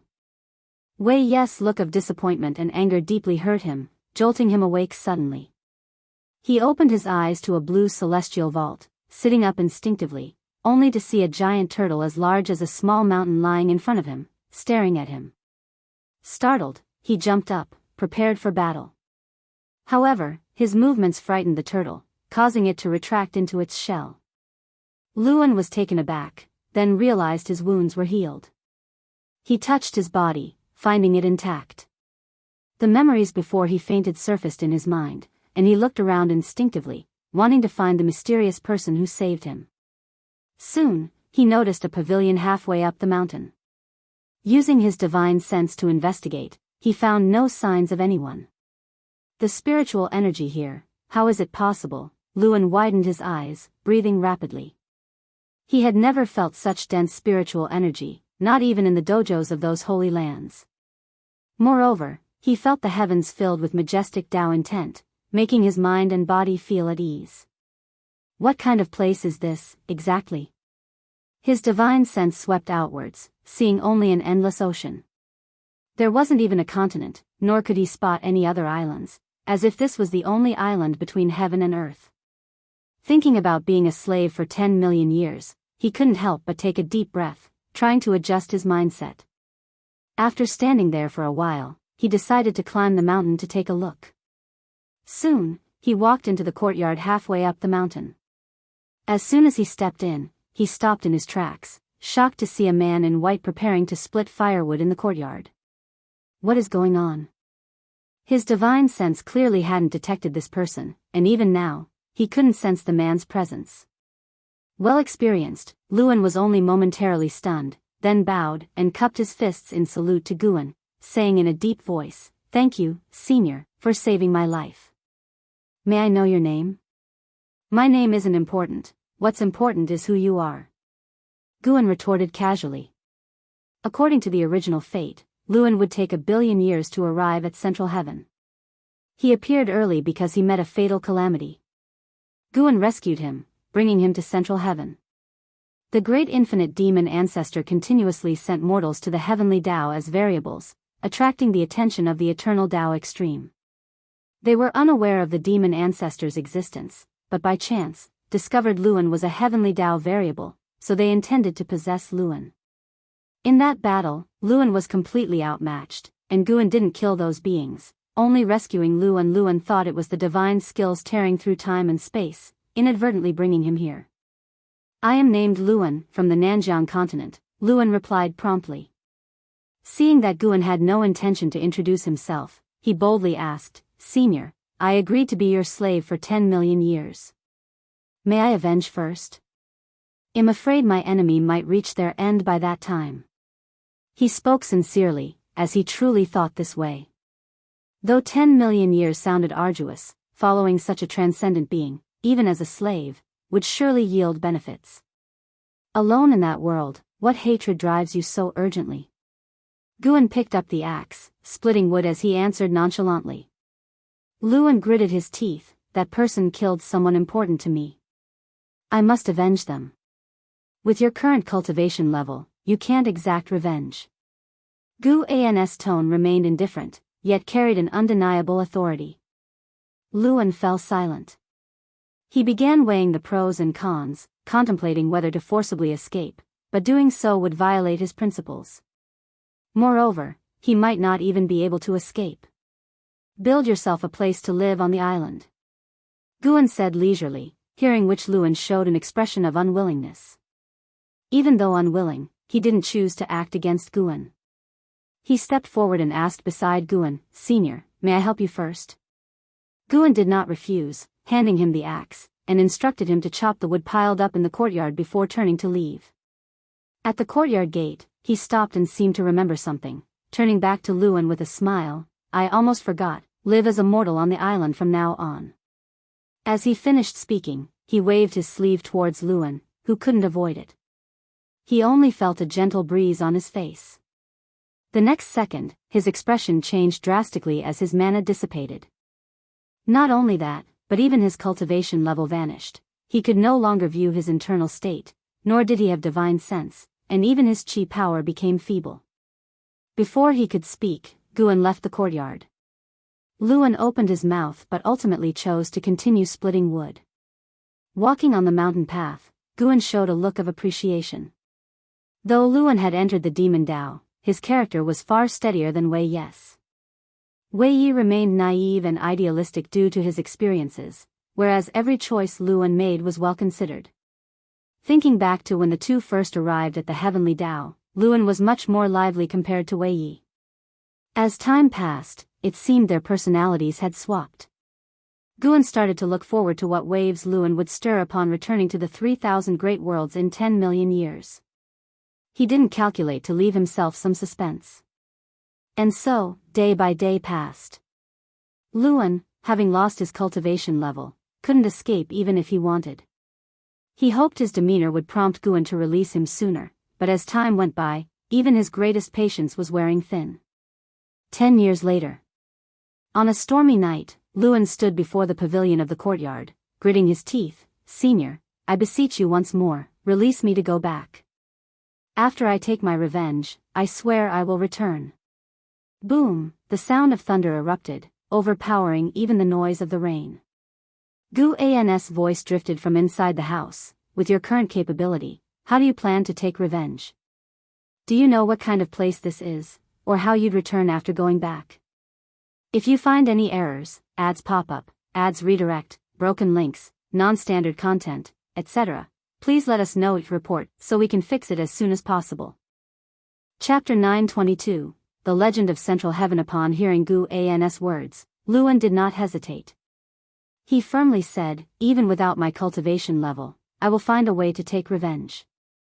I have a backup plan somewhere. You want to rely on that magical treasure?" Gu An's voice floated out, and Lu An's pupils suddenly shrank, his body involuntarily trembling.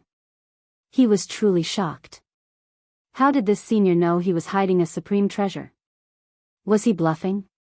No matter what you rely on, after saying so for thousands of years, then you must stay for thousands of years. Gu An's words rang out again, causing Luan to furrow his brows, his expression turning grim. Luan raised his hand, wanting to open the door and enter, but his hands dared not lay on the door. Even if his cultivation level was still there, he wouldn't be a match for this senior. If he offended the other party, the other might directly kill him. If he died, what was the point of revenge? After struggling for a while, Luan ultimately lowered his head and left. The torrential rain soaked him, and his figure quickly disappeared into the night. After that night, Luan never mentioned revenge again. Every day, he would find Guan, waiting for him to assign tasks. Guan never let him idle, making him chop wood continuously. Luan did not refuse and chopped wood every day. He noticed that despite all the wood he chopped, there weren't many new buildings on the island. He understood that this was a test from the senior. The senior saved him, not to merely toy with him. Unable to return for revenge was indeed regretful, but at least he was alive. He did not resent Guan for it, maintaining reverence and gratitude in his heart. The longer he stayed on the island, the fewer stray thoughts Luan had. He gradually found meaning in staying, choosing to start over even though his cultivation level was lost. Thus, 1,000 years swiftly passed. Luan continued chopping wood. His cultivation level recovered somewhat but was far from its peak. Guan most of the time stayed within the pavilion, and Luan dared not disturb him recklessly. Until one day, a cultivator flew in, landing on the island. Luan, who was meditating while facing the sea, stood up to look at him. "Are you a human race member? Why are you alone on this isolated island?" The cultivator frowned and asked. He appeared to be in his 30s, wearing a cyan robe, and looked stern. As soon as he frowned, Luan felt the overwhelming pressure. Alone? Luan couldn't discern the other's cultivation level. His intuition told him that the person before him was stronger than anyone he had met, excluding the senior on the island. Such a formidable presence couldn't sense the senior's existence. How high must the senior's cultivation level be? "I crossed space, was severely injured, and lost my cultivation level, resting on this island," Luan answered, not revealing the presence of Guan. The cyan-robed Daoist immediately understood and said, so you are an ascender. No wonder you are so weak. Your luck was quite good to land on this island. If you landed elsewhere, surviving would have been difficult. Ascender. Luan caught onto the critical information and hurriedly asked, may I ask, Senior, where is this place in the heavens? This is Central Heaven. Don't know if you have heard about it, over the long years, there have always been cultivators from the lower realms ascending. Nowadays, the world is not peaceful. Staying on this island can be a blessing. The cyan-robed Daoist answered. Luan felt as if struck by lightning, eyes wide open. Central Heaven. He had heard of this place, from an elder. It was said Central Heaven was an immortal realm every cultivator aspired to reach. Only by ascending to Central Heaven could one hope to join the immortal class. The greatest wish of that elder was to ascend to Central Heaven. He actually arrived in Central Heaven. No wonder the spiritual energy here was so abundant. The cyan-robed Daoist slightly shook his head, then took out a secret manual and tossed it onto the beach. He leapt, turning into a sword light and disappearing into the sky. Luan snapped back to reality, picking up the secret manual. Supreme Qi Absorption Technique? Luan read the words on the cover, secretly amazed that the human race's language in Central Heaven was the same as in the realms he came from. The word supreme made him feel something extraordinary. He showed a hint of delight, as if obtaining a treasure, turning to head back to his residence. Over the past 1,000 years, with constant repairs, his residence now had 2 stories. He lived on the 2nd floor, with the 1st floor storing exotic treasures he collected, most washed ashore by the sea, considered rare material by him. That turn marked the passing of 10,000 years. 10,000 years later, Central Heaven was still dominated by the human race. All beings of heaven and earth feared humans who were insatiably expanding their territory, leaving nothing but massacre in their wake. The territory of the demon race was surpassed by the human race for the first time, especially with the supreme demon gods seeking out demon race great powers everywhere. More human race cultivators passed through the Wuxia continent, while demon beings grew scarcer. Even disciples confined to the continent could sense the dire world trend. Human race cultivators' arrogance was thinly veiled, felt even in conversation. By now, humans firmly believed themselves to be the masters of heaven and earth. Guan stood on a cliff, gazing towards distant cities. At the present, a human cultivator was lecturing at the Daoist field of the beginningless. This was the first instance of such a situation. Though Wuxia disciples were inwardly uncomfortable, they refrained from showing it. An innate golden immortal dares to lecture. Those disciples truly have patience. Shenzhen came beside Guan, remarked in amazement. Now, all second-generation disciples had achieved innate golden immortal status, and exceptional disciples from each generation had as well. In total, there were over 100 innate golden immortals within the beginningless, a remarkable number, making it a powerful force among the 3,000 great worlds. What of it? Even among those of the same realm, it's worthwhile to listen to others' Daoist techniques. Everyone's path is different. If someone is willing to lecture, it's a good fortune, Guan lightly chuckled. Today, his mood was fine as he decided to abolish Lu An's cultivation level and begin teaching him cultivation anew. In comparison to millions of years, the years Luan wasted were insignificant. You earlier said that humanity would decline at its zenith. Can it be considered at its peak now? Shenzhen turned to observe Guan's profile, curiously asking. Guan lifted his head to gaze at the celestial vault, replying, it can be considered so. Soon, an astonishing battle will erupt, marking a turning point for Central Heaven. Hearing this, Shenzhen showed an expression of anticipation, wondering if the immortal gods would intervene. At dusk, in the courtyard. Senior, Luan trembled all over, painfully looking at Guan. Even his resolute spirit was filled with resentment at this moment, as Guan had again, with a sweep of his sleeve, dissipated his cultivation level. The supreme Qi absorption technique was far more powerful than his previous cultivation technique. The progress of millennia made him very happy, but today, all was for naught. If Guan did not permit him to have a cultivation level, why didn't he say so earlier? Must he toy with him? That was millennia of work. Just like that, gone. Luan clenched his fists, eyes red, glaring at Guan. Guan sat on the steps, leisurely, with both hands on the ground, smiling. Your cultivation technique is too inferior. How about I teach you how to cultivate? If you find any errors, ads pop up, ads redirect, broken links, non-standard content, etc., please let us know each report so we can fix it as soon as possible. Chapter 923, Battle with the Demon God. Hearing Guan's words, Luan, who was previously angry, froze for a moment as immense joy quickly enveloped his heart. The grievance of 10,000 years of effort dissipating vanished entirely, and he instinctively wanted to kneel before Guan, but he hesitated just as he bent his knees. He carefully observed Guan, and under the twilight, Guan's face was obscured by the eaves, making it difficult for him to discern his exact expression. Could this be yet another jest? Guan said leisurely, before you came to Central Heaven, your cultivation technique was already a mistaken path. You should have felt that once you get angry, it's very hard to control your emotions. You think there's another force manipulating you, but in truth, no one is plotting against you. It's just that your cultivation technique is flawed. It was a trap from the start. As for the supreme chi absorption technique, its creator will fall soon, and all who are bound by cause and effect with it will suffer the punishment of heaven. Counting this way, I've actually saved you 3 times. Luan widened his eyes, his expression shifting between gloom and brightness.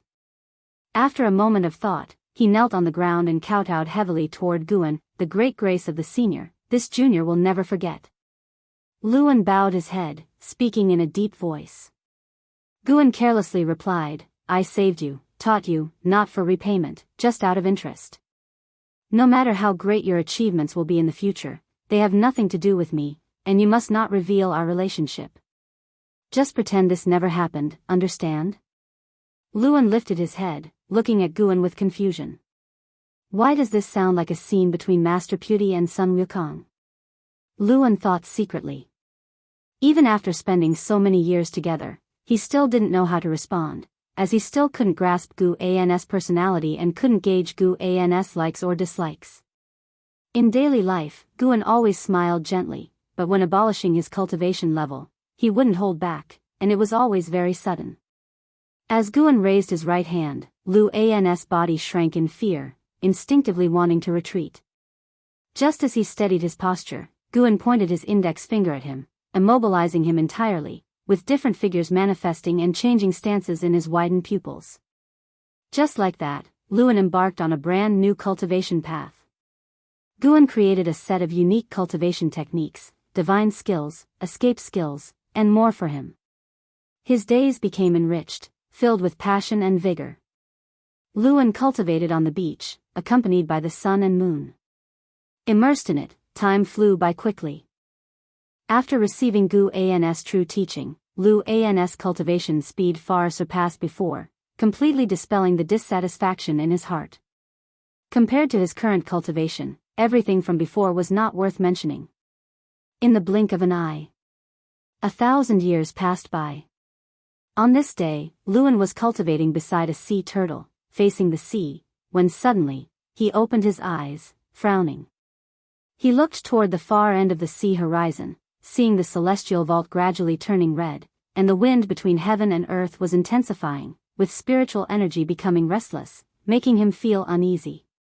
The sea turtle beside him opened its eyes, protruding its head and extending its neck, seemingly trying to see what exactly was happening far away. Unfortunately, with Luan's cultivation level, he couldn't detect the source of that terrifying aura. After watching for a while, he closed his eyes, intending to continue his cultivation. But the aura from afar grew increasingly overwhelming, preventing him from calming his heart, with fear and uneasiness in his heart intensifying. Thinking it over, Luan got up and walked toward the mountain. The mountain wasn't high, and it wasn't long before he arrived within the courtyard. He did not see Guan, nor could he sense Guan's presence, but he wasn't surprised. His inability to sense was due to his own insufficient cultivation level. He respectfully bowed toward the pavilion, saying, "Senior, where does this pressure come from? What is about to happen?" Several breaths later, Gu An's voice emerged from within the pavilion. "The immortal gods are besieging the supreme demon god." Supreme demon god? Supreme? Luan seemed to think of something, his expression changing slightly, cautiously asking, "Could it be that the supreme chi absorption technique I previously cultivated originated from the supreme demon god?" The words demon god did not sound like good news. He also remembered Guan saying that all those bound by cause and effect with the creator of the supreme chi absorption technique would suffer the punishment of heaven. This compelled him to sympathize with the cultivator who passed on the technique to him.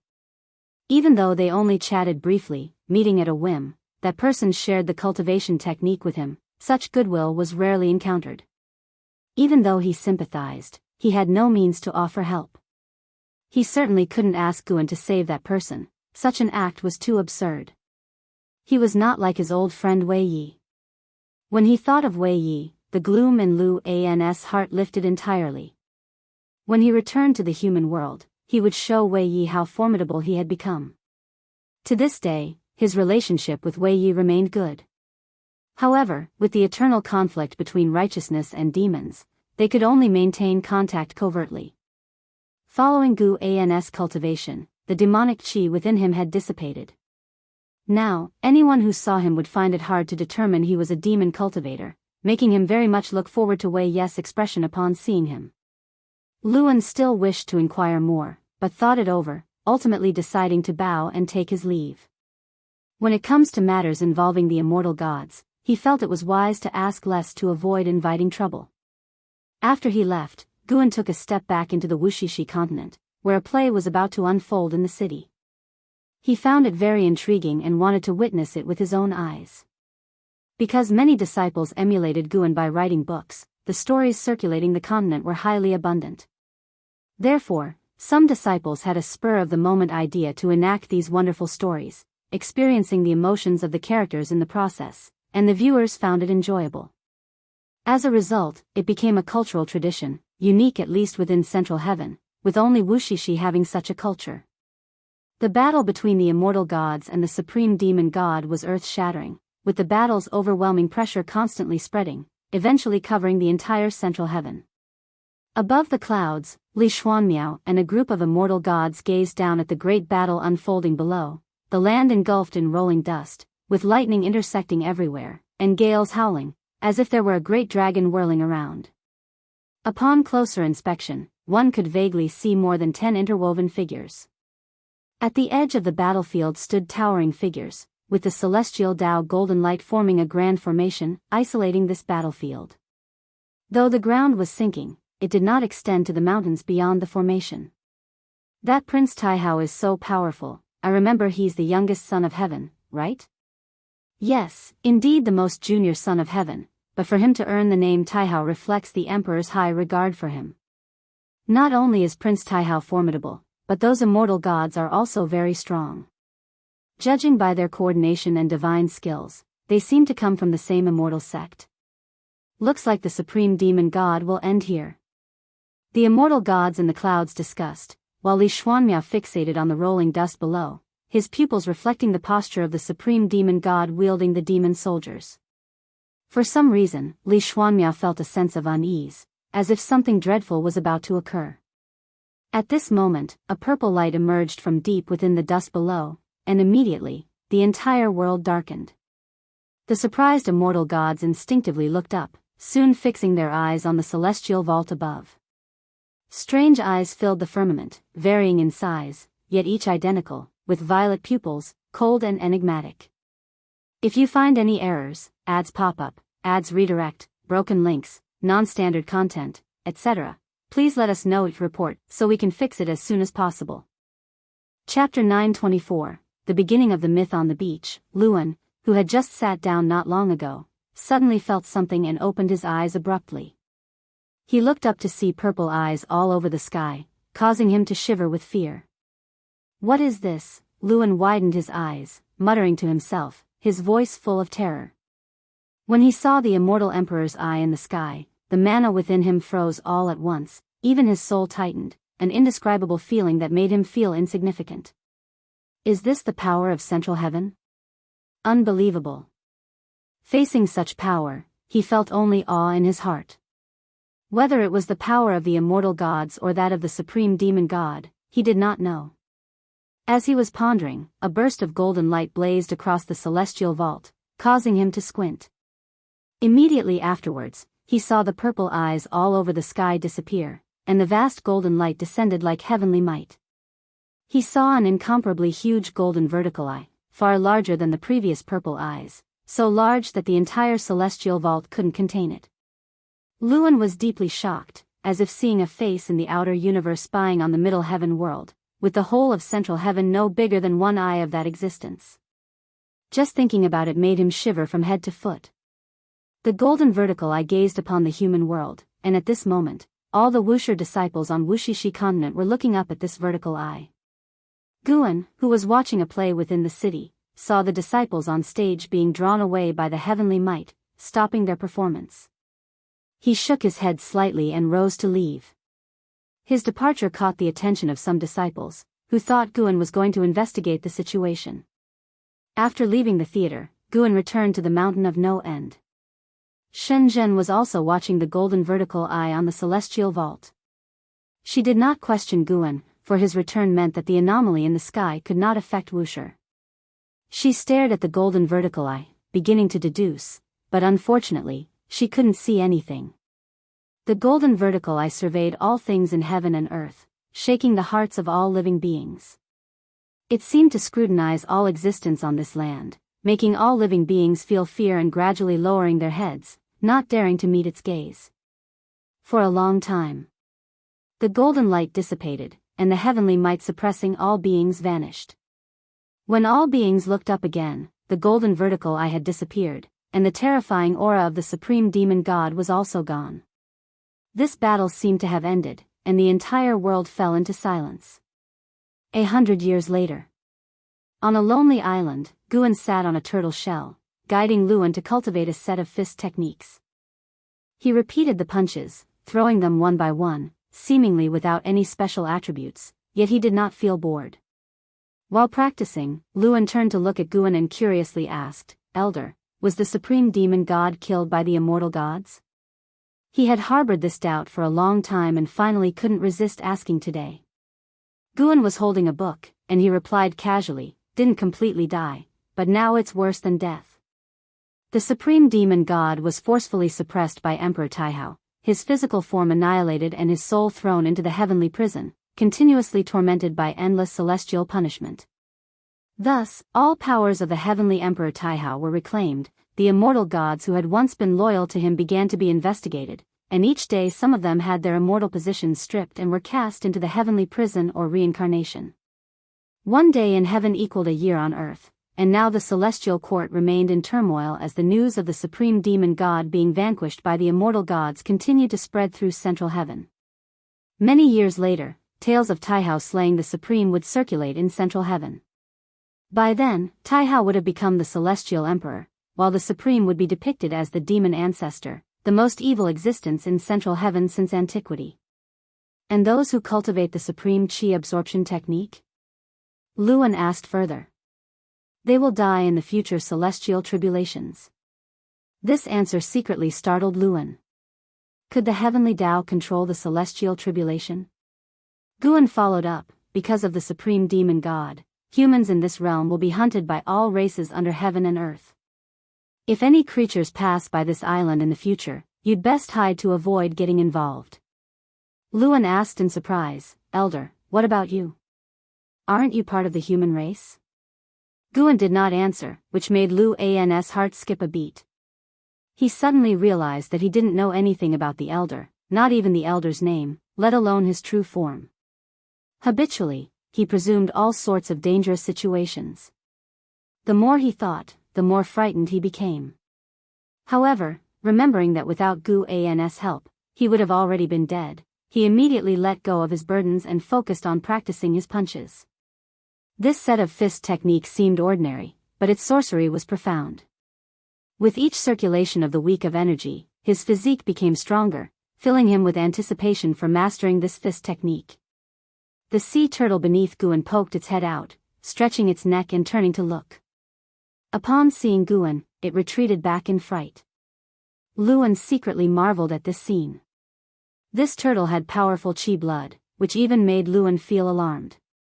Yet, it was so timid that it wouldn't fight. Whenever it saw a living thing, it would retract into its shell. It truly was a curiosity. Previously, he thought this turtle was raised by the elder. Now, it seemed the turtle, like him, was trapped in this place. The sun shone brightly as the world and its forces changed like the shifting clouds. Hundreds of years later, the news of the supreme demon god being annihilated spread completely, and the world entered even greater chaos as the demon race began slaughtering humans on a large scale. Although humans had high comprehension, their years of cultivation were far less than that of the world's great powers, and without the supreme demon god, they were unable to withstand the wrath of all living beings. In less than 1,000 years, humans were nearly exterminated. Fortunately, some immortal gods stood out in time, announcing to all living beings the prohibition of further killings of humans, thus putting an end to this catastrophe. Even with the warning of the immortal gods in place, the demon race still held profound apprehension towards humans and closely monitored them to prevent their resurgence. The practice of demons eating humans continued daily, albeit not on such a widespread scale. Rumble, thunderclouds rolled, and one bolt of heavenly lightning after another fell, striking the stormy waves, twisting the space above the ocean. A dark purple spatial rift appeared, growing rapidly, suspended between the sky and sea. Two figures stepped out from within, Zhang Buku and Suyu. The two moved forward in the air, with thousands of lightning bolts falling on them, unable to pose any threat. Suyu walked in the air, looking around and raising an eyebrow, such a heavy murderous aura. It seems Central Heaven just went through a calamity. Zhang Buku showed no expression. He wore a large robe, with hair reaching the robe's hem, looking more inscrutable than Suyu. It's the same old war between humans and demons. It seems Central Heaven is no different from the Great Thousand World. Zhang Buku spoke coldly. He once belonged to a half-human, half-demon race and held great disdain for the hatred between the demon race and the human race. He couldn't understand why two races capable of immortal cultivation had to keep slaughtering each other. Later, he ceased contemplating it. To him, humans and demons were the same. If they dared block his path, he wouldn't hold back. Where do we go next? Suyu turned to look at him, asking with a cheerful smile. After many years of cultivation in the underworld, their relationship had reversed, with Suyu now taking Zhang Buku as the backbone, acting according to Zhang Buku's will. If you find any errors, ads pop up, ads redirect, broken links, non-standard content, etc., please let us know your report so we can fix it as soon as possible. Chapter 925, Inch Island. First, let's meet the great power of the demon race in this realm and see what they are capable of. Zhang Buku stared ahead, answering expressionlessly. Upon hearing this, Suyu's smile became even brighter as he eagerly anticipated Zhang Buku showcasing his strength now. He wanted to see if Central Heaven, known as the center of the heavenly Tao, could withstand Zhang Buku's brilliance. The two stepped forward into the air, their figures started to shimmer, constantly moving, and soon disappeared beyond the celestial vault. Zhang Buku's arrival was spotted by Guan, who was picking medicinal herbs. Watching the current Zhang Buku, he felt a tinge of emotion. Truly, he seemed like a different person. The Zhang Buku now possessed the demeanor of a great power, and carried an intimidating aura. After the conclusion of the battle between immortals and demons, the Nine Nether Emperor was severely wounded, yet the Celestial Emperor bestowed him a chance. The cost was the Celestial Court beginning to take over the underworld. As Central Heaven developed, the Celestial Court also attacked the underworld, establishing the order of ghosts and gods. This time Zhang Buku came to Central Heaven as a rightful representative of the underworld to spread the Tao, leaving behind the legend of the 6 paths of reincarnation. As long as he didn't go too far, the immortal gods wouldn't stop him. If the future remains unchanged, Zhang Buku will become an ancient myth of Central Heaven, his name to be remembered forever. Regardless of how one sees it, Zhang Buku is considered to have attained the Tao. Guan no longer needs to be so concerned for him. It's worth mentioning that Zhang Buku has already found his father Zhang Chuanxiu in reincarnation. Unfortunately, Zhang Chuanxiu has gone through countless cycles of reincarnation, and no longer remembers him. Now, he's trying to find a way for Zhang Buku to recall the memories of that lifetime. Senior brother Zhang, who would have thought would have the chance to meet again. Guan spoke to himself, a smile on his face as images from long ago surfaced in his eyes. The ghost mother of ephemera, curious, asked, Senior brother Zhang? Master, do you have other senior brothers? All along, she only heard Guan acknowledge Liya as his senior brother. Now hearing of another senior brother Zhang, naturally piqued her curiosity. Yes, I have 3 senior brothers. Back then, along with senior brother Liya, the 4 of us were menial disciples in the profound valley of the outer Taishan sect. Guan began to recount the past. The story was plain, yet to the ghost mother of ephemera, it felt very heartwarming. Zhang Chuanxiu was steady, Liya was cold, Meng Lang lived up to his name, reminding her of the scenes of them playfully bickering. She sighed within, realizing her master truly valued past connections. What did these 3 have to deserve such attention from him? In her view, her master must be an entity that has lived countless years. In this lifetime, he wasn't even reincarnated. Surely, back in the Taishan sect, he was concealing his cultivation level. With unparalleled cultivation, yet able to calmly associate with mortals, what a broad mindset. She always felt it was her master who accommodated Liya. Liya lacked the qualities she found impressive. Without her master, she doubted Liya could even reach the Zizai immortal realm. Of course, she thought the same about herself, which was why she held Guan in such high esteem. Guan could sense her inner thoughts but never pointed them out. Everyone has their own ideas, kept secret. Without voicing them, who could blame them? He casually recounted Zhang Buku's story as well, which impressed the ghost mother of ephemera more than Zhang Chunkius. Half human, half demon, rejected by both races, wandering aimlessly, stirred deep sympathy within the ghost mother of ephemera, reminding her of herself. So, Zhang Buku came to Central Heaven and even resurrected your senior brother? She curiously asked. Guan nodded with a smile. She sighed, I wonder how that cultivator Zhang Chuanxiu would react upon learning your true cultivation level. Imagining herself in her master's shoes, she realized he truly had great patience, a quality she should learn. The 2 conversed as they continued collecting medicinal herbs. Once Guan finished harvesting herbs, he left alone, with the ghost mother of ephemera watching him leave with a basket in hand. Guan walked leisurely through the fields, continuing into the forest until he reached the isolated island where Luan resided. He walked down the mountain path, seeing Luan cultivating on the beach. Setting all else aside, Luan's attitude towards cultivation greatly satisfied him. With perseverance and constant effort, along with his Saint Tao intent, how could Luan not become remarkable? Guan came to the side of a sea turtle and reached out to stroke its shell.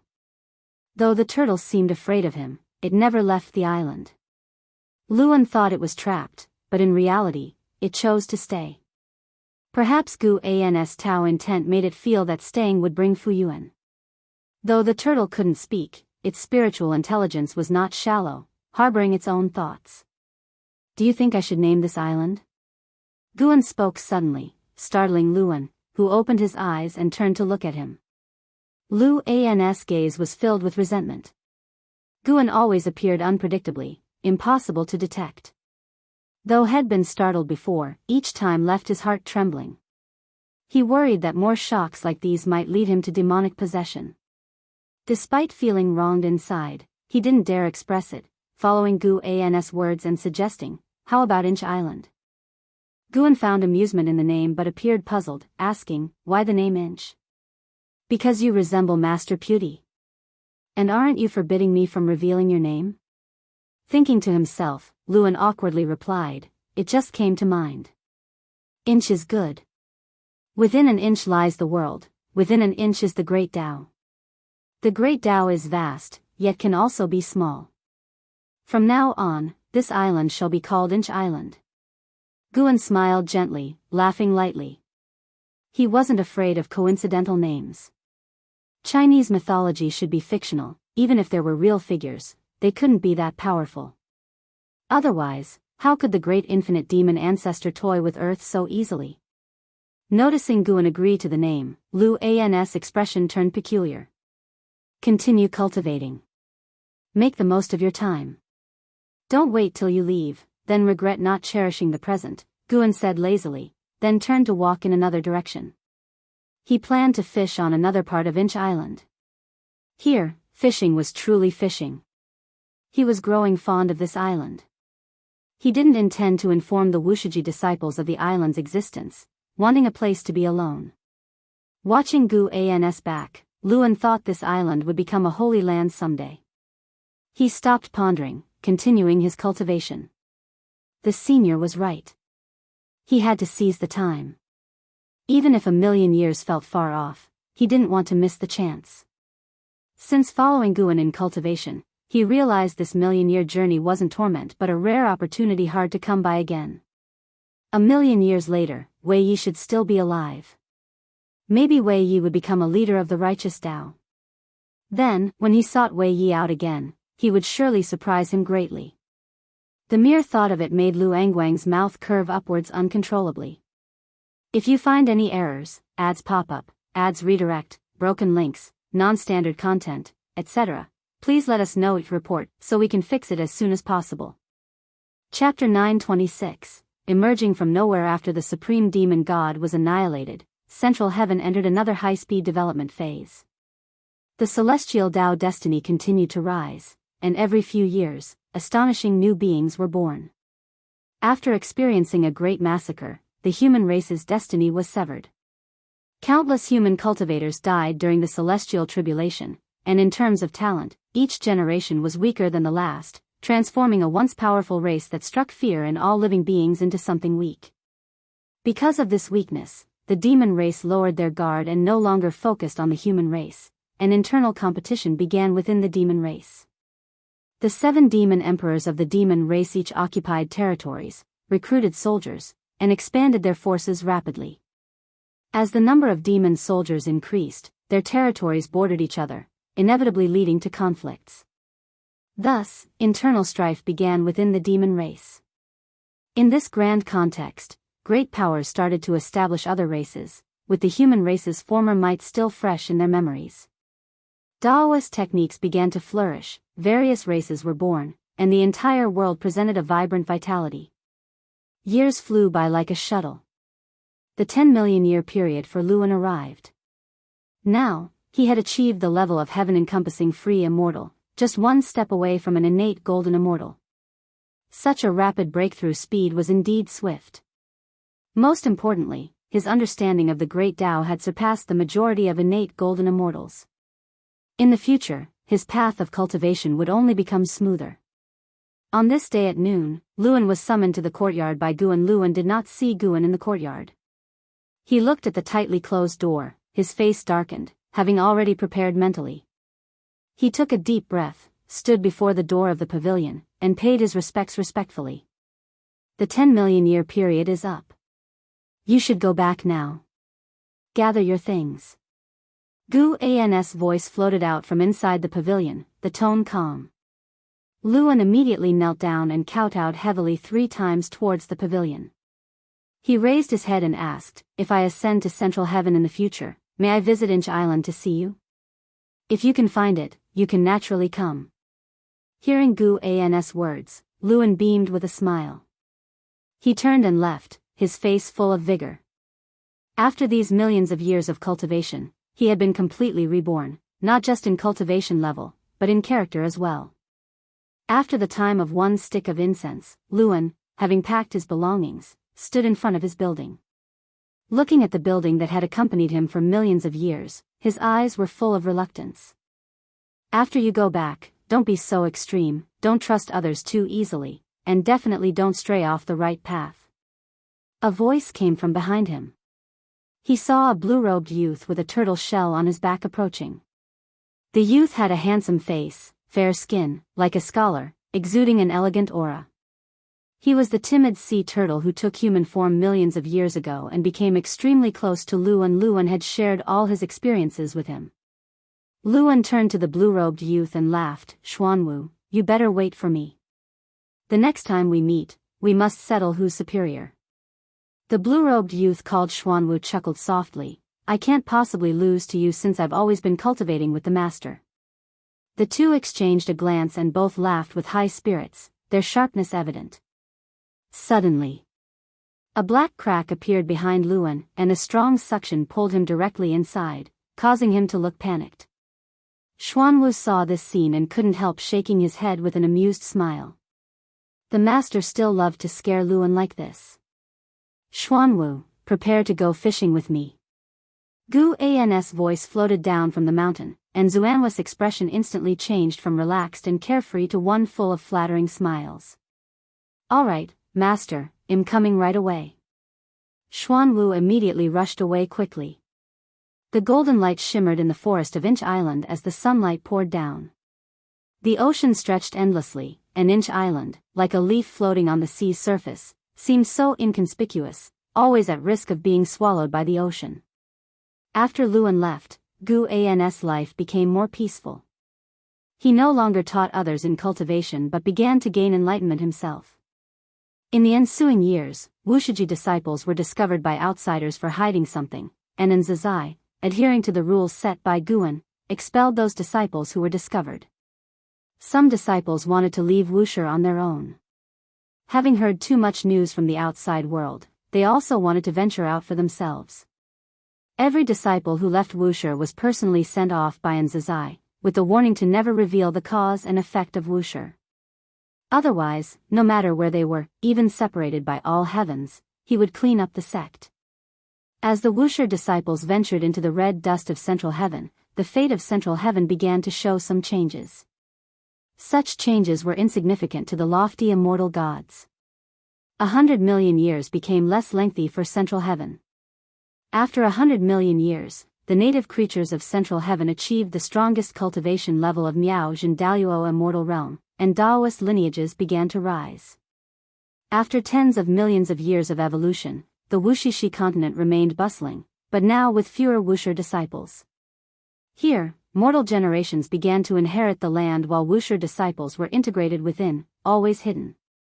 Mountain of No End was shrouded with immortal mist, inaccessible to mortals, and those who forced their way in would find themselves diverted, unable to enter the Daoist field of the beginningless. Now Central Heaven was fully developed, with new ascenders arriving almost daily, and great powers going to Outer Heaven. The universe outside Central Heaven could directly connect to chaos, sparking legends of chaos to begin circulating in the human world. On this day, Guan was sitting in the courtyard, playing with a stone, which was one of the original stones of Central Heaven, with a long history. Investigation into it could reveal the heavenly Tao behind Central Heaven. The heavenly Tao was created by the Celestial Emperor, but to Guan, even the Celestial Emperor couldn't see through the entire cause and effect of the heavenly Tao. Perhaps it was because the heavenly Tao originated from Hongmeng. A figure walked into the courtyard, bringing a fragrance. The visitor was none other than Fairy Yao Xian. Fairy Yao Xian remained elegant, as beautiful as a celestial immortal, with an ethereal aura. She approached Guan and turned to look at Shenzhen, her eyebrows slightly furrowed. Feeling her gaze, Shenzhen opened his eyes and, seeing her expression, knew what she meant to express. Hence, Shenzhen nodded to Fairy Yao Xian and then got up to leave, giving the two a space for solitude. Fairy Yao Xian was the mother of sin, her existence extended across ages. Sometimes, she would guide the second-generation disciples, for whom Shenzhen had much respect. After Shenzhen left, Fairy Yao Xian looked at Guan and said, "Recently, a great emperor has emerged in the world, stunning the heavens. He is called the Emperor of Eternal Life. I want to go and see." Guan replied casually, "If you want to go, then go, just don't reveal Wuxi's existence." Fairy Yao Xian stared deeply at him, holding back countless questions in her heart, but ultimately did not ask. She turned to leave. With that turn, thousands of years passed. Thousands of years later, fallen leaves filled the courtyard. Fairy Yao Xian returned, while Guan still sat there, admiring the stone. Shenzhen saw Fairy Yao Xian return and immediately got up to leave. Fairy Yao Xian came before Guan and said, "That Emperor of Eternal Life looks exactly like him, even his temperament, but I can be sure he is not him. If you find any errors, ads pop up, ads redirect, broken links, non-standard content, etc., please let us know it report so we can fix it as soon as possible." Chapter 927, Slaughtering All Wuxia. Hearing Fairy Yao Xian's words, Guan looked up at her and asked with a smile, "Then what do you think it means to be him?" He was not surprised at Fairy Yao Xian's confusion, for when he inherited the memories of the second life of the Emperor of Eternal Life, he saw Fairy Yao Xian had come to find him. In the memories, Fairy Yao Xian traveled a long distance to listen to him lecturing with other cultivators, and after the lecture, she sought him out. She did not express any feelings, but rather asked some questions, and then left calmly. Now, the person known across Central Heaven as the Emperor of Eternal Life is indeed Guan, merely the Guan in the lifespan reincarnation.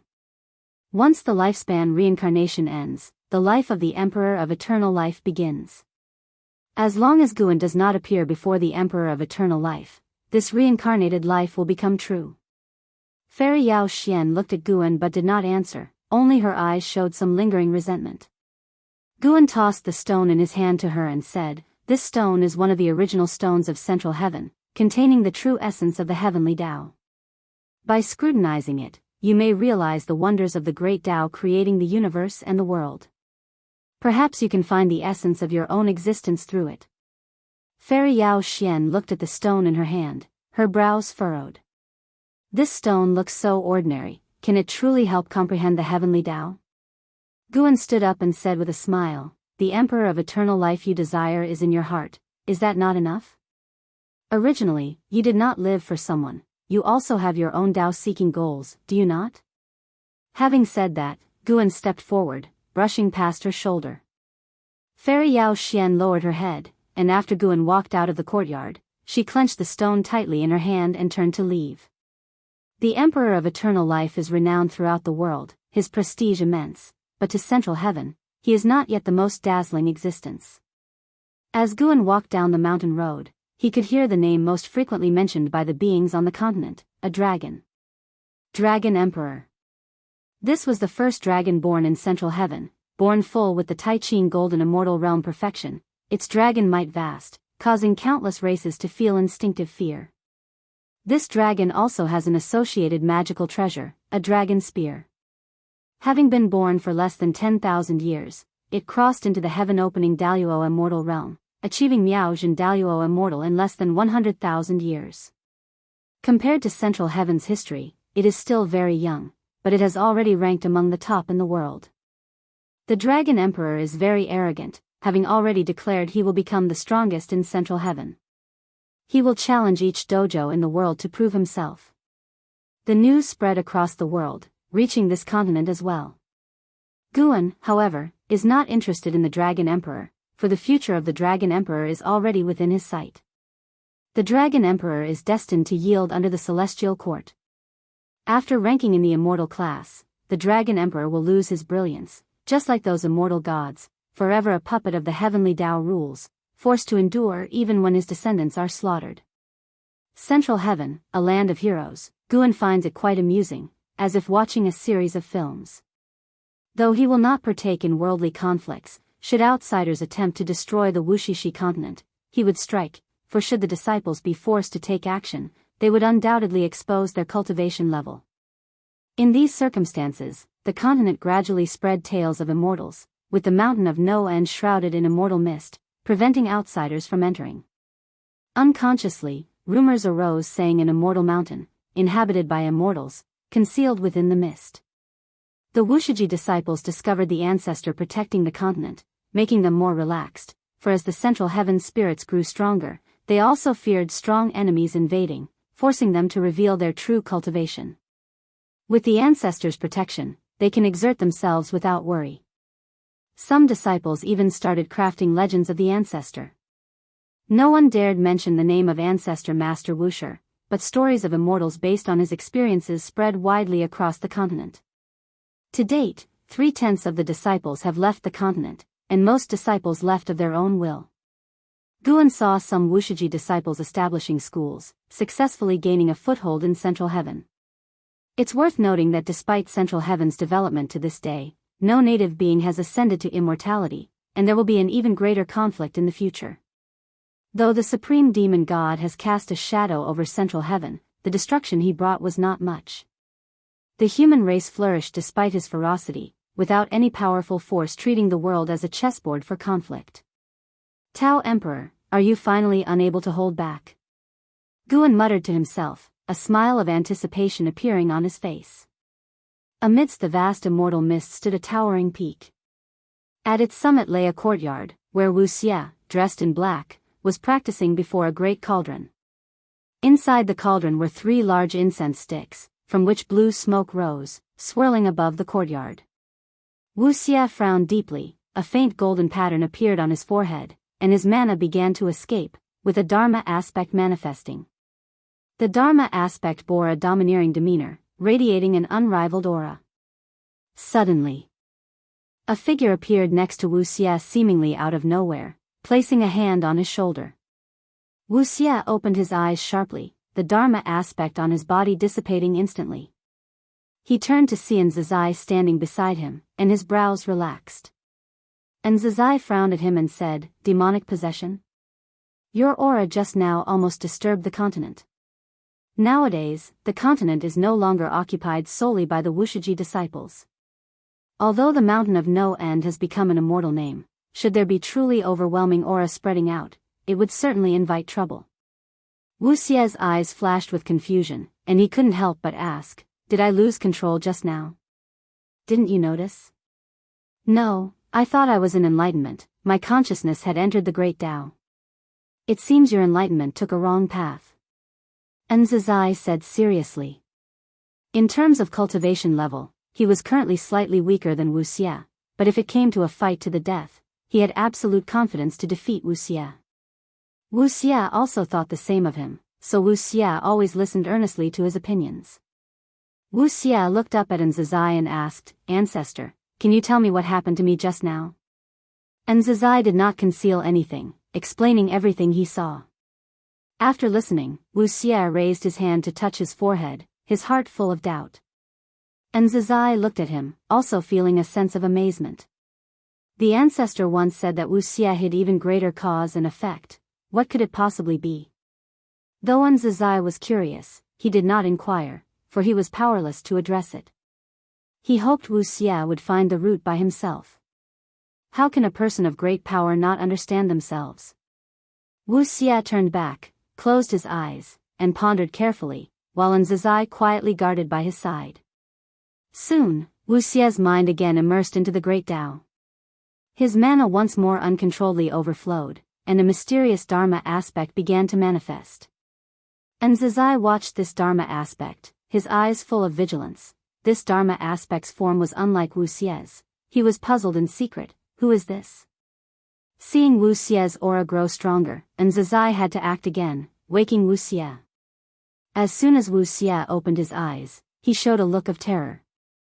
He looked up at Zazai and said with a trembling voice, "Ancestor, I seem to have caused trouble. He is coming to find me and wants to slaughter all of Wuxia.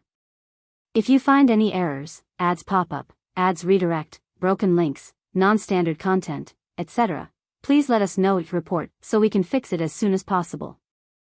Chapter 928, Heaven Sent Providence. Who? So arrogant? Zazai's face suddenly turned gloomy, for someone dared to threaten Wuxia, which was the greatest insult to him. Who dared to boast they would slaughter all of Wuxia? In his heart there was no fear, only anger. Wuxia tried hard to calm himself, recalling he said, "I also don't know who he is a Daoist emperor, he forced me to accept his power, I felt something was amiss and refused. Afterwards, he threatened me, saying he would come to me himself, to annihilate those of the same path as me." Those of the same path made Wuxia think it referred to fellow disciples of Wuxia. Zazai pondered for a moment and said, "Come with me, we will go see the ancestor." Upon hearing this, Wuxia was about to speak but stopped himself. Though he seldom communicated with the ancestor, what he cared about most was the ancestor's opinion of him. Zazai said solemnly, "This matter is no longer just about you, it's trouble for the entire Wuxia. Don't delay important matters for the sake of saving face. After hearing this, Wuxia immediately stood up and took a deep breath. Thus, the two left the mountain peak, heading to the mountain of no end to find Guan Free, Webnov. However, Guan was not at the mountain of no end, so they could only wait for his return outside the courtyard. They waited for several days. When Guan returned, Zazai was the first to welcome him. Don't worry, you continue cultivating. I will personally handle the trouble for Wuxia, Guan said with a smile, leaving Zazai slightly stunned. Before Zazai could respond, Guan stepped forward and entered the courtyard. Wuxia watched Guan walk past him, instinctively opening his mouth. Ancestor, that person is a Daoist. He hadn't finished speaking when he saw Guan raise his hand, signaling him to stop speaking. He could only pause, staring blankly as Guan entered the courtyard. Once Guan's figure disappeared from their sight, Wuxia turned his head to look at Zazai, his face full of bafflement. Zazai, however, smiled and said, then continue cultivating. This shows that all the cause and effect of that person is within the ancestor's view. Saying this, Zazai's eyes were filled with expectation. He wanted to see the scene where that arrogant person knelt before the ancestor to beg for mercy. Wuxia had always known the ancestor was strong, but exactly how strong he wasn't sure, yet the feeling the mysterious Daoist emperor gave him sent chills through him. With his current cultivation level facing that Daoist emperor, he couldn't muster any resistance, as if he was confronting the great Tao itself. Is it really okay? Wuxia thought anxiously, frowning deeply. Zazai didn't say much to comfort Wuxia, he just patted Wuxia's shoulder and turned to leave. Wuxia looked back at the courtyard. The pavilion belonging to the ancestor had its doors and windows all closed. He could only suppress the unease in his heart and leave as well. In the years that followed, Wuxia found that he no longer encountered that Daoist emperor, and his enlightenment returned to its former smooth and tranquil state. He suspected it was the ancestor's doing, allowing him to completely let go of his inner unease and focus on cultivation. Rather than relying on the ancestor's protection, he more wished to be the one who protected Wuxia. The sky was filled with red clouds, a large river spanned across the wilderness, dividing the land in two. The river's waters surged and roared, stirring up rows of splashes on both banks, magnificently grand, the momentum overwhelming. On one of the riverbanks, Leah and Martial Resolution sat drinking together, with a small table between them laden with cakes and fruits, very exquisite. Having finished a cup of wine, Martial Resolution praised, "Brotherly, I didn't expect you to have such elegance. At our cultivation level, we have long practiced fasting. Few people are like you, preparing wine and snacks." Leah laughed and replied, "I learned it from junior brother Gu. No matter how high his cultivation, wherever he goes, he always has the leisure to enjoy everything, appreciating the world with a mortal's perspective. I find it quite right, after all, we are all mortal, that's our starting point." Speaking of Guan, Martial Resolution also felt deeply, sighing, "I wonder where Brother Gu is now." Don't worry, with Central Heaven's development trend, he will surely come eventually. With his kind of personality, he seems not to like being in the limelight, but in reality, he loves to be part of the excitement, Leah said with a chuckle. Meeting Martial Resolution in Central Heaven brought him both surprise and deep emotions. Without Guan, perhaps neither he nor Martial Resolution would have reached here. Although he wasn't clear on how Martial Resolution came here, intuition told him it certainly had something to do with Gu, and Martial Resolution shared the same thought, both pervaded with confidence, but they wouldn't deny Guan's significance to them. The distance between Central Heaven and the celestial spirit great world was incredibly vast. The two hadn't seen each other for hundreds of millions of years, yet reuniting here, the fate brought new sensations to their Tao hearts. After discussing Guan, Martial Resolution mentioned a major event happening in the world today, curiously asking, "That Xuanji Emperor challenges the Dragon Emperor and wants to propagate the Primordial Tao Emperor. What do you think? What are his chances?" The Primordial Tao Emperor is a kind of great Tao destiny, influenced by Guan, which Martial Resolution and Leah unintentionally embarked upon. They never associated the Primordial Tao Emperor with Guan because the Primordial Tao Emperor was so profound, akin to the immortal position of the immortal gods, as if it was the great Tao itself, naturally existing. Li restrained his smile, contemplating seriously, and said, I've met both the Dragon Emperor and the Xuanji Emperor. Although the Dragon Emperor's talent is daunting, I feel Xuanji Emperor has a higher chance of winning. After all, that guy once traversed the path of the Great Tao, leaving behind a great reputation in the 3,000 great worlds, his battle experience incomparable to the Dragon Emperor. Martial Resolution nodded and said, I also hope he can win. If the primordial Tao Emperor spreads in Central Heaven, it will be beneficial to your and my cultivation. The primordial Tao Emperor is a kind of great Tao destiny. The more cultivators, the stronger they are, the stronger it becomes, and the more it helps the cultivators in return. The primordial Tao Emperor can aid them in better enlightenment, making it an important support in their cultivation, both holding great anticipation for it. Just then, a flake of golden snow descended from the sky, landing between them. They looked up, discovering a sky filled with red clouds was snowing a golden snow. The golden snow fell on the table, transforming into golden chi and dissipating, soundlessly. Martial Resolution raised an eyebrow. This snow is extraordinary, did you feel it? Leah squinted at the tabletop, where the golden chi left no traces, pondering, it contains the spiritual energy of the Tao origin, it's a great fortune. Both immediately sat cross-legged, beginning to cultivate energy and perceive it. This golden snow fell increasingly heavily, covering all Central Heaven, with its scope expanding and growing denser. Inch Island. Xuanwu meditated alone on the beach, looking up to feel the golden snow, murmuring, could it be another prodigy is born? Throughout the endless years, celestial phenomena emerged one after another, some terrifying to all beings, some bestowing opportunities upon them, making him accustomed to such events. If you find any errors, ads pop up, ads redirect, broken links, non-standard content, etc., please let us know it report so we can fix it as soon as possible. Chapter 929, Transcending the Heavenly Tao. The golden snow fell for 7 days and 7 nights. Upon landing, it transformed into mist and dissipated without a trace, no water, no other marks, and the earth remained unchanged, but all living beings between heaven and earth were blessed by its grace.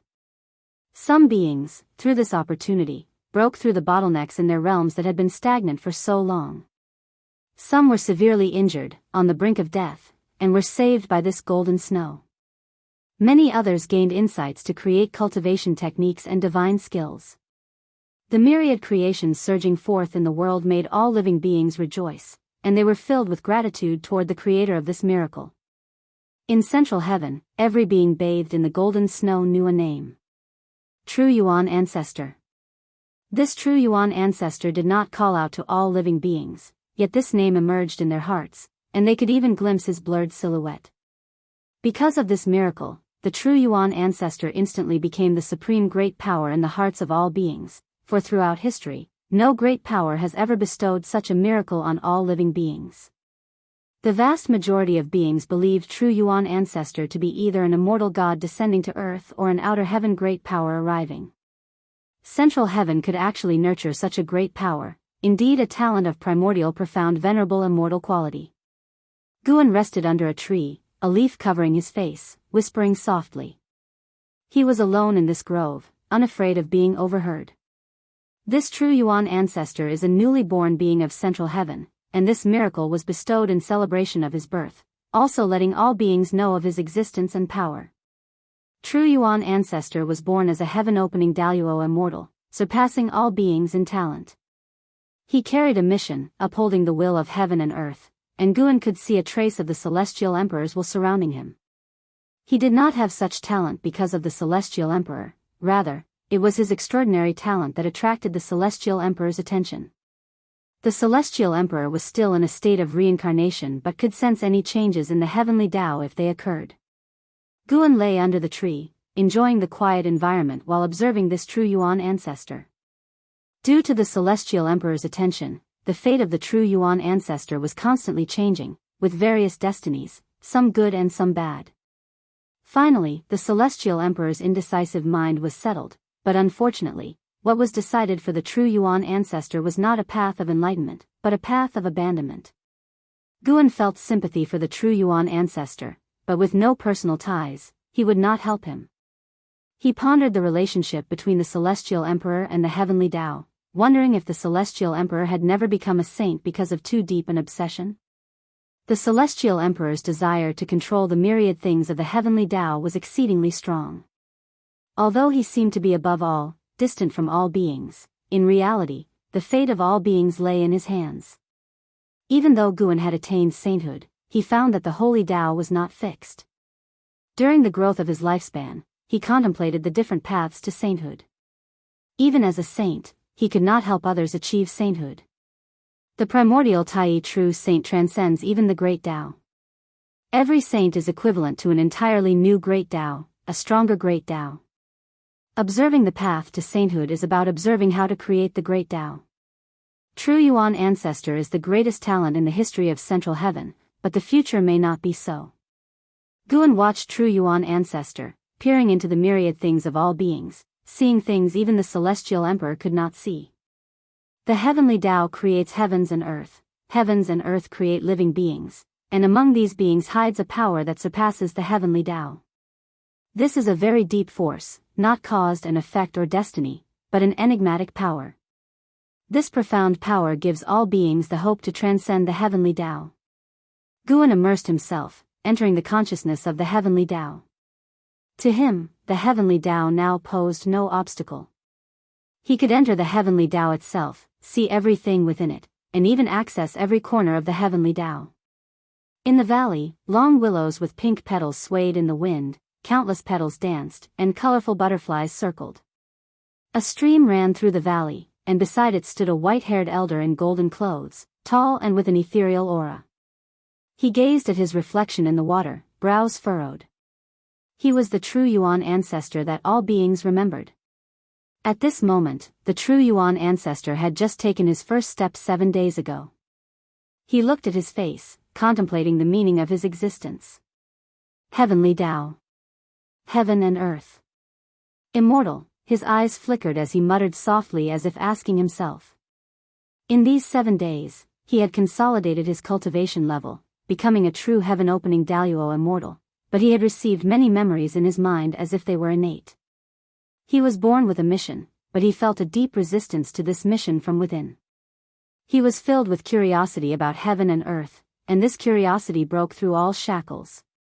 He understood what a Daoist immortal was, and precisely because of this, he could not accept having any mission, seeing it as a form of bondage. Is it truly my own thoughts, or has heaven and earth, even the heavenly Tao, imposed them upon me? These words of the true Yuan ancestor were not spoken aloud. He felt that doing so would bring trouble. For some reason, from the moment he first opened his eyes, although he was curious about heaven and earth, there was also a deep-seated vigilance. He felt the presence of countless atmospheres on earth, but none were the same as his own, none felt akin. He even wanted to obliterate those atmospheres because they caused him discomfort. After much thought, True Yuan ancestor turned and walked out of the valley. He walked slowly, contemplating every step. True Yuan ancestor bestowed Fuyuan upon all beings, yet they did not know of his resistance toward them. In the years that followed, those grateful to him continually sang his praises, revered him like a god, and he heard these remarks while among the world, but he took no joy in them, becoming more vigilant instead. He always felt as if everything he saw and heard was guiding him. There was a certain force wishing for him to be grateful and compassionate toward those weaker atmospheres, a certain will wanting to determine his thoughts, which made him increasingly uncomfortable. His pace began to quicken, interacting with no other being, as if fleeing from a celestial net. Thousands of years later, he arrived at the ocean. The beings atop the ocean were many, but there were few distractions, bringing him a bit of comfort. Though he was comforted, Guan was not. On Inch Island, Guan sat fishing on a rocky outcrop, accompanied by Xuanwu, looking at the sea, a sense of helplessness in his heart. Why was this fellow flying toward him? True Yuan ancestors' inclinations confirmed Gu An's suspicions, that all heavenly Tao creatures possess the power to break free from the heavenly Tao, but this power is challenging to lead forth. Though merely a heaven-opening Daoist immortal, True Yuan ancestor could perceive the celestial emperor's will. Such an instinct was more fearsome than his talent. When True Yuan ancestor resisted the celestial emperor's will, his fate became blurred, his destiny branched, forming countless paths and extending infinitely. At this rate, True Yuan Ancestor will eventually become an existence intolerable to the heavenly Tao. He will either transcend the heavenly Tao or face boundless calamity. If you find any errors, ads pop up, ads redirect, broken links, non-standard content, etc., please let us know it report so we can fix it as soon as possible. Chapter 930, True Yuan Ancestors Trial. The summer sun blazed down upon the mountain peak and shrouded in immortal mist. Wuxia stood at the cliff's edge, brow furrowed, his gaze piercing the clouds to look beyond the heavens. Ever since being threatened by that mysterious Daoist emperor, despite the assistance of his ancestors allowing him to cultivate at ease, the matter lingered in his heart. Today, he had a strong intuition. That Daoist emperor was coming. The person was descending from the outer heaven of central heaven. An ascender can only appear for the first time within the world itself. Beings coming from outside the world are invariably powerful, capable of conversing with the celestial court as unparalleled great powers. Wuxia pondered how the person would descend. Would they arrive quietly on the Wuxia continent, or come with heavenly might, alarming the all-living beings under heaven? If it were the latter, Wuxia might have a hard time remaining hidden, which was not something Wuxia wished to see. Arriving at central heaven, although Wuxia did not venture out, he could sense the fortune of central heaven. Coupled with the many stories he had heard, he did not wish to be forced to leave before he truly understood central heaven firsthand. Wuxia stood on the cliff, lost in thought, the golden lines on his forehead faintly visible, making him appear quite mystical. Freeway novel. Come at the same time. The Wuxia continent welcomed an old acquaintance of Guan, none other than Martial Resolution. Martial Resolution had come to the Wuxia continent by chance. Upon hearing that there were immortals there, he wanted to visit them. Ever since the supreme demon god was exterminated, after witnessing the massacre of the human race, Martial Resolution felt that perhaps the events he saw concealed a greater conspiracy. Why did the immortal gods above not deal with the supreme demon god earlier, but only act after the human race flourished? And the supreme demon god, acting in such an evil manner, knowing that the immortal gods observed humanity, yet remained so ostentatious. Why was the Son of Heaven the one to deal with the supreme demon god? Coming from the 3,000 great worlds, Martial Resolution was well aware of the struggle for the title of Son of Heaven, so the appearance of Emperor Taihao made him very sensitive. He could not understand, so he simply chose not to think about it. He did not want to get involved in worldly matters again, only wanting to pursue the Tao. He had traveled through central heaven, visiting many immortals and enlightened beings, benefiting immensely, and he thoroughly enjoyed this journey. As he took his first step onto the Middle Heaven continent, a look of disappointment showed on Martial Resolution's face. The spiritual energy on this continent was somewhat low, and even if there were immortals, their Tao practices were likely not very high. However, since he was here, Martial Resolution would not turn back. Even witnessing the local customs and people here was worthwhile. He proceeded along the mountain path, with an endless ocean behind him and majestic mountains stretching ahead. As he walked, he scanned the area with his divine sense. He was surprised to discover that the cultivation levels of the beings here were generally lower than outside, yet he did not regard this continent with disdain, rather, it piqued his curiosity even more. Despite the generally weaker beings, they managed to live in harmony, which was not commonly seen. In central heaven, the law of the jungle was prevalent, so why hadn't stronger beings come to occupy this land? Although central heaven was vast, as more powerful beings arose, the land without a master naturally became scarce. At this moment, Martial Resolution seemed to sense something, instinctively turning to see a black-robed man appear on the hill behind him. This black-robed man, with disheveled hair, resembled a ghost. He was barefoot, holding a bone staff in his right hand, embodying darkness itself. Merely standing there sent chills of terror through Martial Resolution. Now close to the heaven-balancing golden immortal realm, even Martial Resolution felt his hackles rise when faced with this person. Martial Resolution frowned, subconsciously wanting to inquire of the other person. But the black-robed man took a step forward, directly crossing over to stand in front of Martial Resolution. The two were less than 20 centimeters apart, their eyes meeting, Martial Resolution's pupils dilated abruptly, and he instinctively wanted to step back, yet he was enveloped by an unimaginable sense of oppression, unable to move. Martial resolution saw the icy killing intent in the other's eyes. Primordial Dao Emperor? Foolish, but your cause and effect are not simple. For now, I'll spare you. Get lost, or you will be buried along with the all-living beings of this continent. The black-robed man said coldly. As the words fell, martial resolution breathed a sigh of relief, stumbling back a few steps, fear etched upon his face. The black-robed man snorted coldly, turning into a black wind that swept past martial resolution. Martial resolution instinctively turned to look, only able to see him disappear into the distant forest, unable to trace his movements. Buried? Martial resolution recalled the man's words, his heart pounding in terror. Judging from the suppression earlier, he was by no means a match for this person. He had no cause and effect with the creatures of this continent and naturally would not be buried for them. All he felt was a sigh in his heart. Such a harmonious land was about to be destroyed. Indeed, every place in central heaven was filled with savagery and killing intent. Martial resolution stopped thinking about it, leaping into the air towards the distance. At the same time, in the forest, the black-robed man's neck was held by a hand, raised high, both his hands clutching that hand, a look of fear and despair on his face, entirely different from when he faced Guan earlier.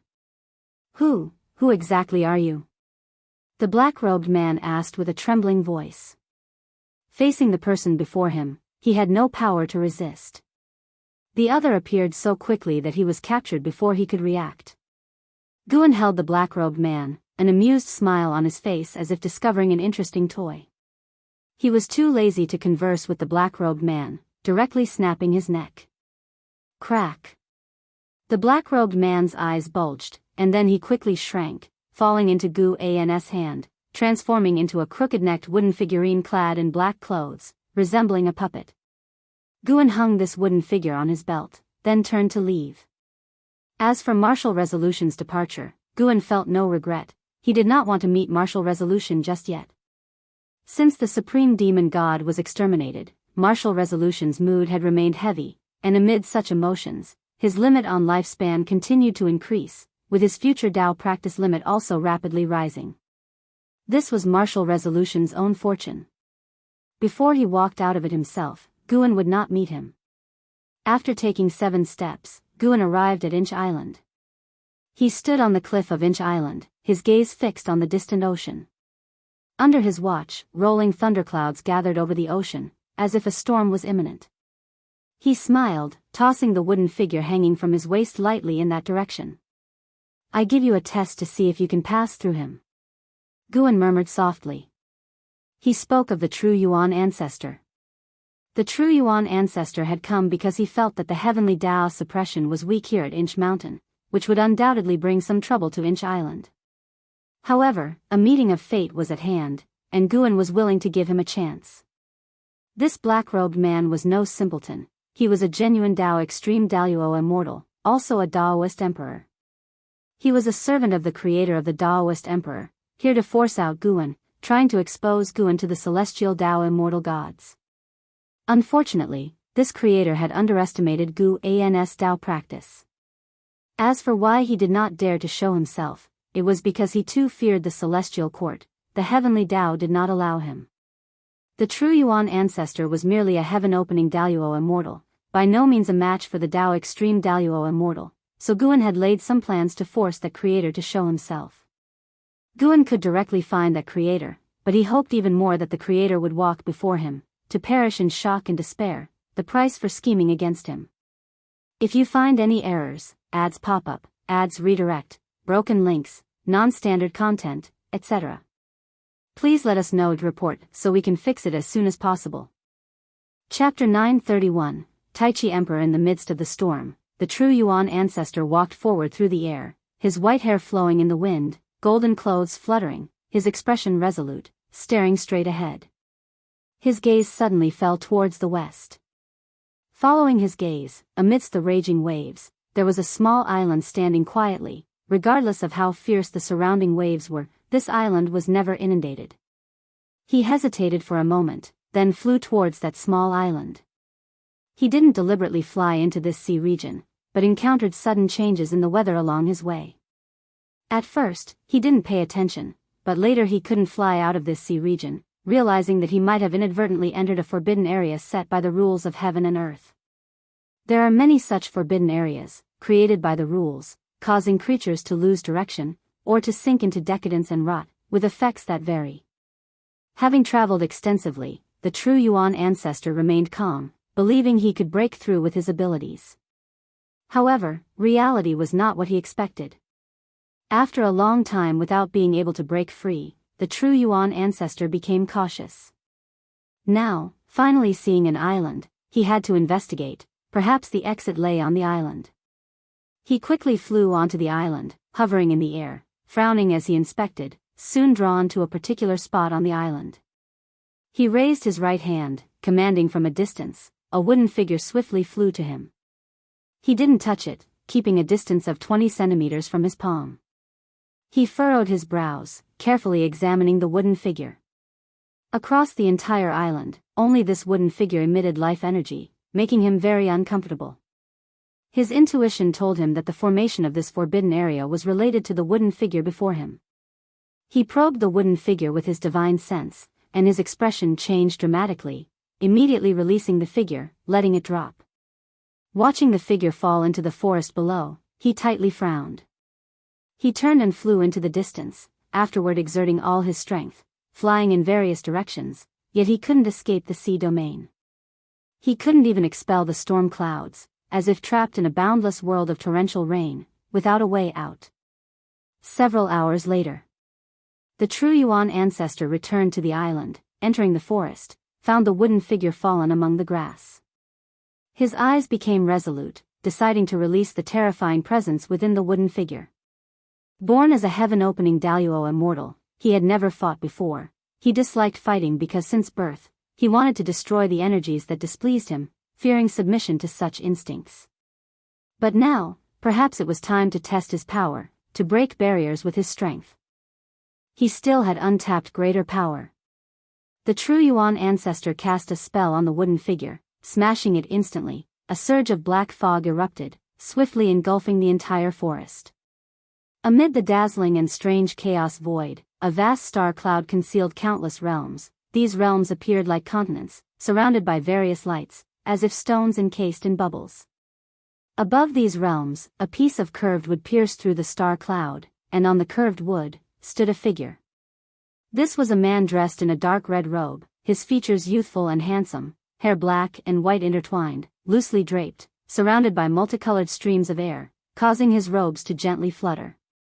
He sat on the curved wood, body leaning against a small table, one hand supporting his cheek, posture lazy. He slowly opened his eyes, his gaze emitted brilliant light, akin to two appearing suns, brightening the entire void. That feeling again, unable to deduce, what divine presence are you? FREEWEBNOVL. COM, the man in the red robe murmured, his tone bewildered. He was the presence referred to as the creation Tao Emperor, with the Tao name Taichi. Taichi Emperor was born from the heavenly Tao, forced into chaos due to some special reasons. He left behind his great Tao destiny in the heavenly Tao, rooting and sprouting as more cultivators emerged, with his own Tao practice also strengthening. Until one day, he noticed the growth speed of his Tao practice slowing. Through deduction, he discovered a new great Tao destiny emerging within the heavenly Tao, known as Primordial Tao Emperor, puzzling him. Didn't the Celestial Emperor promise only a single great Tao destiny would exist? Due to apprehension about the Celestial Emperor, he could only secretly observe Primordial Tao Emperor. Later, he understood why the Celestial Court allowed Primordial Tao Emperor's existence. Unlike his great Tao Emperor, which strengthened through slaughter and mutual devouring of destiny, his great Tao destiny was utilitarian and aggressive, but Primordial Tao Emperor was purer, not threatening any destiny, compatible with other great Tao destinies. When he saw a great Tao Emperor concurrently cultivating Primordial Tao Emperor, he realized Primordial Tao Emperor was different. Previously, attempts to concurrently cultivate different great Tao destinies failed, with the severe cases falling into demonic possession, dying violently. Due to Primordial Tao Emperor's uniqueness, the great Tao Emperor was fearful. What kind of existence could create such a great Tao destiny? What was its purpose? When some great Tao emperors began doubting, thinking great Tao Emperor might be inferior to primordial Tao Emperor, he understood the ambition behind it. He felt he couldn't sit idly by. He dispatched his servant, the Black Desire Emperor, appearing confident but secretly considering Black Desire Emperor as expendable. He hoped to force the existence to reveal itself with Black Desire Emperor's strength. Over countless years, he used the destiny created through great Tao Destiny Emperors to infiltrate the cause and effect of primordial Tao Emperor, investing years into it. Tai Chi Emperor's gaze turned to the heavenly Tao, reflecting the scene of central heaven in his pupils. He was certain that the source of primordial Tao Emperor's cause and effect was in central heaven, and the disappearance of the Black Desire Emperor for a while, followed by its reappearance days later, puzzled him. Why didn't the opponent eliminate the Black Desire Emperor?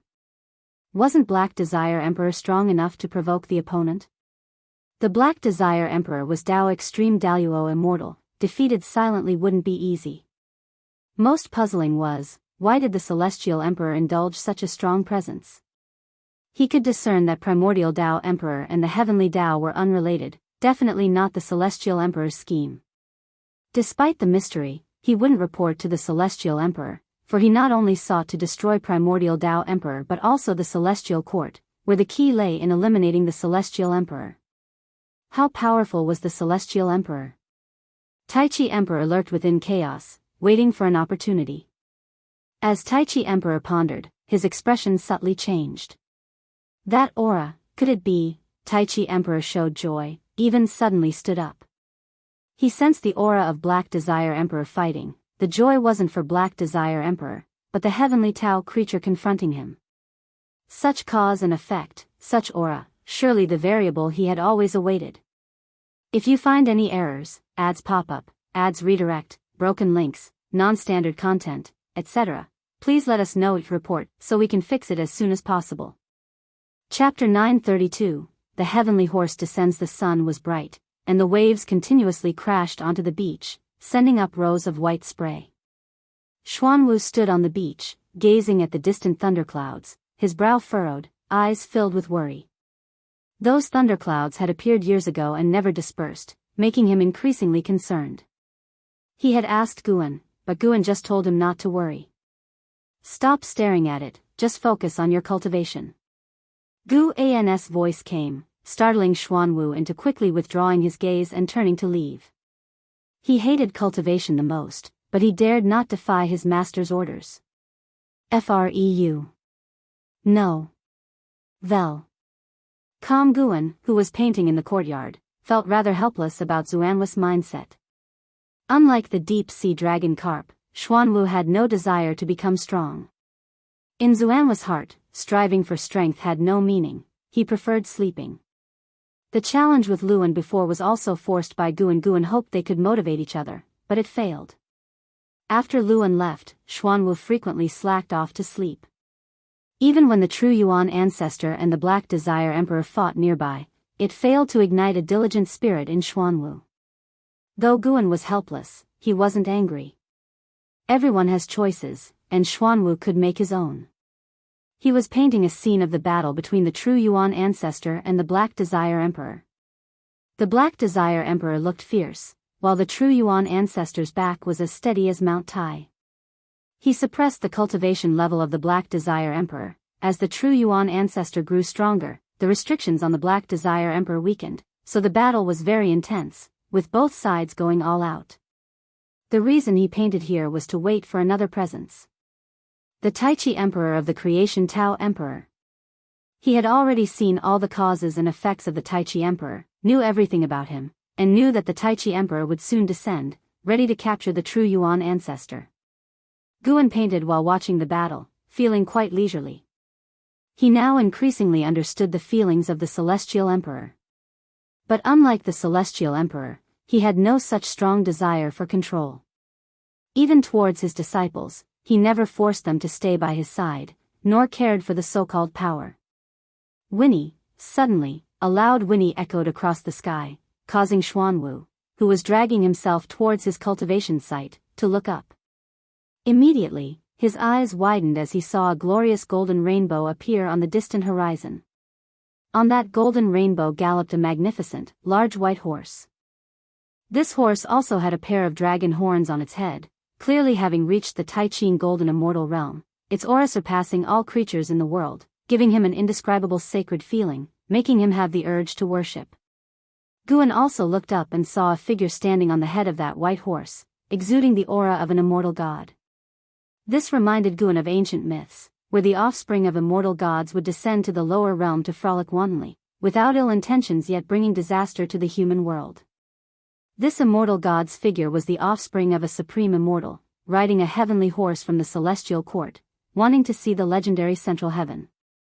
The blatantness of this immortal indicated that the celestial court's restrictions on entering and exiting central heaven were beginning to relax, forecasting that more immortal gods would descend in the future, making immortal gods no longer just mythical to the living beings. Xuanwu hurried up the mountain to Gu An's side, asking nervously, "Master, what is the origin of that horse?" The heavenly horse had already galloped into the distance, not heading toward Inch Island. As for the sea area where the true Yuan ancestor and Black Desire Emperor battled, Guan had obscured its causes and effects, allowing only the Taichi Emperor to feel it. A heavenly horse from the celestial court. Many breeds exist. This one is a warhorse for battling evil demons, capable of trampling you to death with one hoof. Your turtle shell wouldn't withstand it. Guan said softly, and at the end, he glanced at Xuanwu with a teasing look. Xuanwu tensed up in fright and asked further, "Master, you are so powerful and know so much about immortal gods. Could you be an immortal god from the heavens?" "I am not." "Why not?" "Why should I be? Is being an immortal god very good?" Guan looked at Xuanwu, asking curiously. Xuanwu felt restless under his gaze, but seeing that it wasn't a scold, he bravely said, "All living beings cultivate immortality to become immortals. Only by being an immortal god can we know why we should become one." Guan chuckled, asking, "Do you want to ascend to immortality?" "Of course, I want to. I also want to see the celestial court. If life there is too tense, I can leave," Xuanwu said with a longing expression. "The celestial court is not a place you can come and go as you please, and immortal gods may not be as carefree as you imagine." Guan shook his head, smiling wryly. However, he was also curious about the immortal gods. Even though he could see their lives, he contemplated whether he should try it himself. Where is absolute freedom? Xuanwu sighed, his eyes showing a hint of resentment. Guan found it reasonable, nodding, "In that case, why don't you quickly go cultivate?" His face turned stern, scaring Xuanwu into a shiver, who quickly turned around and ran off. Immortal gods, I wonder if they are interesting. Guan mumbled to himself, redirecting his gaze to the paper before him. He removed the painted paper and replaced it with a new sheet of white paper, preparing to paint the heavenly horse from earlier. Could someone like me also ascend to immortality? Leah kneeled on the ground, looking at the white-haired ancestor meditating under the tree in front, asking in shock. This was the dojo of the white-haired ancestor. Upon Martial Resolution's recommendation, Leah came to seek immortal fate. The white-haired ancestor sat with a dignified posture, her face serene. She calmly gazed at Leah, saying, "You have accumulated merit over time, and the Daoist lineage you wish to create benefits the development of the heavenly Tao, so you possess the qualifications to ascend to immortality." Leah naturally wanted to ascend to immortality. It was for this reason that he came to Central Heaven, yet he didn't expect to encounter an opportunity with the immortal god so soon, knowing that the white-haired ancestor before him was a bona fide immortal god. "But my cultivation level," Leah suppressed his excitement, hesitantly asking. The white-haired ancestor replied, "Whether you can ascend to immortality, cultivation level is the least important. After ascending, you will naturally become stronger, surpassing all living beings." Li Ya's heart began to race, suddenly unsure of what to say next. However, the white-haired ancestor's tone shifted, and these words quickly disappointed Li Ya. Indeed, ascending to immortality is not that easy. The white-haired ancestor said, "What you need to do now is continue your previous endeavors, take in disciples, create your Daoist lineage, travel the world, establish merit, and one day, an immortal official will descend, personally find you, and take you to the celestial court. Immortal official? Li Ya's hope reignited once more. Just as he was about to inquire further, the white-haired ancestor closed her eyes and said, "Go, you should have already received the answer you sought." Hearing this, Li Ya gave her one last deep look, then respectfully bowed and stood up to leave. Turning towards the mouth of the valley, Li Ya's eyes were filled with anticipation and determination. This meeting at least confirmed the path he was to follow was the correct one. If you find any errors, ads pop up, ads redirect, broken links, non-standard content, etc., please let us know each report so we can fix it as soon as possible.